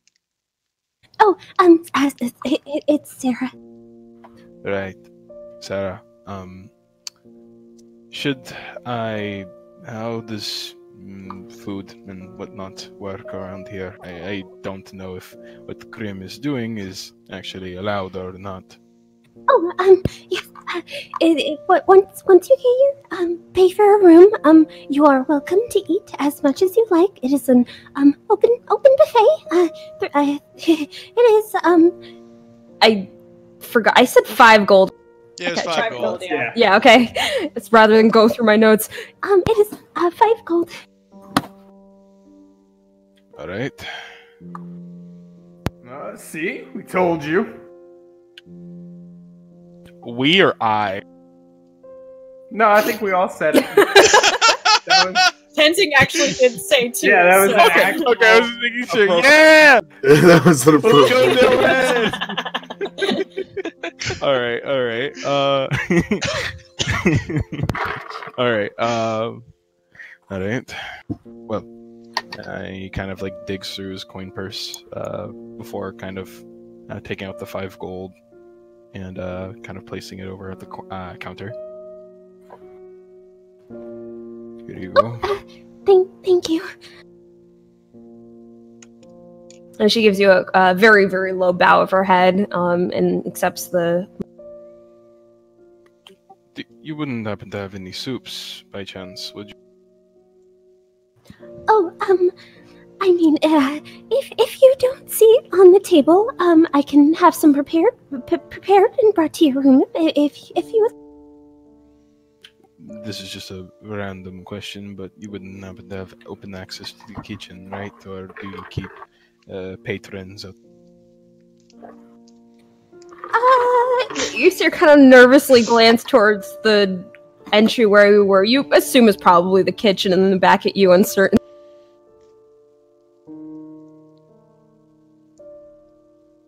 Klaus kind of always has that "I'm going to kill you" look, but like right now he's actually just like patiently waiting for an answer. Are you looking to peruse our kitchen? Say that again.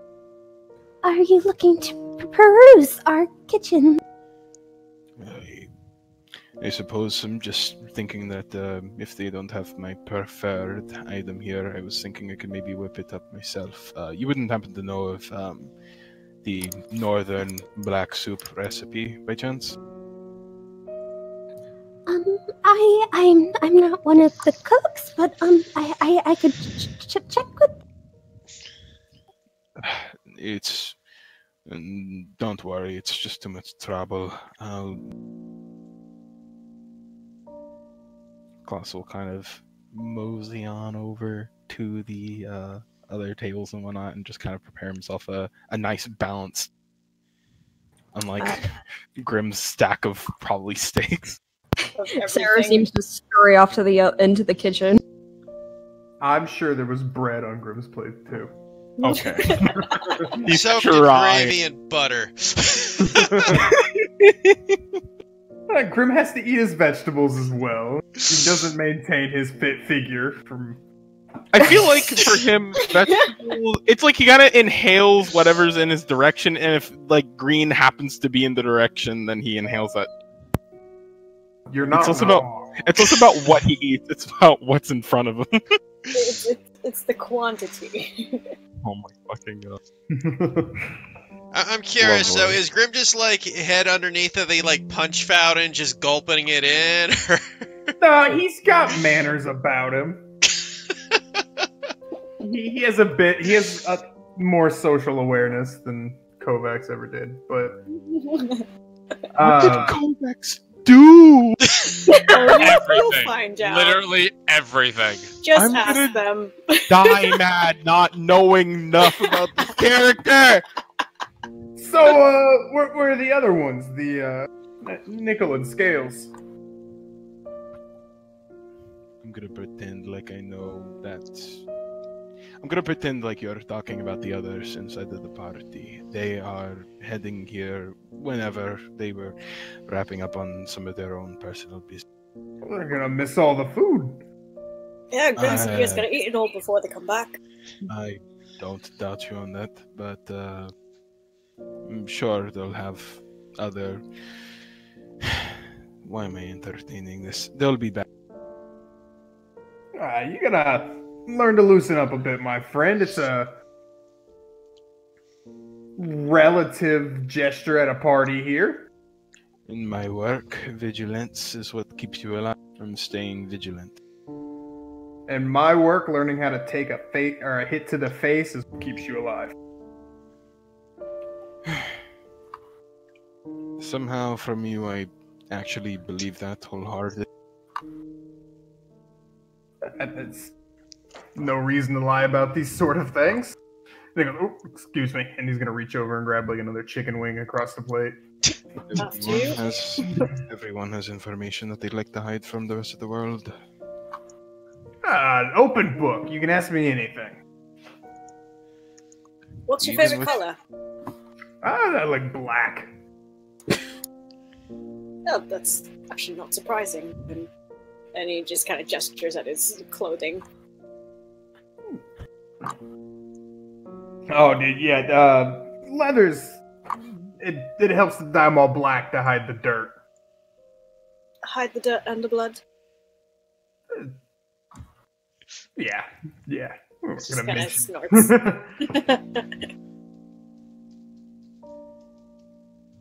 Right, what's the biggest game you've ever caught? That's what I'm out and about for.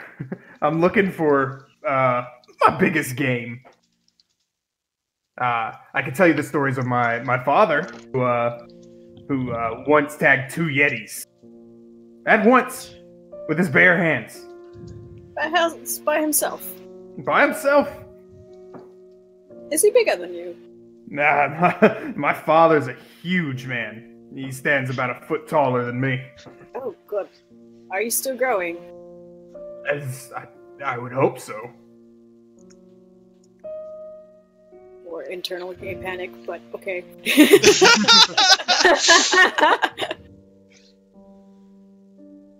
Well, lads, you want to continue to stand here, or we're gonna take a seat? Drink.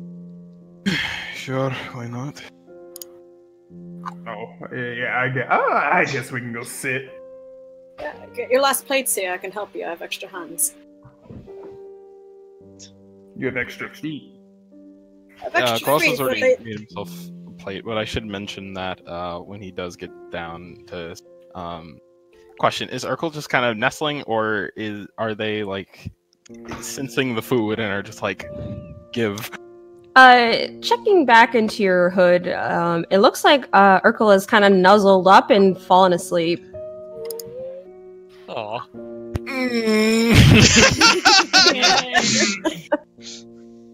Are you guys glad I wanted this bird? I hate it. I don't know what I want to do, but Klaus is. So... Okay. Listen, I'm just saying. Aww. Listen, I'm just saying. I'm very glad I picked up this bird. Klaus unceremoniously will look back as if nothing ever happened, pretending as if that isn't the cutest shit he's ever seen in his entire life. And just kind of go back to eating.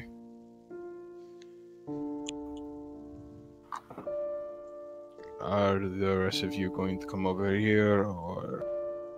I'm nearly tempted to try to balance some plates, but I should probably not.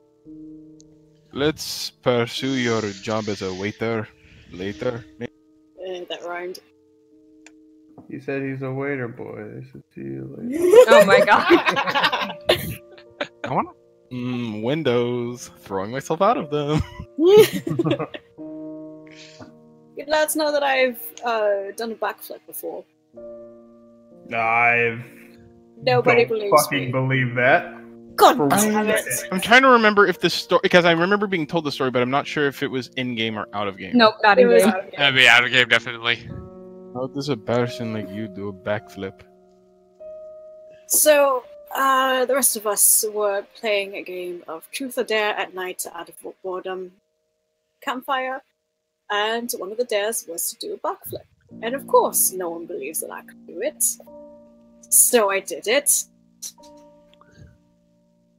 For me, everyone else was drunk and doesn't remember it in the morning, so I have no witness. I imagine you kind of looked like a vertically thrown boomerang when you flew into the. It actually felt like that, so it kind of worked. I'm stronger than I looked, even though I couldn't land a fucking punch today. But I'll attempt again Well, when I'm not here. I mean, as far as that goes, he kind of like looks over at Grim, Kind of like attempts to give like Tenzing the benefit of the doubt as somebody who is very oftentimes fighting larger things. Not go into that later, but he's just like, actually, there really is no excuse. I don't know how you didn't manage to hit such a. Listen, Listen, I'm like having that. a rough time. Oh my god, that gift. In all honesty, I focus a bit more on taking the than actually. So I am completely surprised as well. It's not my greatest feat, I will admit, and I promise you that my skills are much better than I take it the both of you, hopefully, are better with weapons. I could carve a bear from 20 feet away with this one, and I'll show a hand axe.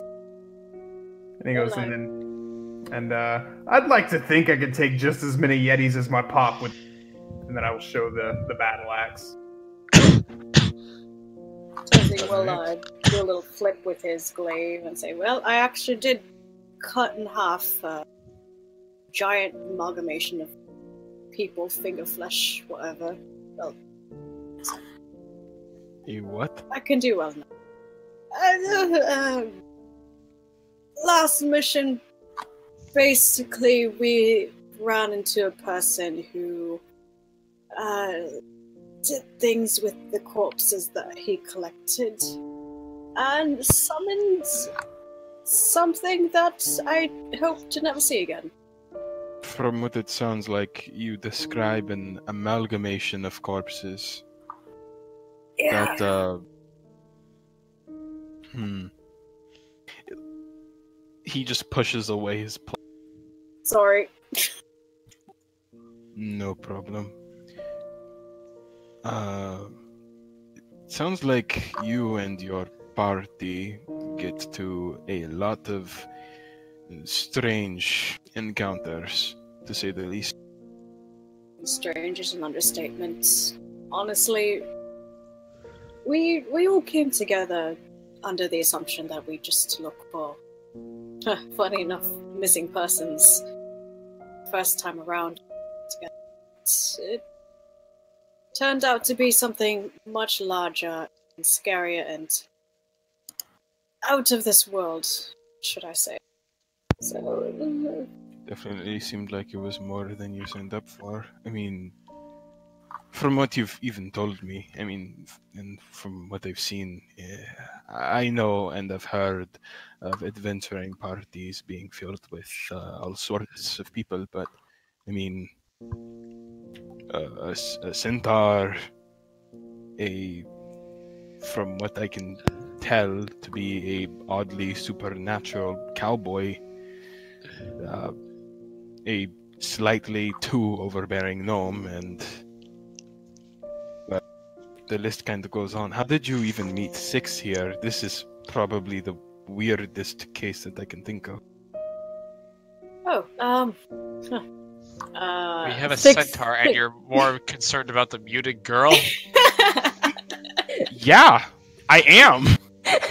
6 meets your gaze across the table, Tenzing, and kind of gives like a go ahead shrug. He kind of gives her a nod at the okay. Funny enough, her story is interesting, at least when we met. You know that town. We didn't see. Findlefair. Yeah, we saw her at Findlefair first. Yeah.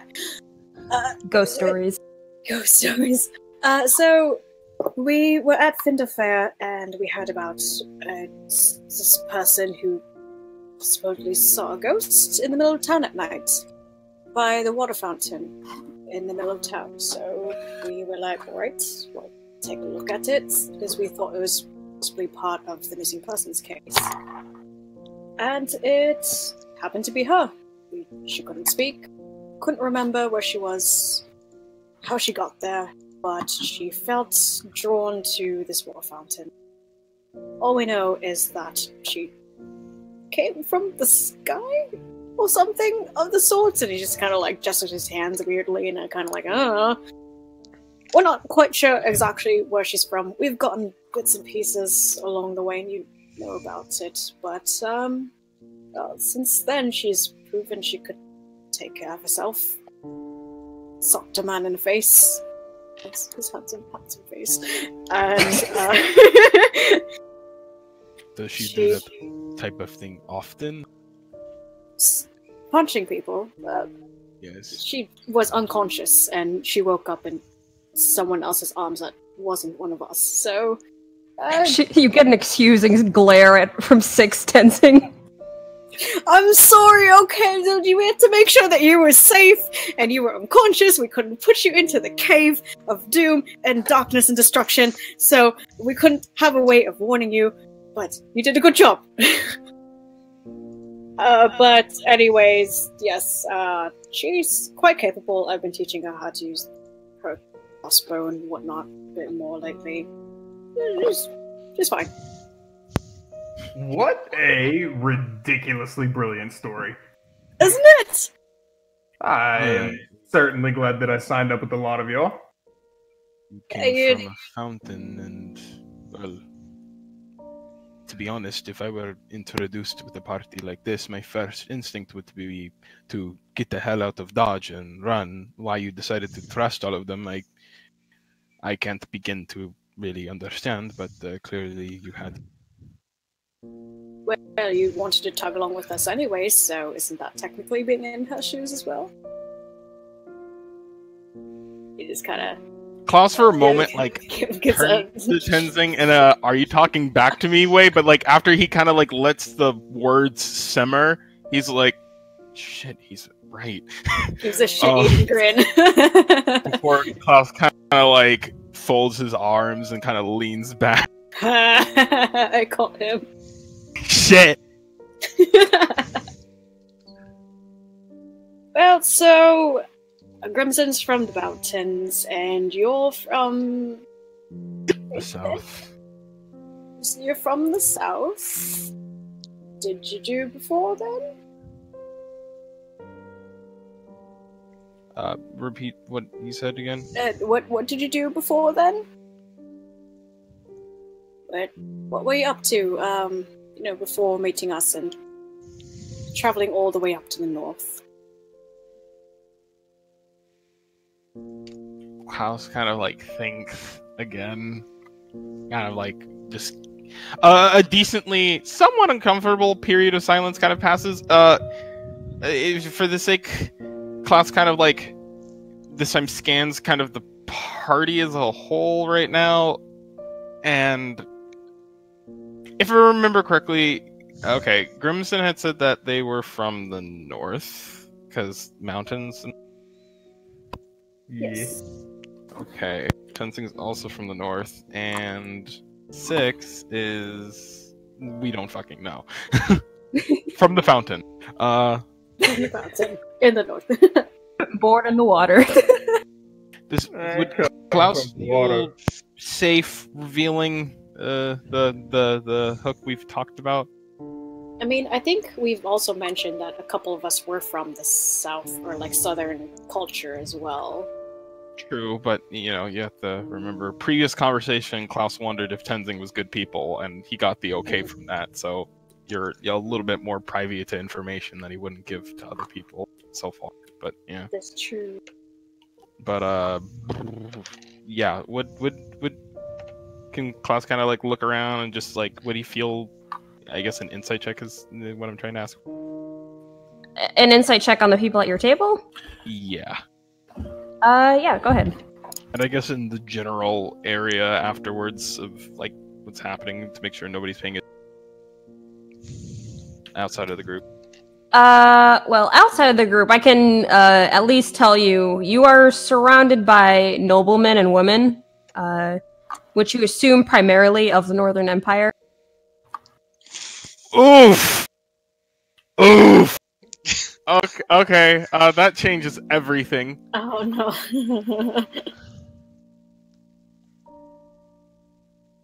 Can say like after the long silence and just like if you don't have to spill your whole life story. No, it.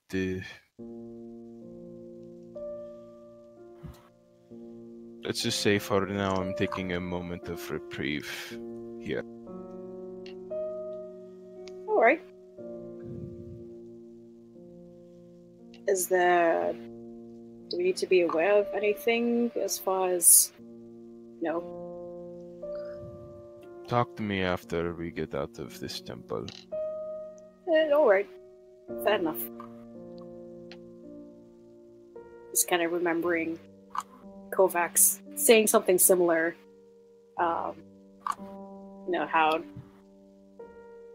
he's not in a great place either.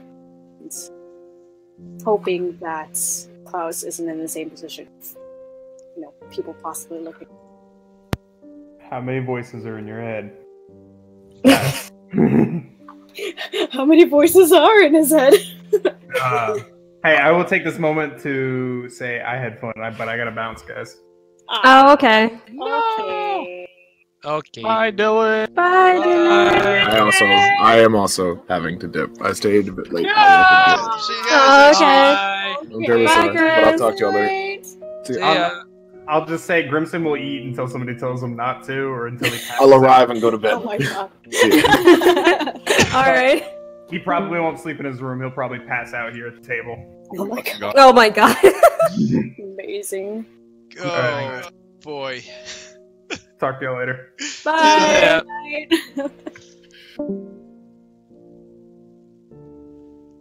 Oh, fucking right. Did you get a room yet? Oh, yeah, I do, but as far as it goes, I'm not exactly tired. No, just double checking. 6, you have gold on you. Are you able to? Well, she had gold on her before she slapped the entire fucking amount in front of the other guy from From the thing. She glances at you and gives you an "Are you kidding?" look and smacks a bag on the table. What the fuck? Klaus actually, like, for that moment, like, gives her, like, a genuine look of, like, surprise with, like, both eyebrows kind of raised. It's just like... We give our NPCs here at our party equal shares. As of recently. As of recently. Oh yeah, that's right. We divided, right? Okay, Yep. cool. Oh, that's right. All right, so you. So Six just has like her hands on her hips now, giving you a smug look. You get your bank and you get your pay and you work hard for it. I'm proud of you, Lars. I love her. And for once, I can say that, like, not 100% like it's me, because, like, he's also received, like, the most looks of approval from Klaus. I told you she's metal as fuck. I didn't think that it would be the NPC that would gain his seal of approval first. See, our party's full of surprises, as you can tell. I learned that last game. I'm glad you like her. Oh my fucking god. Anyway. And as actually, shortly after she does that, though, you do hear the scurry of feet make their way over to your table, and you see Sarah actually is holding what looks to be a bowl in her hands, which she sets in front of you, Klaus, and is just like, We did the best that they could in the Klaus will look. Is it the blood? Yes, it looks. At first glance, it looks like it. He'll take like a quick he'll take the bowl, kind of like give her a nod of appreciation before not really sending her off quite yet though, because Klaus will kind of give it a, because in this particular recipe it is very much indicative by such. Yep. One moment.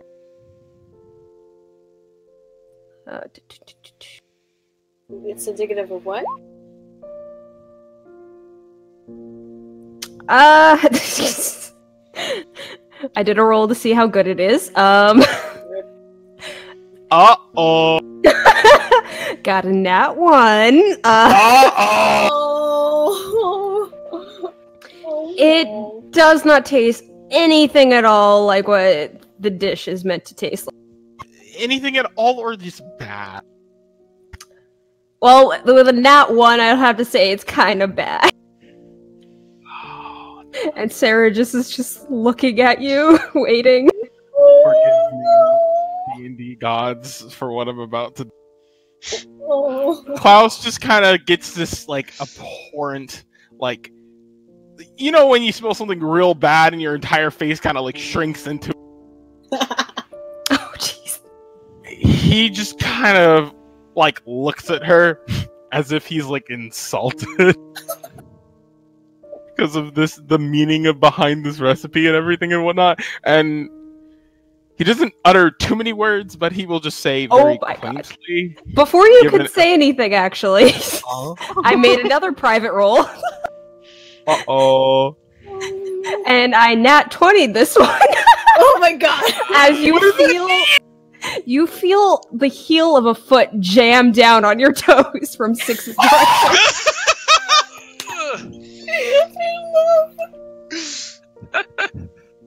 Alright. She's giving you a look like, don't you dare. Question.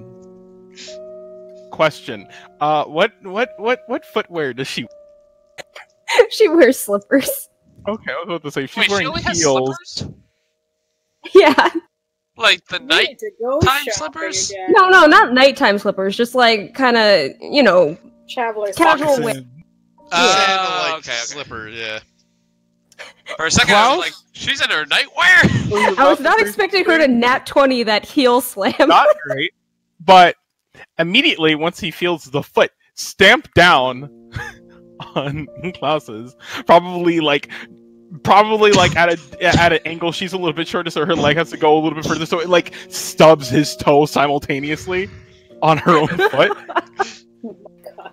Klaus will give a moment freezes. He just freezes before he just looks over at Sarah and gives her the most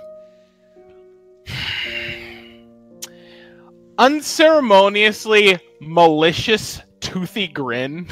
Oh my god. And will say, "Thank you for the meal."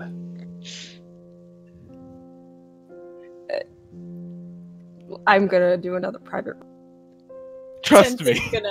Tenzin's gonna give 6 a thumbs up. I will mention this is the best that Klaus could muster. Yeah, okay. Trying. Sarah kind of had been watching you the whole time very nervously, and then when you do that, she kind of gives this look of just tired relief. It's just oh, that is very good to hear. They tried really, really hard in the kitchen, so I'll be sure to let them know that you really enjoyed it. Thank you. She gives another great. He keeps that smile up the entire time. She scurries back to work. In a way, simply kind of like when you move in a panoramic shot, his face just morphs back into rage at 6. 6, who had lifted her heel off your foot, just kind of has her chin resting in her folded palms, just going You can't blame her. You saw that last. A6. Looks at you warily. You ever thought of trying blades, daggers as a means of a weapon? I would gladly, more than happily, be your teacher. Squints, uncertain if he's making that an unveiled threat. So I'm gonna insight check for her. What if I were to say it's like a half-truth? She rolled a 16.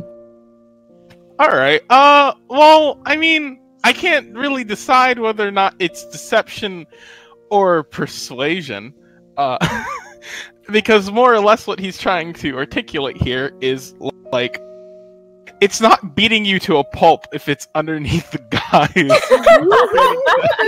Oh boy. But also, he had heard the mentioning of a previous thing, and he's so far vibed with 6 up until this very moment. So it's very mixed in mine and in his head.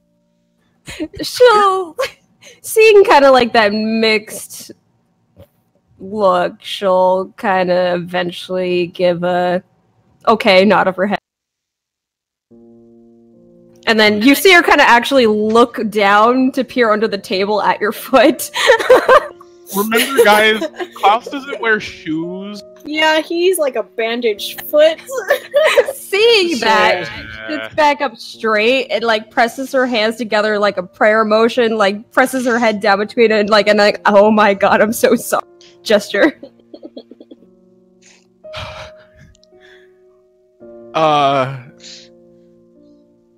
Is there like a bathroom or anything that he can see that's close, prefer?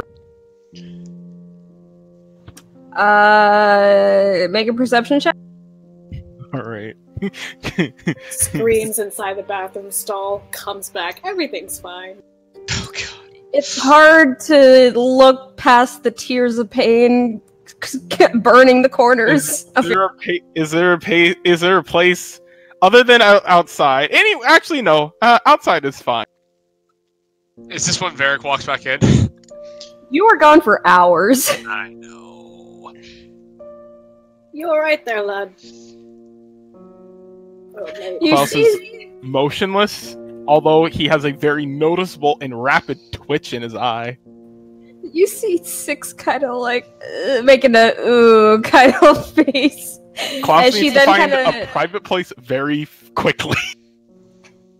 You see her kind of actually like lean her face in and like tap her cheek. Purchased.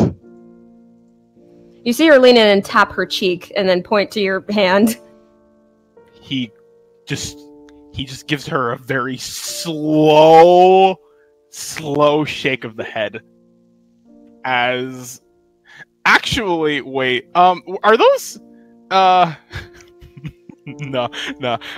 He's gonna stand up. He's going to walk over, grab one of the melons that are on the table, and he's gonna take one outside. Okay. Do you want something to scream into? Are you? He's ignoring you. Okay. Okay. Klaus will take the melon, head outside, and depending on the thickness of the walls, he is going to literally break it in half. With or without his... Actually, no. He just wants to punch it. He's not going to use his fucking dagger. He's going to break the melon in half, tear it to shreds, and just throw the rest into the garden that's outside. Because he doesn't want to litter. When you're angry, but you still gotta be a good boy. Yeah, we also saw this weird man in a hood. No idea who he was either. Oh yeah, Urkel's still in his hood. Too. Yeah. God.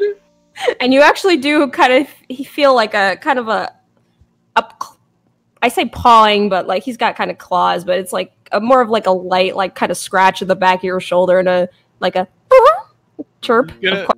If this is the case, he's going to attempt to punch explode the watermelon, and if Urkel woke up in that motion, he's just going to hand Urkel what the thing that most closely resembles a slice. Behind you, you just hear. And again, depending on the thickness of the walls, all you kind of hear from Klaus is like the moment he kind of like leaves, it's like huffed breaths, a scream, and like maybe a few knocking sounds that are probably just the muffled poundings on before he kind of like walks in again after a period of long silence. Tenzi's gonna lean over to 6 when he hears this and just like, again. We might. Can you say that again?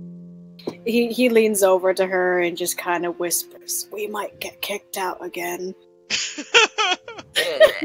She winces. And again, she's kind of, once Klaus returns, she again puts her hands together, like, like, lower her head, is like, I am so sorry, as you come walking back.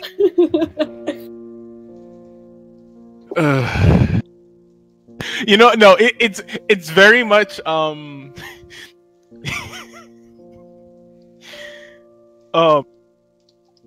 it's very much when Garnet, Steven, and Greg came back from their trip from Keystone Motel, and Pearl tries to talk to her, and he just raises a hand and then returns to his seat. It's fine, but like at the same time, he just needs a moment just to not. 6 kind of like slouches a bit in her seat, guilty. And then like looks down at her feet in bewilderment because she's never been strong before. What are you talking about, lass? You're able to glass a man. This is the start of a beautiful master-student relationship. But who is who? She is a star student. A good noodle. You see her kind of. You see her kind of like think for a moment, like crossing her arms, still like slouching further and further down her seat as she tries to think, because she's like, "Oh, I didn't mean to actually hurt that bad. I'm apparently stronger than I realized." And then she kind of like pipes up and looks over to her Tenzing to kind of get a feel for if it's a good idea or not. And Tenzing, you see her kind of like gesture towards her throat and like opening her mouth and then looking at you in question. What's this in reference to? You want me to talk? No, she points to herself and tries to make the motion again. She points at her throat, is what you said, right? Yeah, points at her throat, opens her mouth, and like makes a gesture as if something coming from her mouth. You're trying to say something? You see her press her forehead against the table. Listen, it's a hit or miss. Wait, just give me another hint here. Lead time somebody.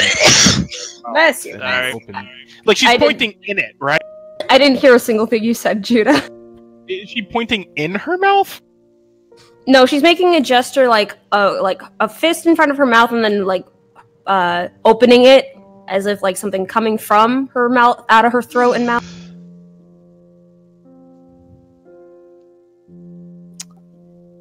Oh.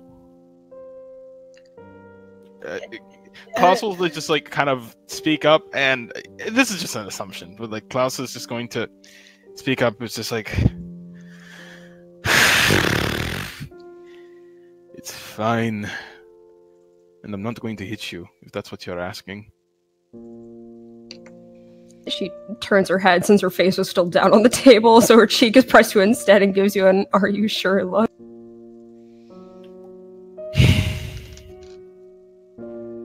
Klaus will stretch his arm out, kind of place his fist on her cheek, and kind of like give a launching motion, like as if he's like cocking it back. But she flinched. He goes ahead and moves back and just flicks her on the nose. Tenzing was tense for just a second because he's like, "Wait, I Remove this. Relentlessly See? the flick. There. Now we're even. Or, no. That was more of a small payment. You'll see what actually is in store when we start our first sparring session. You see her kind of blink in surprise, and then kind of like rub the tip of her nose as she sits back up and gives you a... Kind of similarly before when she called you a good person earlier, just that a delighted, approving smile comes to her face as she nods. Klaus will... This is one of those moments where you want to convey emotion while also knowing that this person is actively not trying to convey emotion, and that's why I'm having difficulties. But it's like, it is easy to read of Klaus that while he turns his head and kind of rolls his eyes, he would smile in this situation, but he's not. It's hard to convey, really. It's very much a yeah, whatever, but like, you're so cool, I guess. He's being very tsundere. You're so cool. You're so cool. You see Six kind of like think for a moment. And she again makes that earlier gesture of what she was trying to convey earlier, but it looks less like a question and more that she's just going to go ahead. You see her like close her eyes, take a couple of deep breaths. Hey, wait. Again, leave it to the practice sessions, alright? She shakes her head no at you. Wait, are you going to use your thing? Huh? She gives you a wink, Tenzing. Wait. Oh, fuck it. Hold on, sorry. Wait, what thing? Uh-oh.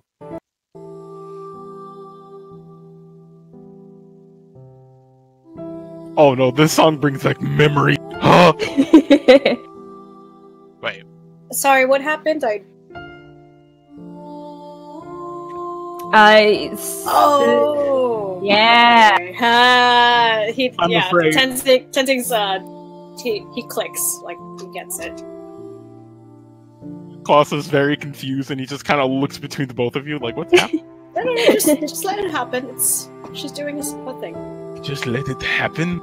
Just let it happen. As long as it's not the kinds where you're going to pass out. You understand, lass? She shakes her head no, and to explain to Klaus what is going on.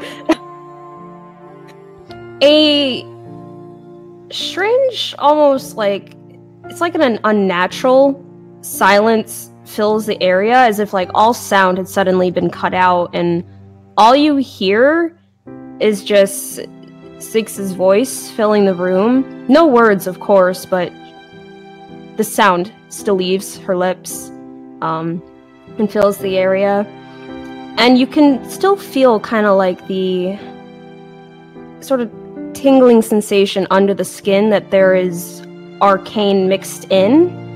Tenzing as well, but Tenzing, you've experienced the full force of it enough times where you can realize she's not actually activating anything. It is just her expressing herself the only way that she actually can without pain.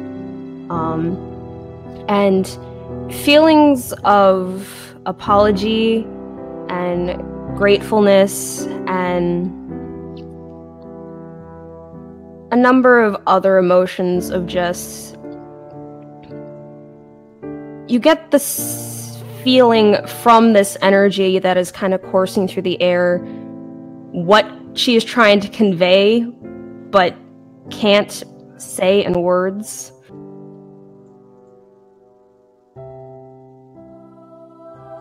Is this all directed towards him? And another question: how powerful is this communication? How what? How powerful is this communication? It is like every single noise in the universe has suddenly just gone silent, and all you hear is this. It is a very... You know that there is something not normal to it, but it is... an experience of like something you've never actually really felt before.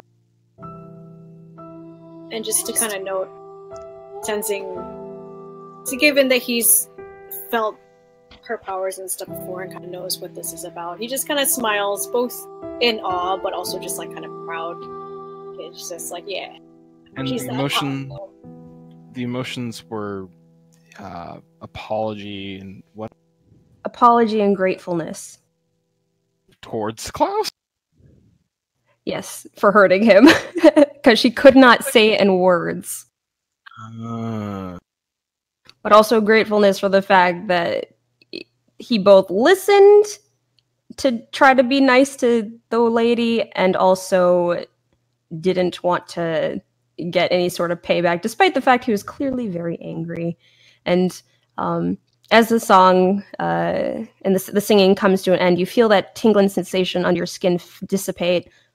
It's very similar to what you feel like when healing magic is placed over you, actually. But it fades away, and as the song fades away, it's like all the noise in the world suddenly kind of comes back to the present. The tinking of silverware and whatnot, the murmur of other patrons in the place who seemed to kind of had gone dead silent for a moment, but then continue what they were doing as if the play button on life had continued, and the chirp of crickets outside. Klaus will, after feeling that and kind of being dumbfounded and frankly a little bit scared as to what was happening, given the ominous feeling it was before everything kind of happened, he just kind of like leaned back in his chair and folded his arms and now you're just pushing it. But when he says that and averts his eyes, there is an unmistakable darker tinge to his cheeks, as you did get a kind of a bit of a blush out of him, kind of like an embarrassed feel, a fluster, but kind of underneath his breath, although even despite like the shorter time that you guys have known him, it's very much in a joking matter, and he kind of just says, "I'm still going to beat your ass inside of those practice sessions." That gets a laugh from her, and she gives you a wink and then makes like a flexing arm gesture, but there's not much muscle there, so it's not impressive. You better be careful, lass. He looks like a stricter teacher than I am. Strict doesn't begin to explain it, but he kind of looks over back at her flexing arm, and if she will kind of allow, kind of like hold it for a moment, we'll make something out of it. You see her like tense her expression, trying really hard to flex it, but it's not doing anything. He'll go ahead and kind of like, again unceremoniously, but kind of like his hand is kind of like underneath, kind of on the, oh geez, me forgetting muscle anatomy. Kind of like underneath the bicep. I'm forgetting. I don't know. The tricep? Tricep, thank you! But yeah, kind of like goes ahead and like kind of squeezes, assuming that his hand kind of like almost encapsulates her entire arm. He'll actually go ahead and like squeeze, kind of causing the bicep to bulge naturally before releasing. She looks absolutely delighted.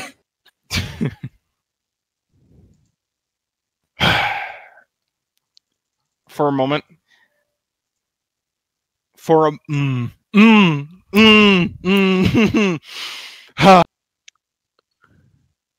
in there.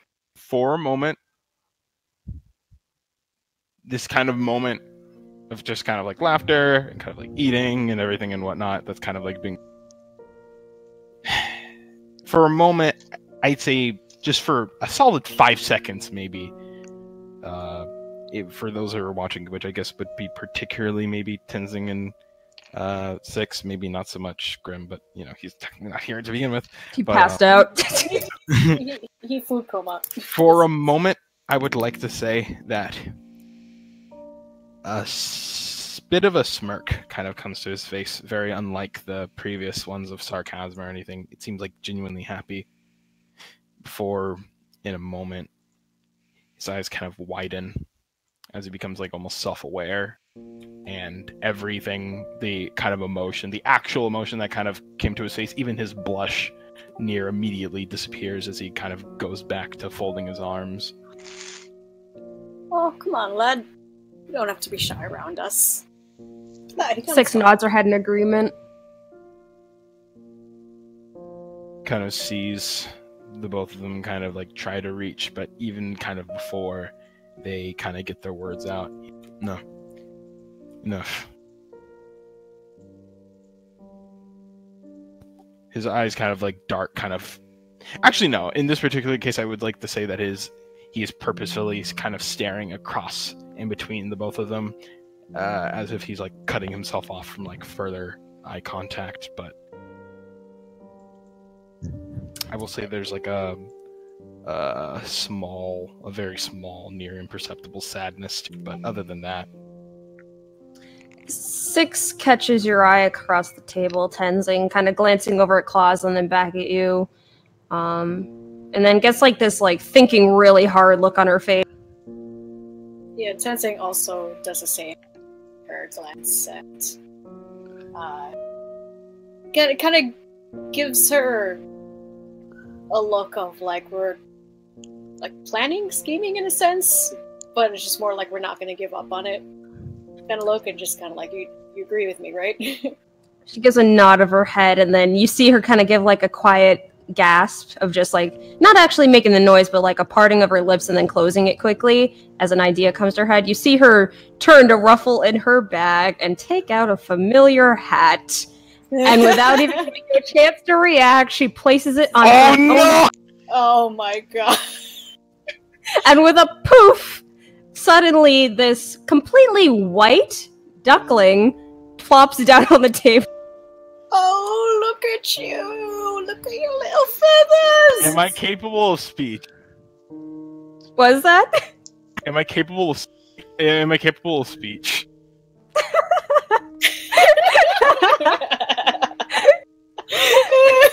And this little white duckling goes up to Klaus, and you see it kind of like flap its little wings up and down and then try to go for a handstand, which fails horribly because that's not what its wings are for. Wait a second. Wait a second. Is this when Varric walks back in? Did she put it on herself? Yep. Oh my fucking god. Please tell me this is when Varric and Scar walk back in. No, you are gone for hours. That was 5-6 hours for that whole process. Klaus will look at this new transformation and kind of like sees the hat, and like by the time he can register what's about to happen, he sees Six turn into the small duckling. And what did she do? She had tried to go for a handstand and like smack her web feet together in the air, like a ta-da sort of motion, but failed horribly because there's no muscle in her wings and just flopped. Tenzing will also, like, after she attempts that and flops over, he'll then, like, kind of pick her up by the sides, you know, like, pinching two fingers together and just like, look, she can fly! And then, you know, just kind of accuse her to flap her wings. She tries. Holds her up to make it look like she's like, you know, here, look at the airplane. Oh my god, my god. Good thing Urkel's asleep, otherwise he might try to eat her. This pains me so heavily, because I know what I want to do, but the pains of playing Ozen first. Yeah, I know! And Klaus sees Six kind of hop down from Tenzing's palms to, again, stand in front of Klaus's seat and kind of make a jazz hands motion with her wings. Tenzing does a jazz hands over her, just like a ta-da! These two fucking idiots.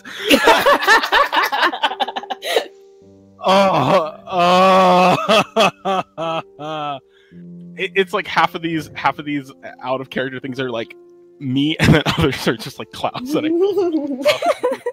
But like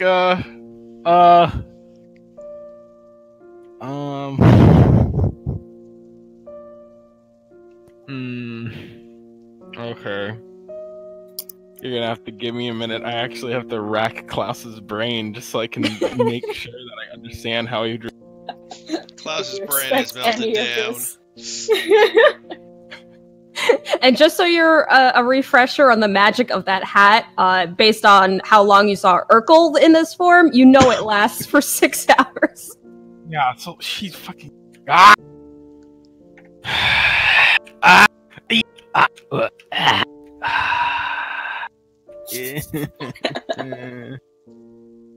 I will say that. Klaus sees this transformation appear in front of him, sees the little tricks that they're trying to do and whatnot. I will say that.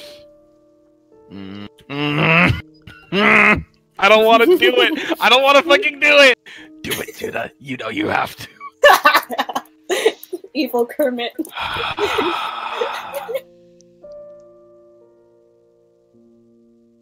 Klaus will, in what seems to be an angry but weak way, he kind of stands up somewhat abruptly.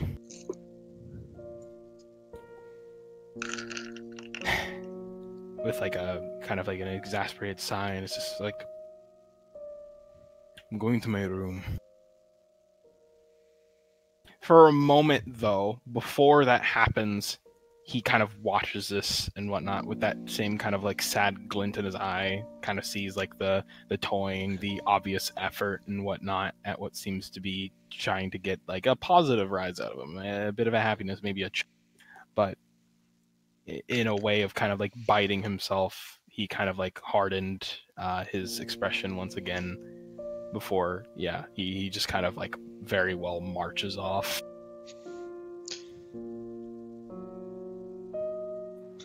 Well, have a good night then, mate. Let us know if you need anything, alright? Oh!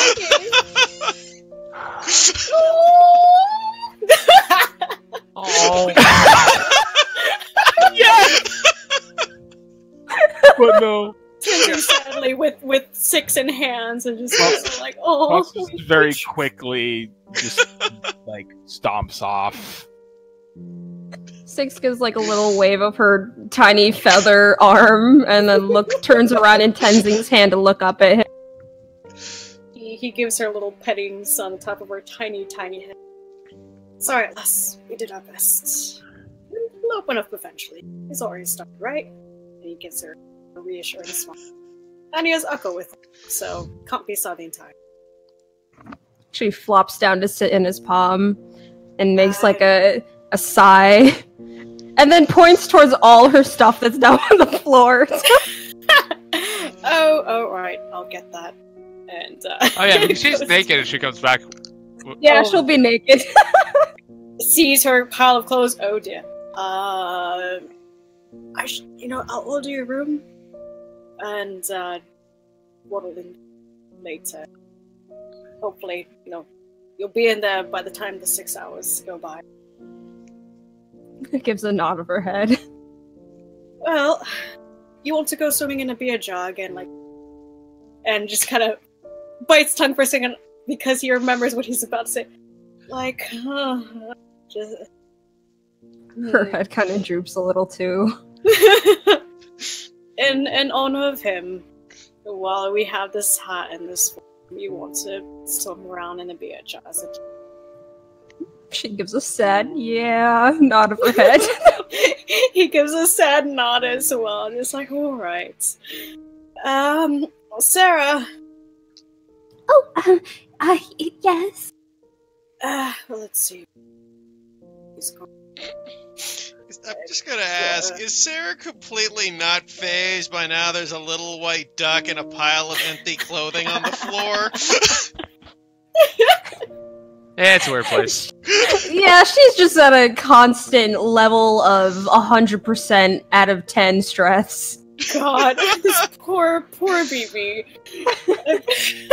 Yeah, just picking up the clothes and just So could we get, let's see, me 6, Scott. I cannot hear a single thing you said. Oh, sorry, he was like mumbling. Okay, so 1 for me, 1 for 6. Scott doesn't drink anything. Barrett will be coming back. Could I have 3 beers? Oh, well, we don't really have beer, but, I mean, if you're looking for a drink, we have, wine. Oh, yeah, that works. Just anything alcohol is fine. You feel in your palm Six kind of stamp her webbed feet like it's not the same. I know it's not the same, lass, but this is a fancy establishment. They don't have beers like the other taverns. She gives in, and eventually Sarah comes by with some glasses of wine. Well, if anything, lass, your hair, your feathers, it's gonna be red. You'll have a cool new color. She kind of gives like a, I guess, shrug.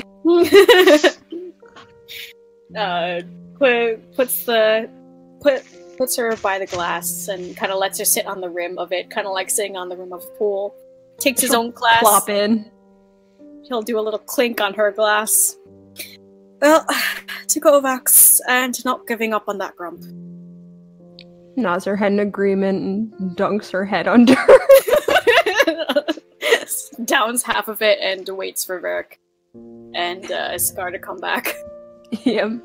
And since Michael ought to be out of all this, what were you doing during that time waiting for... Okay, so while I was waiting for Scar, Varric was gonna first go up to the doors to the different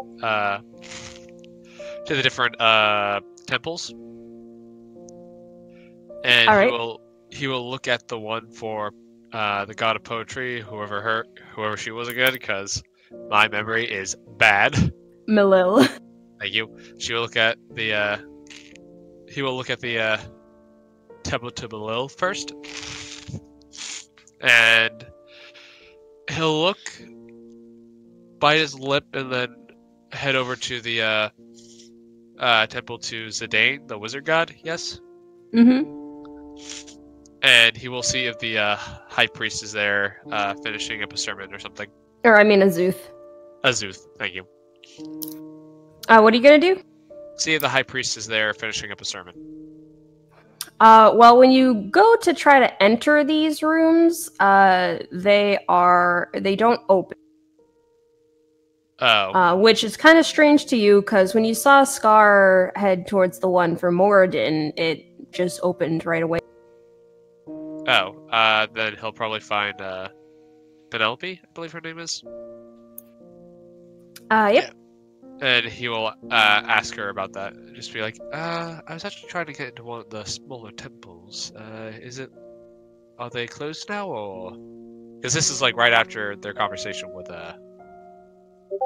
Klaus and Six. Oh, I'm sorry. To enter one of the private temples, you actually have to be a follower of the god.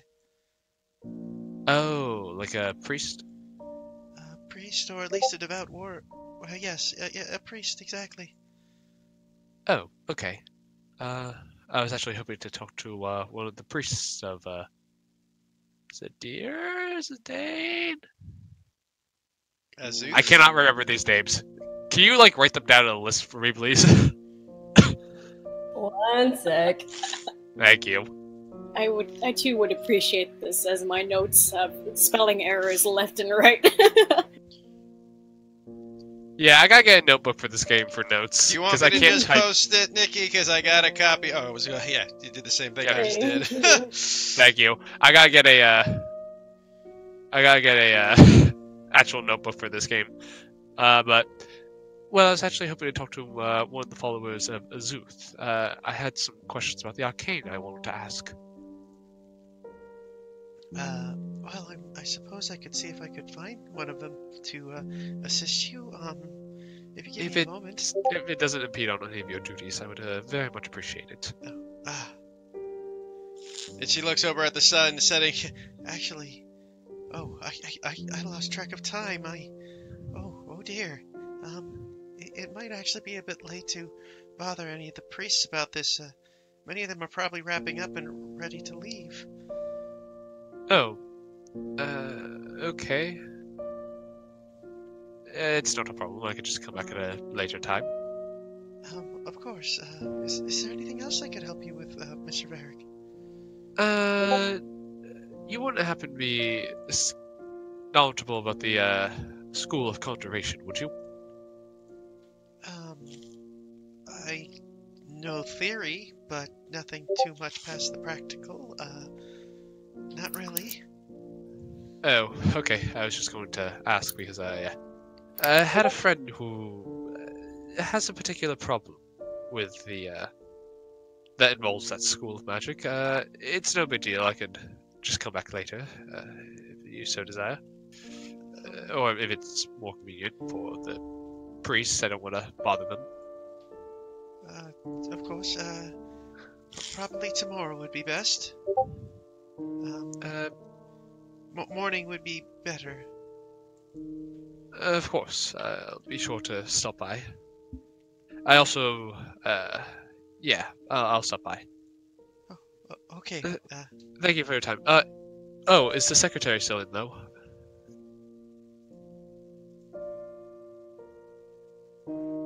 Probably, yes. He tends to work late. Alright, I'll go grab the, notes about the, people who've gone missing and whatnot, and go over those, while I wait for my companion to call me in. Oh, of course, thank you. And Varric will we'll go and do that. So you're heading towards, the secretary. Get the, info on the, patients. Get it. One moment then.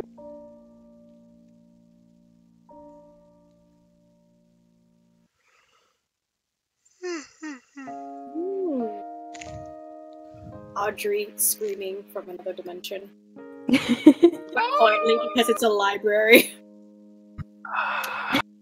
Entering this portion of the temple, it's sort of like a whiplash for the eyes, because you had been surrounded by so much white, and now there's a lot more gold and colors in this particular room. Ooh, I really like this room. You can see that for the most part the library is pretty empty. You do see maybe one man up on the upper floor looking through a book, but you do spot by the desk there is another man. I will post his...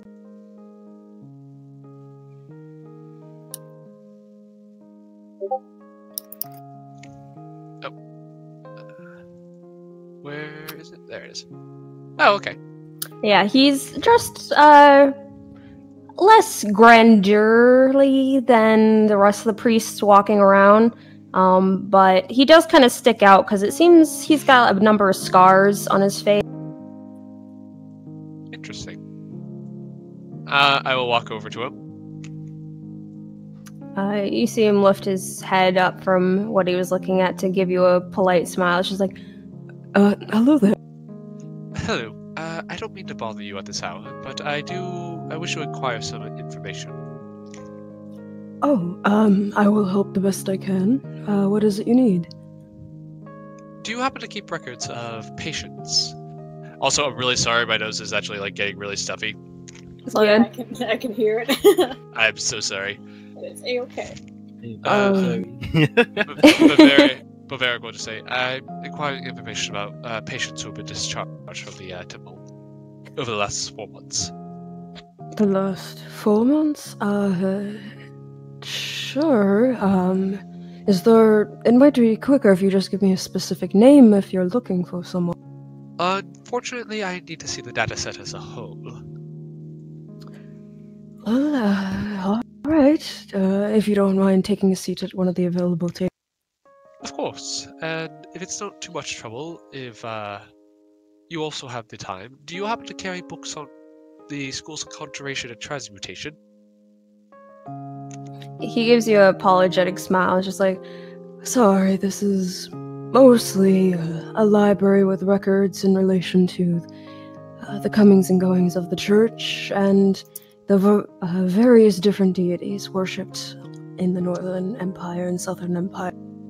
Oh, of course. I was just hoping, since you had, since one of the main gods is, looks up God's name real quick, Azuth, I wasn't sure if you had that sort of material on hand, but if you don't, it's quite alright. We have material on him if you wish to learn more. Yes, actually, that wouldn't be too bad. And may I also inquire while I'm here, just to be as efficient as possible? The goddess of Malila, goddess of poetry and song. May I also inquire a bit about her as well? You see him kind of chuckle. It's just like, well, the name might be a little misleading, but it is the god Malaya. Isn't that what I said? You said goddess. Oh, my bad. Oh, my apologies, I misspoke. But yes, I would be rather, I'd be rather appreciative if I could get tomes on those two and the patients. Of course. If you don't mind waiting, I'll be right back. Of course. He turns to... you spend a good amount of time waiting, seeing him just kind of move back and forth along the library, upper floors and lower floors, picking up a variety of different... Yeah, while I'm waiting, if it realizes this is going to take a minute, I'm going to just probably pull out my book on how to train griffins and start kind of reading through that while I wait. Alright, and as you do, Varric, out of the corner of your eye, you catch something, a flicker or something that grabs your attention. And when you turn to look at it, you can see displayed up on the wall is a very familiar painting. I close the book and go over to it. Walking over to it, it's a painting that it's been years since you've last laid your eyes upon it, but you have some memory of the day it was painted, of standing atop a mountain cliff, looking out at the vast horizon of treetops and smaller mountains with the sun just starting to rise in the sky. Is this one of the paintings I'm looking for? Yes, you do recognize it as your father's painting.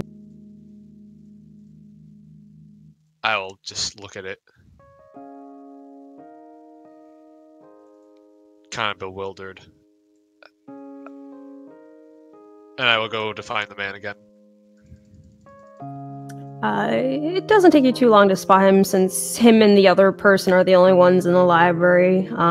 He seems to be kind of balancing a pretty hefty pile in one arm and is reaching for another book and spots you. She's like, "Oh, I'm sorry. Just a little bit longer. I will have everything." It's quite alright. That painting over there, I'll just gesture to it. Oh, yes. It's very lovely, isn't it? Fantastically so. Where did you acquire it? Well, I don't know the specifics. I know the church got their hands on it, paid a good penny for it.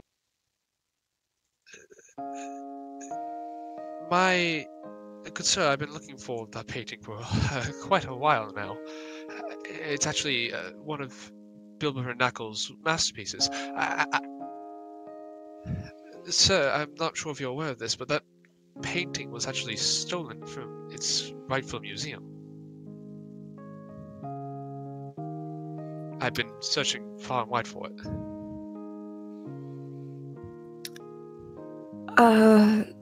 I mean no disrespect, sir.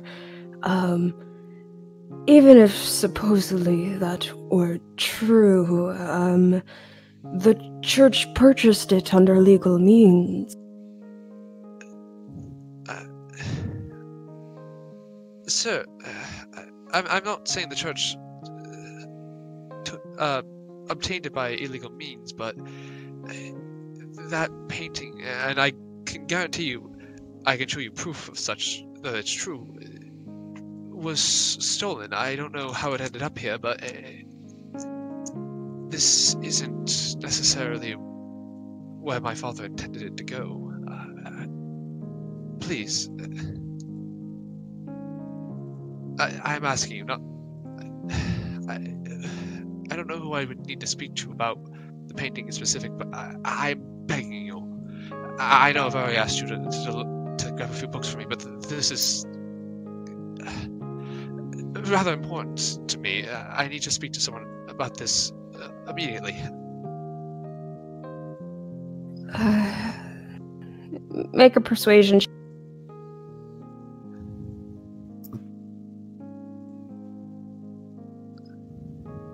Persuasion, you say?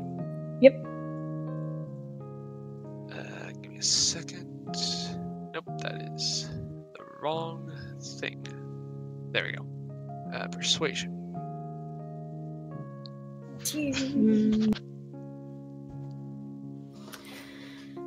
The man kind of glances over towards the painting for a moment and then back at you and again just looks kind of apologetic and it's just like, I'm sorry, sir. It's not within my plate. Well, can I speak to someone who could? I could talk to? Please. This is my father's legacy. This isn't... I know this is... It seems odd. I know you don't know me. But my name is Vatal Rock Nov. That's my father's painting. It's...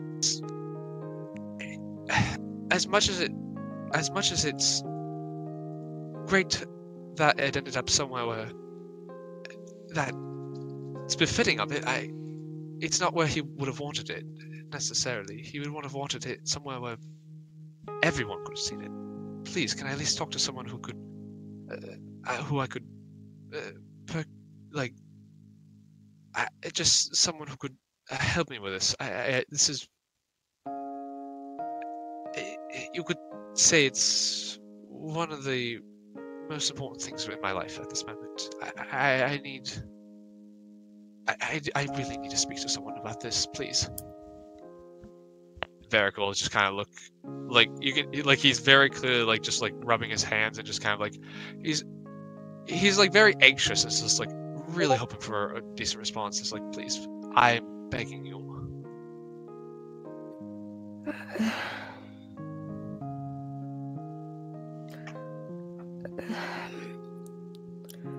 I mean, I know perhaps where your best bet might be, but they are very busy individuals, and they are typically people you don't want to bother unless under serious matters in relation to the church. Sir, this is something that I would do almost anything for. This is for my late father. He died thinking this painting was lost forever. I can't stand to see it remain such as that. Please, I beg you, anyone. I will talk to anyone. And Varric was kind of start tearing up at this point. But I can show proof that it wasn't. I can show proof that it was taken from the library, not the museum, without that it was illegally obtained. Not from you, but like it was stolen from the museum. I'm begging you, please, sir, please.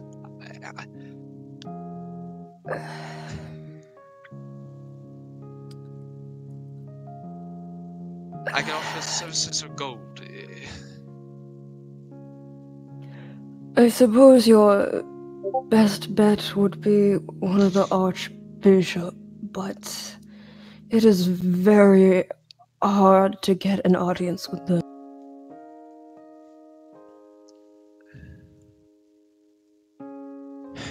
What would I have to do to get an audience with him? I mean, you would have to be of a high rank in the clergymen. You'd have to be involved with something directly related to the benefit of the church. It is very difficult. Well, okay, give me... Okay, let me talk to someone who might be able to help. I'm still going to be looking into the material you're gathering, but I'll be talking with someone who might be able to help me in a few hours. Would you please mind? Would you at least deliver a message that if you are in contact with one of the archbishops, please let them know that I'm very desperately been looking for that painting for a very long time. And I can show proof that it was stolen initially. Sir, I'm sorry. For the sake of my position, I can't do any more than point you in the direction. I'm sorry. Okay. I'll talk to someone else I know, see if they can help me. But okay. I'll be back in a minute. I'm still going to gather that. Take a look at that material. I have a curiosity. Are we allowed to take that? Am I allowed to take that out with the promise to return, or does it need to stay here? Take one of these books? Yes, as the borrow. They have to remain here. Okay, I'll be back in a few minutes to continue on, but please, I thank you so much for what you've done. I just need to... I'm sorry, Varric will just glance back at the painting. A little overwhelmed at the moment. You see the man kind of like still trying to like balance the weight of all these books, kind of do his best to crouch down a bit and to crouch down and rest a hand on your shoulder and kind of give you an apologetic smile. Is just like, at the very least, even if you aren't able to get your hands on it immediately, the church has no plans of giving it up, so it'll still be here. Thank you. I appreciate that. I will, do you know how much the church spent on that particular painting? I do not have a clue. Okay. Thank you very much for your time. I'll be back. Barry will head off, knowing that the ritual is probably still taking place, and that would not be a good time to ask for favors. Barry will try to find Penelope. Alrighty. Going out into the main temple again. You're not wrong. Sorry, I just thought you. Let's see.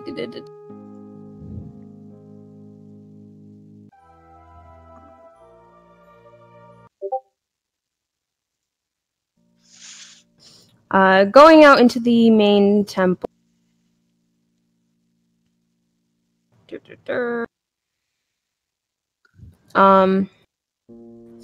It seems like people have begun to disperse a lot. And the lights have been reaching a point of being turned off. Make an investigation check. Investigation, you say? Yep.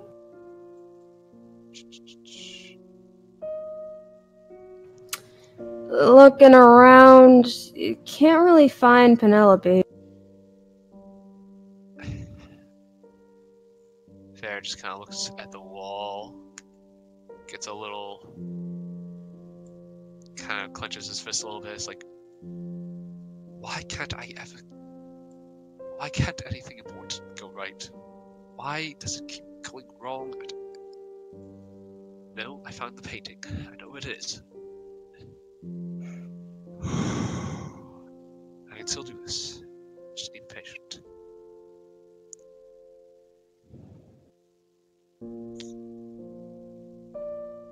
Seeing as you can't find Penelope, you will return to the statue of Malia. Malia? All right. As you turn around in this dark hallway, and prepare to head back in the direction of the statues, you pause because you see someone standing in the middle of the hallway, facing you, but in their hands they seem to have a painting. And it's a little strange because you did not hear them hear their footsteps appear behind you or anything. They're just suddenly there when you turn around, a number of feet away. It's a little unnerving. But there you see, seems to be a human man, shoulder length, brown hair. He's just kind of giving a casual smile down at this painting in his hands, and speaks towards you, and it's just like, not a bad painting, darling. Thank you. It's one of my better works. Although I will say I've painted a few things a little better than that, but it's one of my better works. Thank you. Vagnacle, who may I ask are you? he looks towards you, gives this kind of playful smirk, turning the painting around in his hands so you can see there is actually the painting of the undergrove you had taken, and he gives you a little wink. It's just like, I think you know who I am. Do I know who this is? You don't recognize him. Can I intuit who he is based on what he's been saying? Insight check? Insight. A visit from the god himself.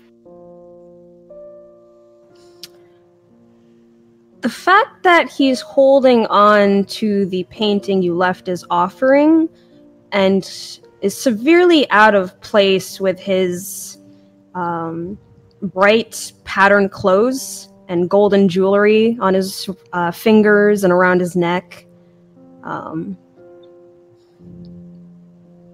You kind of get an idea of maybe? Maybe. Okay, as a player, you have to ask. I have to ask. Maybe what? Do I think he's like a god? Is this Malil? I have an idea, but forgive me if I'm a bit cautious to draw such assumptions, especially considering I've run into a string of deception within the past couple of months. May I actually inquire your name, good sir? I'll give a smile.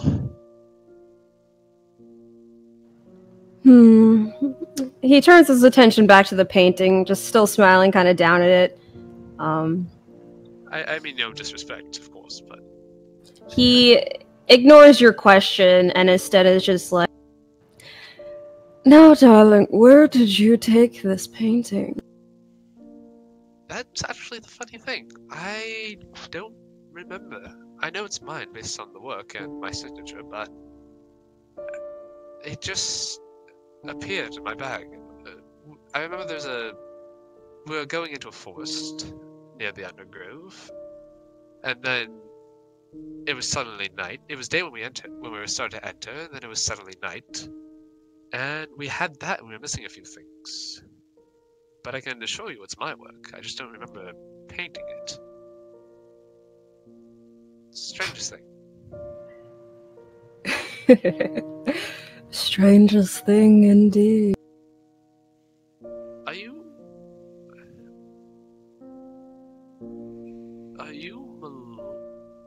Can you help me pronounce the name so I don't fuck it up in case this actually is Malil? the guy? You don't happen to be... Malil? Again, he just ignores your question and casually strolls towards you, examining the paintings, and holds it up in the air, kind of looking at it from an underneath angle, just like, you know, I'm a fan of a number of forms of creativity, but this is the first in a number of years that impressed me this much, darling. Thank you. I appreciate the compliment. It brings me no end of joy to know that my art is being enjoyed. I just hope it ends up somewhere where more people can enjoy it.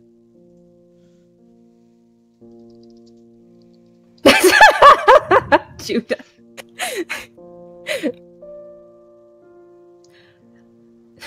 Some more where one people can enjoy it in comparison to that other piece of work of your father. Yes, my father.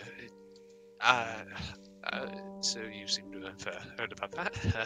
They're kind of realizing he may or may not be talking to a god, but saying, yes, my father's painting, it was stolen from the museum, and I don't know how it ended up here, but I know it's not where he intended it to go after he died. I know he wanted his best works to be left in places where they can be viewed by everyone. And so I'm very desperately trying to get them back to where they belong. His legacy is very important to me.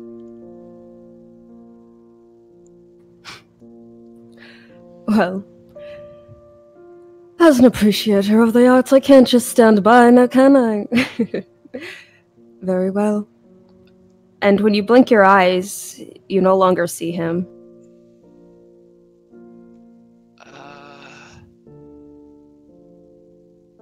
There was stand in the hall. Kind of walk over towards the altar. Is the painting still there? Or is it gone too? Looking, you don't see the painting there anymore. Varric is like just jaw open, just staring at this altar, going,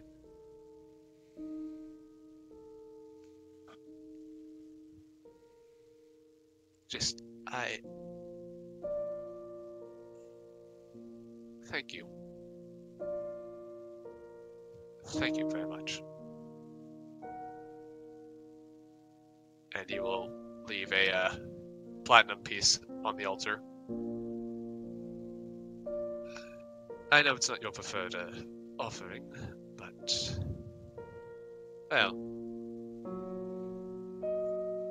these other paintings, I want to make sure someone else gets a chance to see them before I send them off into the world. I hope you understand.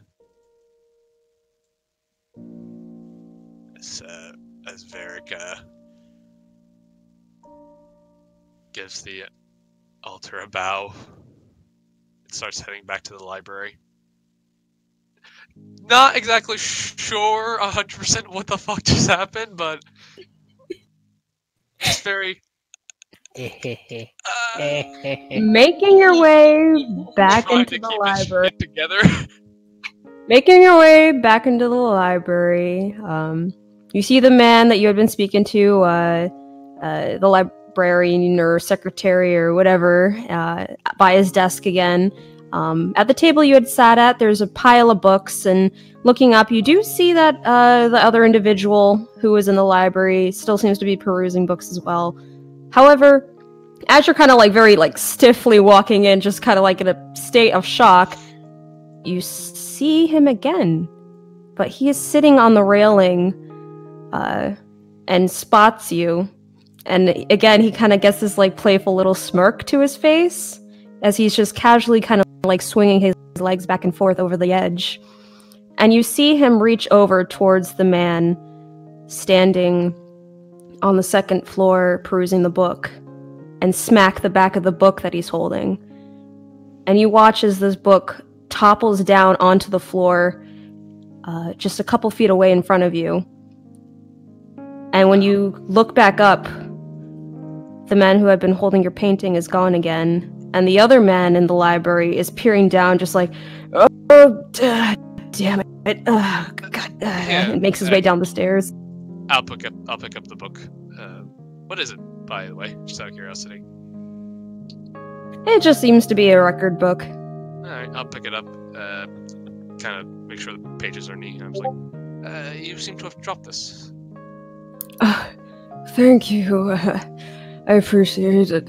You see an older gentleman, now in closer inspection, dressed in the more clearly religious garb as he accepts the book with a gracious smile. Thank you. Oh, here you go. Varric, by the way, it's nice to meet you. Varric Knuckle. Oh, it's a pleasure to meet you. My name is Archbishop Pat Fesman. He holds out his hand. Oh, Archbishop. And Varric will shake his hand. Pleasure to meet you. May I inquire which god you worship? Would it perhaps be... Please correct me if I'm wrong, DM. Malil? Malil. Malil. This is gonna take me a fucking while. You don't happen to be the Archbishop of Malil, would you? Good God, he is, but no, I am a more devout follower of the Platinum Dragon Bomb. Oh. Okay. Well, it's a pleasure to meet you, sir.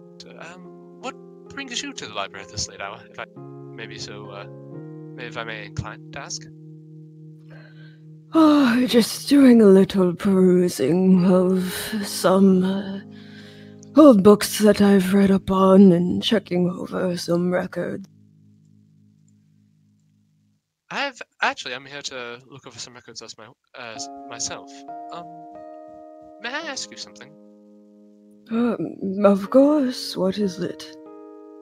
And I will point over towards the painting and I'll say, do you, tell me, what do you think of that painting of?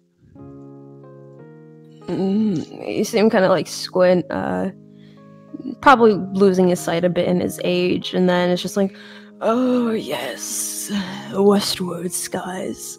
Beautiful painting that is. It is, isn't it?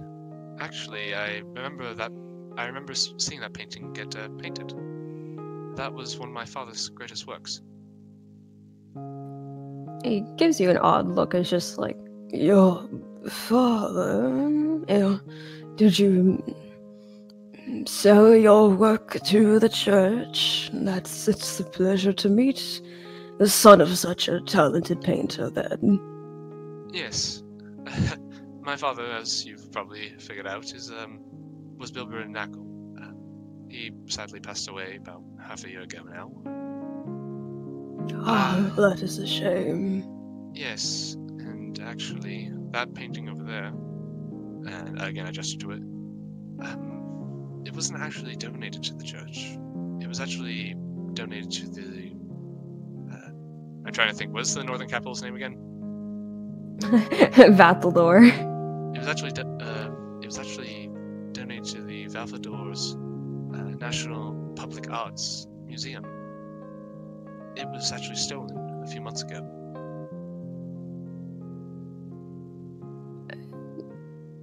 Stolen, you say? Yes, I could show you. I could show you actually proof of it, but that painting in particular was actually one of 4 that was stolen a few months ago. My father, unfortunately, never got to know that it was back where it belonged, but he wanted that painting somewhere where everyone could see it. And I mean no disrespect of the church, but I don't know if this is necessarily within your power to grant, but I would be very much appreciative if I could do something, or if I could do anything really to get that painting back where my father wanted it. And I know that's a lot to ask. I know that was probably very difficult and expensive to acquire, but I could only honestly offer you my skills as a painter and as a adventurer, and I could offer you maybe a small sum of gold. But is there anything I could do to get that back where my father would have wanted it? I wish to make sure the man's legacy is where he wanted it. Make a persuasion check. By chance, do I have advantage? Just a straight persuasion check. Luck be a lady. Please. Please. God almighty. You're gonna do. Knocking on wood. Okay. Please, You see- Old man kind of scratches his chin in thought. It's just like, You say you have proof, correct? Might I see this proof? Sure, and I'll probably produce the document from the museum stating that it was stolen on a certain date, and along with any other paintings. he'll look it over, shaking hands, give like a thoughtful nod of his head, and then look towards the painting and back at you and Well, as it is under ownership of the church, this is not a singular decision that I can make, but I can talk to the higher circle and see if perhaps something can be arranged. With him saying that, Varric's face just lights up and says, "Thank you, sir. I wait eagerly to hear of anything. If you need my assistance in this matter at all, I'd be more than happy to provide. While I cannot replace my father's painting, as it is a work of, as it is an absolute masterpiece, I can offer my services if need be. I could forge another painting, one of your circle's desire, if it so chooses." We shall see. I will, stop by tomorrow night around this time. I'll be perusing in this library again, and I will let you know how my talk went. Oh, thank you, sir. Thank you so much. You have no idea how much this means to me. I'm searching for a good amount of time looking for these paintings, and that's the first one I found. It is lucky you came across me. I'm very rarely in this here library, and I am not familiar with your face, so it seems the gods are smiling down on you this evening. Yes, I think they are. Thank you again, sir. I appreciate it. I give him, the deepest bow. I just, if I could ever return this kindness, please, let me know. Of course. You have a good rest of your night, Varric. You too, sir. I appreciate this so much, and again, thank you so much. I promise you I will do anything in my power to repay you for this kindness. indeed. He gives you a small nod of his head, picking up the book. You see him make his way back upstairs to set it on the bookshelf that he had taken it off of. And as your gaze goes up to follow him and see him do that, you do once again, see just casually swing his legs on the railing, looking down at you, gives a little wiggle of his fingers before blowing a kiss. It's just like, ta-ta, darling. Thank you. And then with the blink, he's gone. Thank you very much.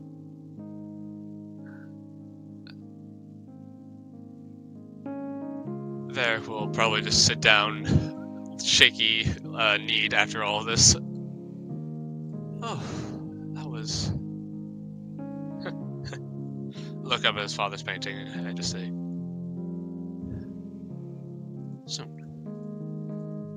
Soon I'll be sending you up.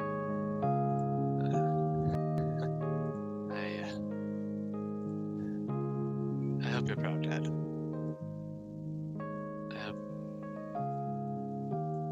I hope this helps you. Rest in peace. And this is where we will end the session tonight. Wait.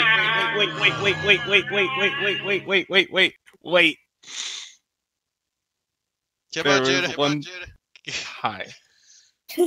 There was one thing that was going to happen that I was going to bring up before, but I thought, but basically, Klaus kind of like after he kind of trudged into his, in a somewhat angry fashion, he kind of does what he normally does and kind of sits down at, I'm assuming given a place this gaudy, he probably has like a nice little desk to write at, and he kind of whips out the sketchbook and immediately kind of in between kind of like heavy breaths, he just kind of, he attempts to draw a self-portrait, a sketch like the rest, but this time in a bit of greater detail. But as he kind of draws it, he kind of notices as he does so, there's still this sadness he sees on his own face. And no matter how many times he tries to correct it, erasing, redrawing lines, even sometimes scrapping the entire thing and just going back to it, he just kind of keeps on seeing that same kind of sad look. Eventually he just gets so angry to the point where he throws the book onto the floor with just like a heavy just splat as the flat surface just kind of hits the ground, kind of blowing a heavy breath before he kind of picks up the sketchbook after a solid minute of just staring at it and throwing the page away inside of nearby trash bin or wherever he can discard it.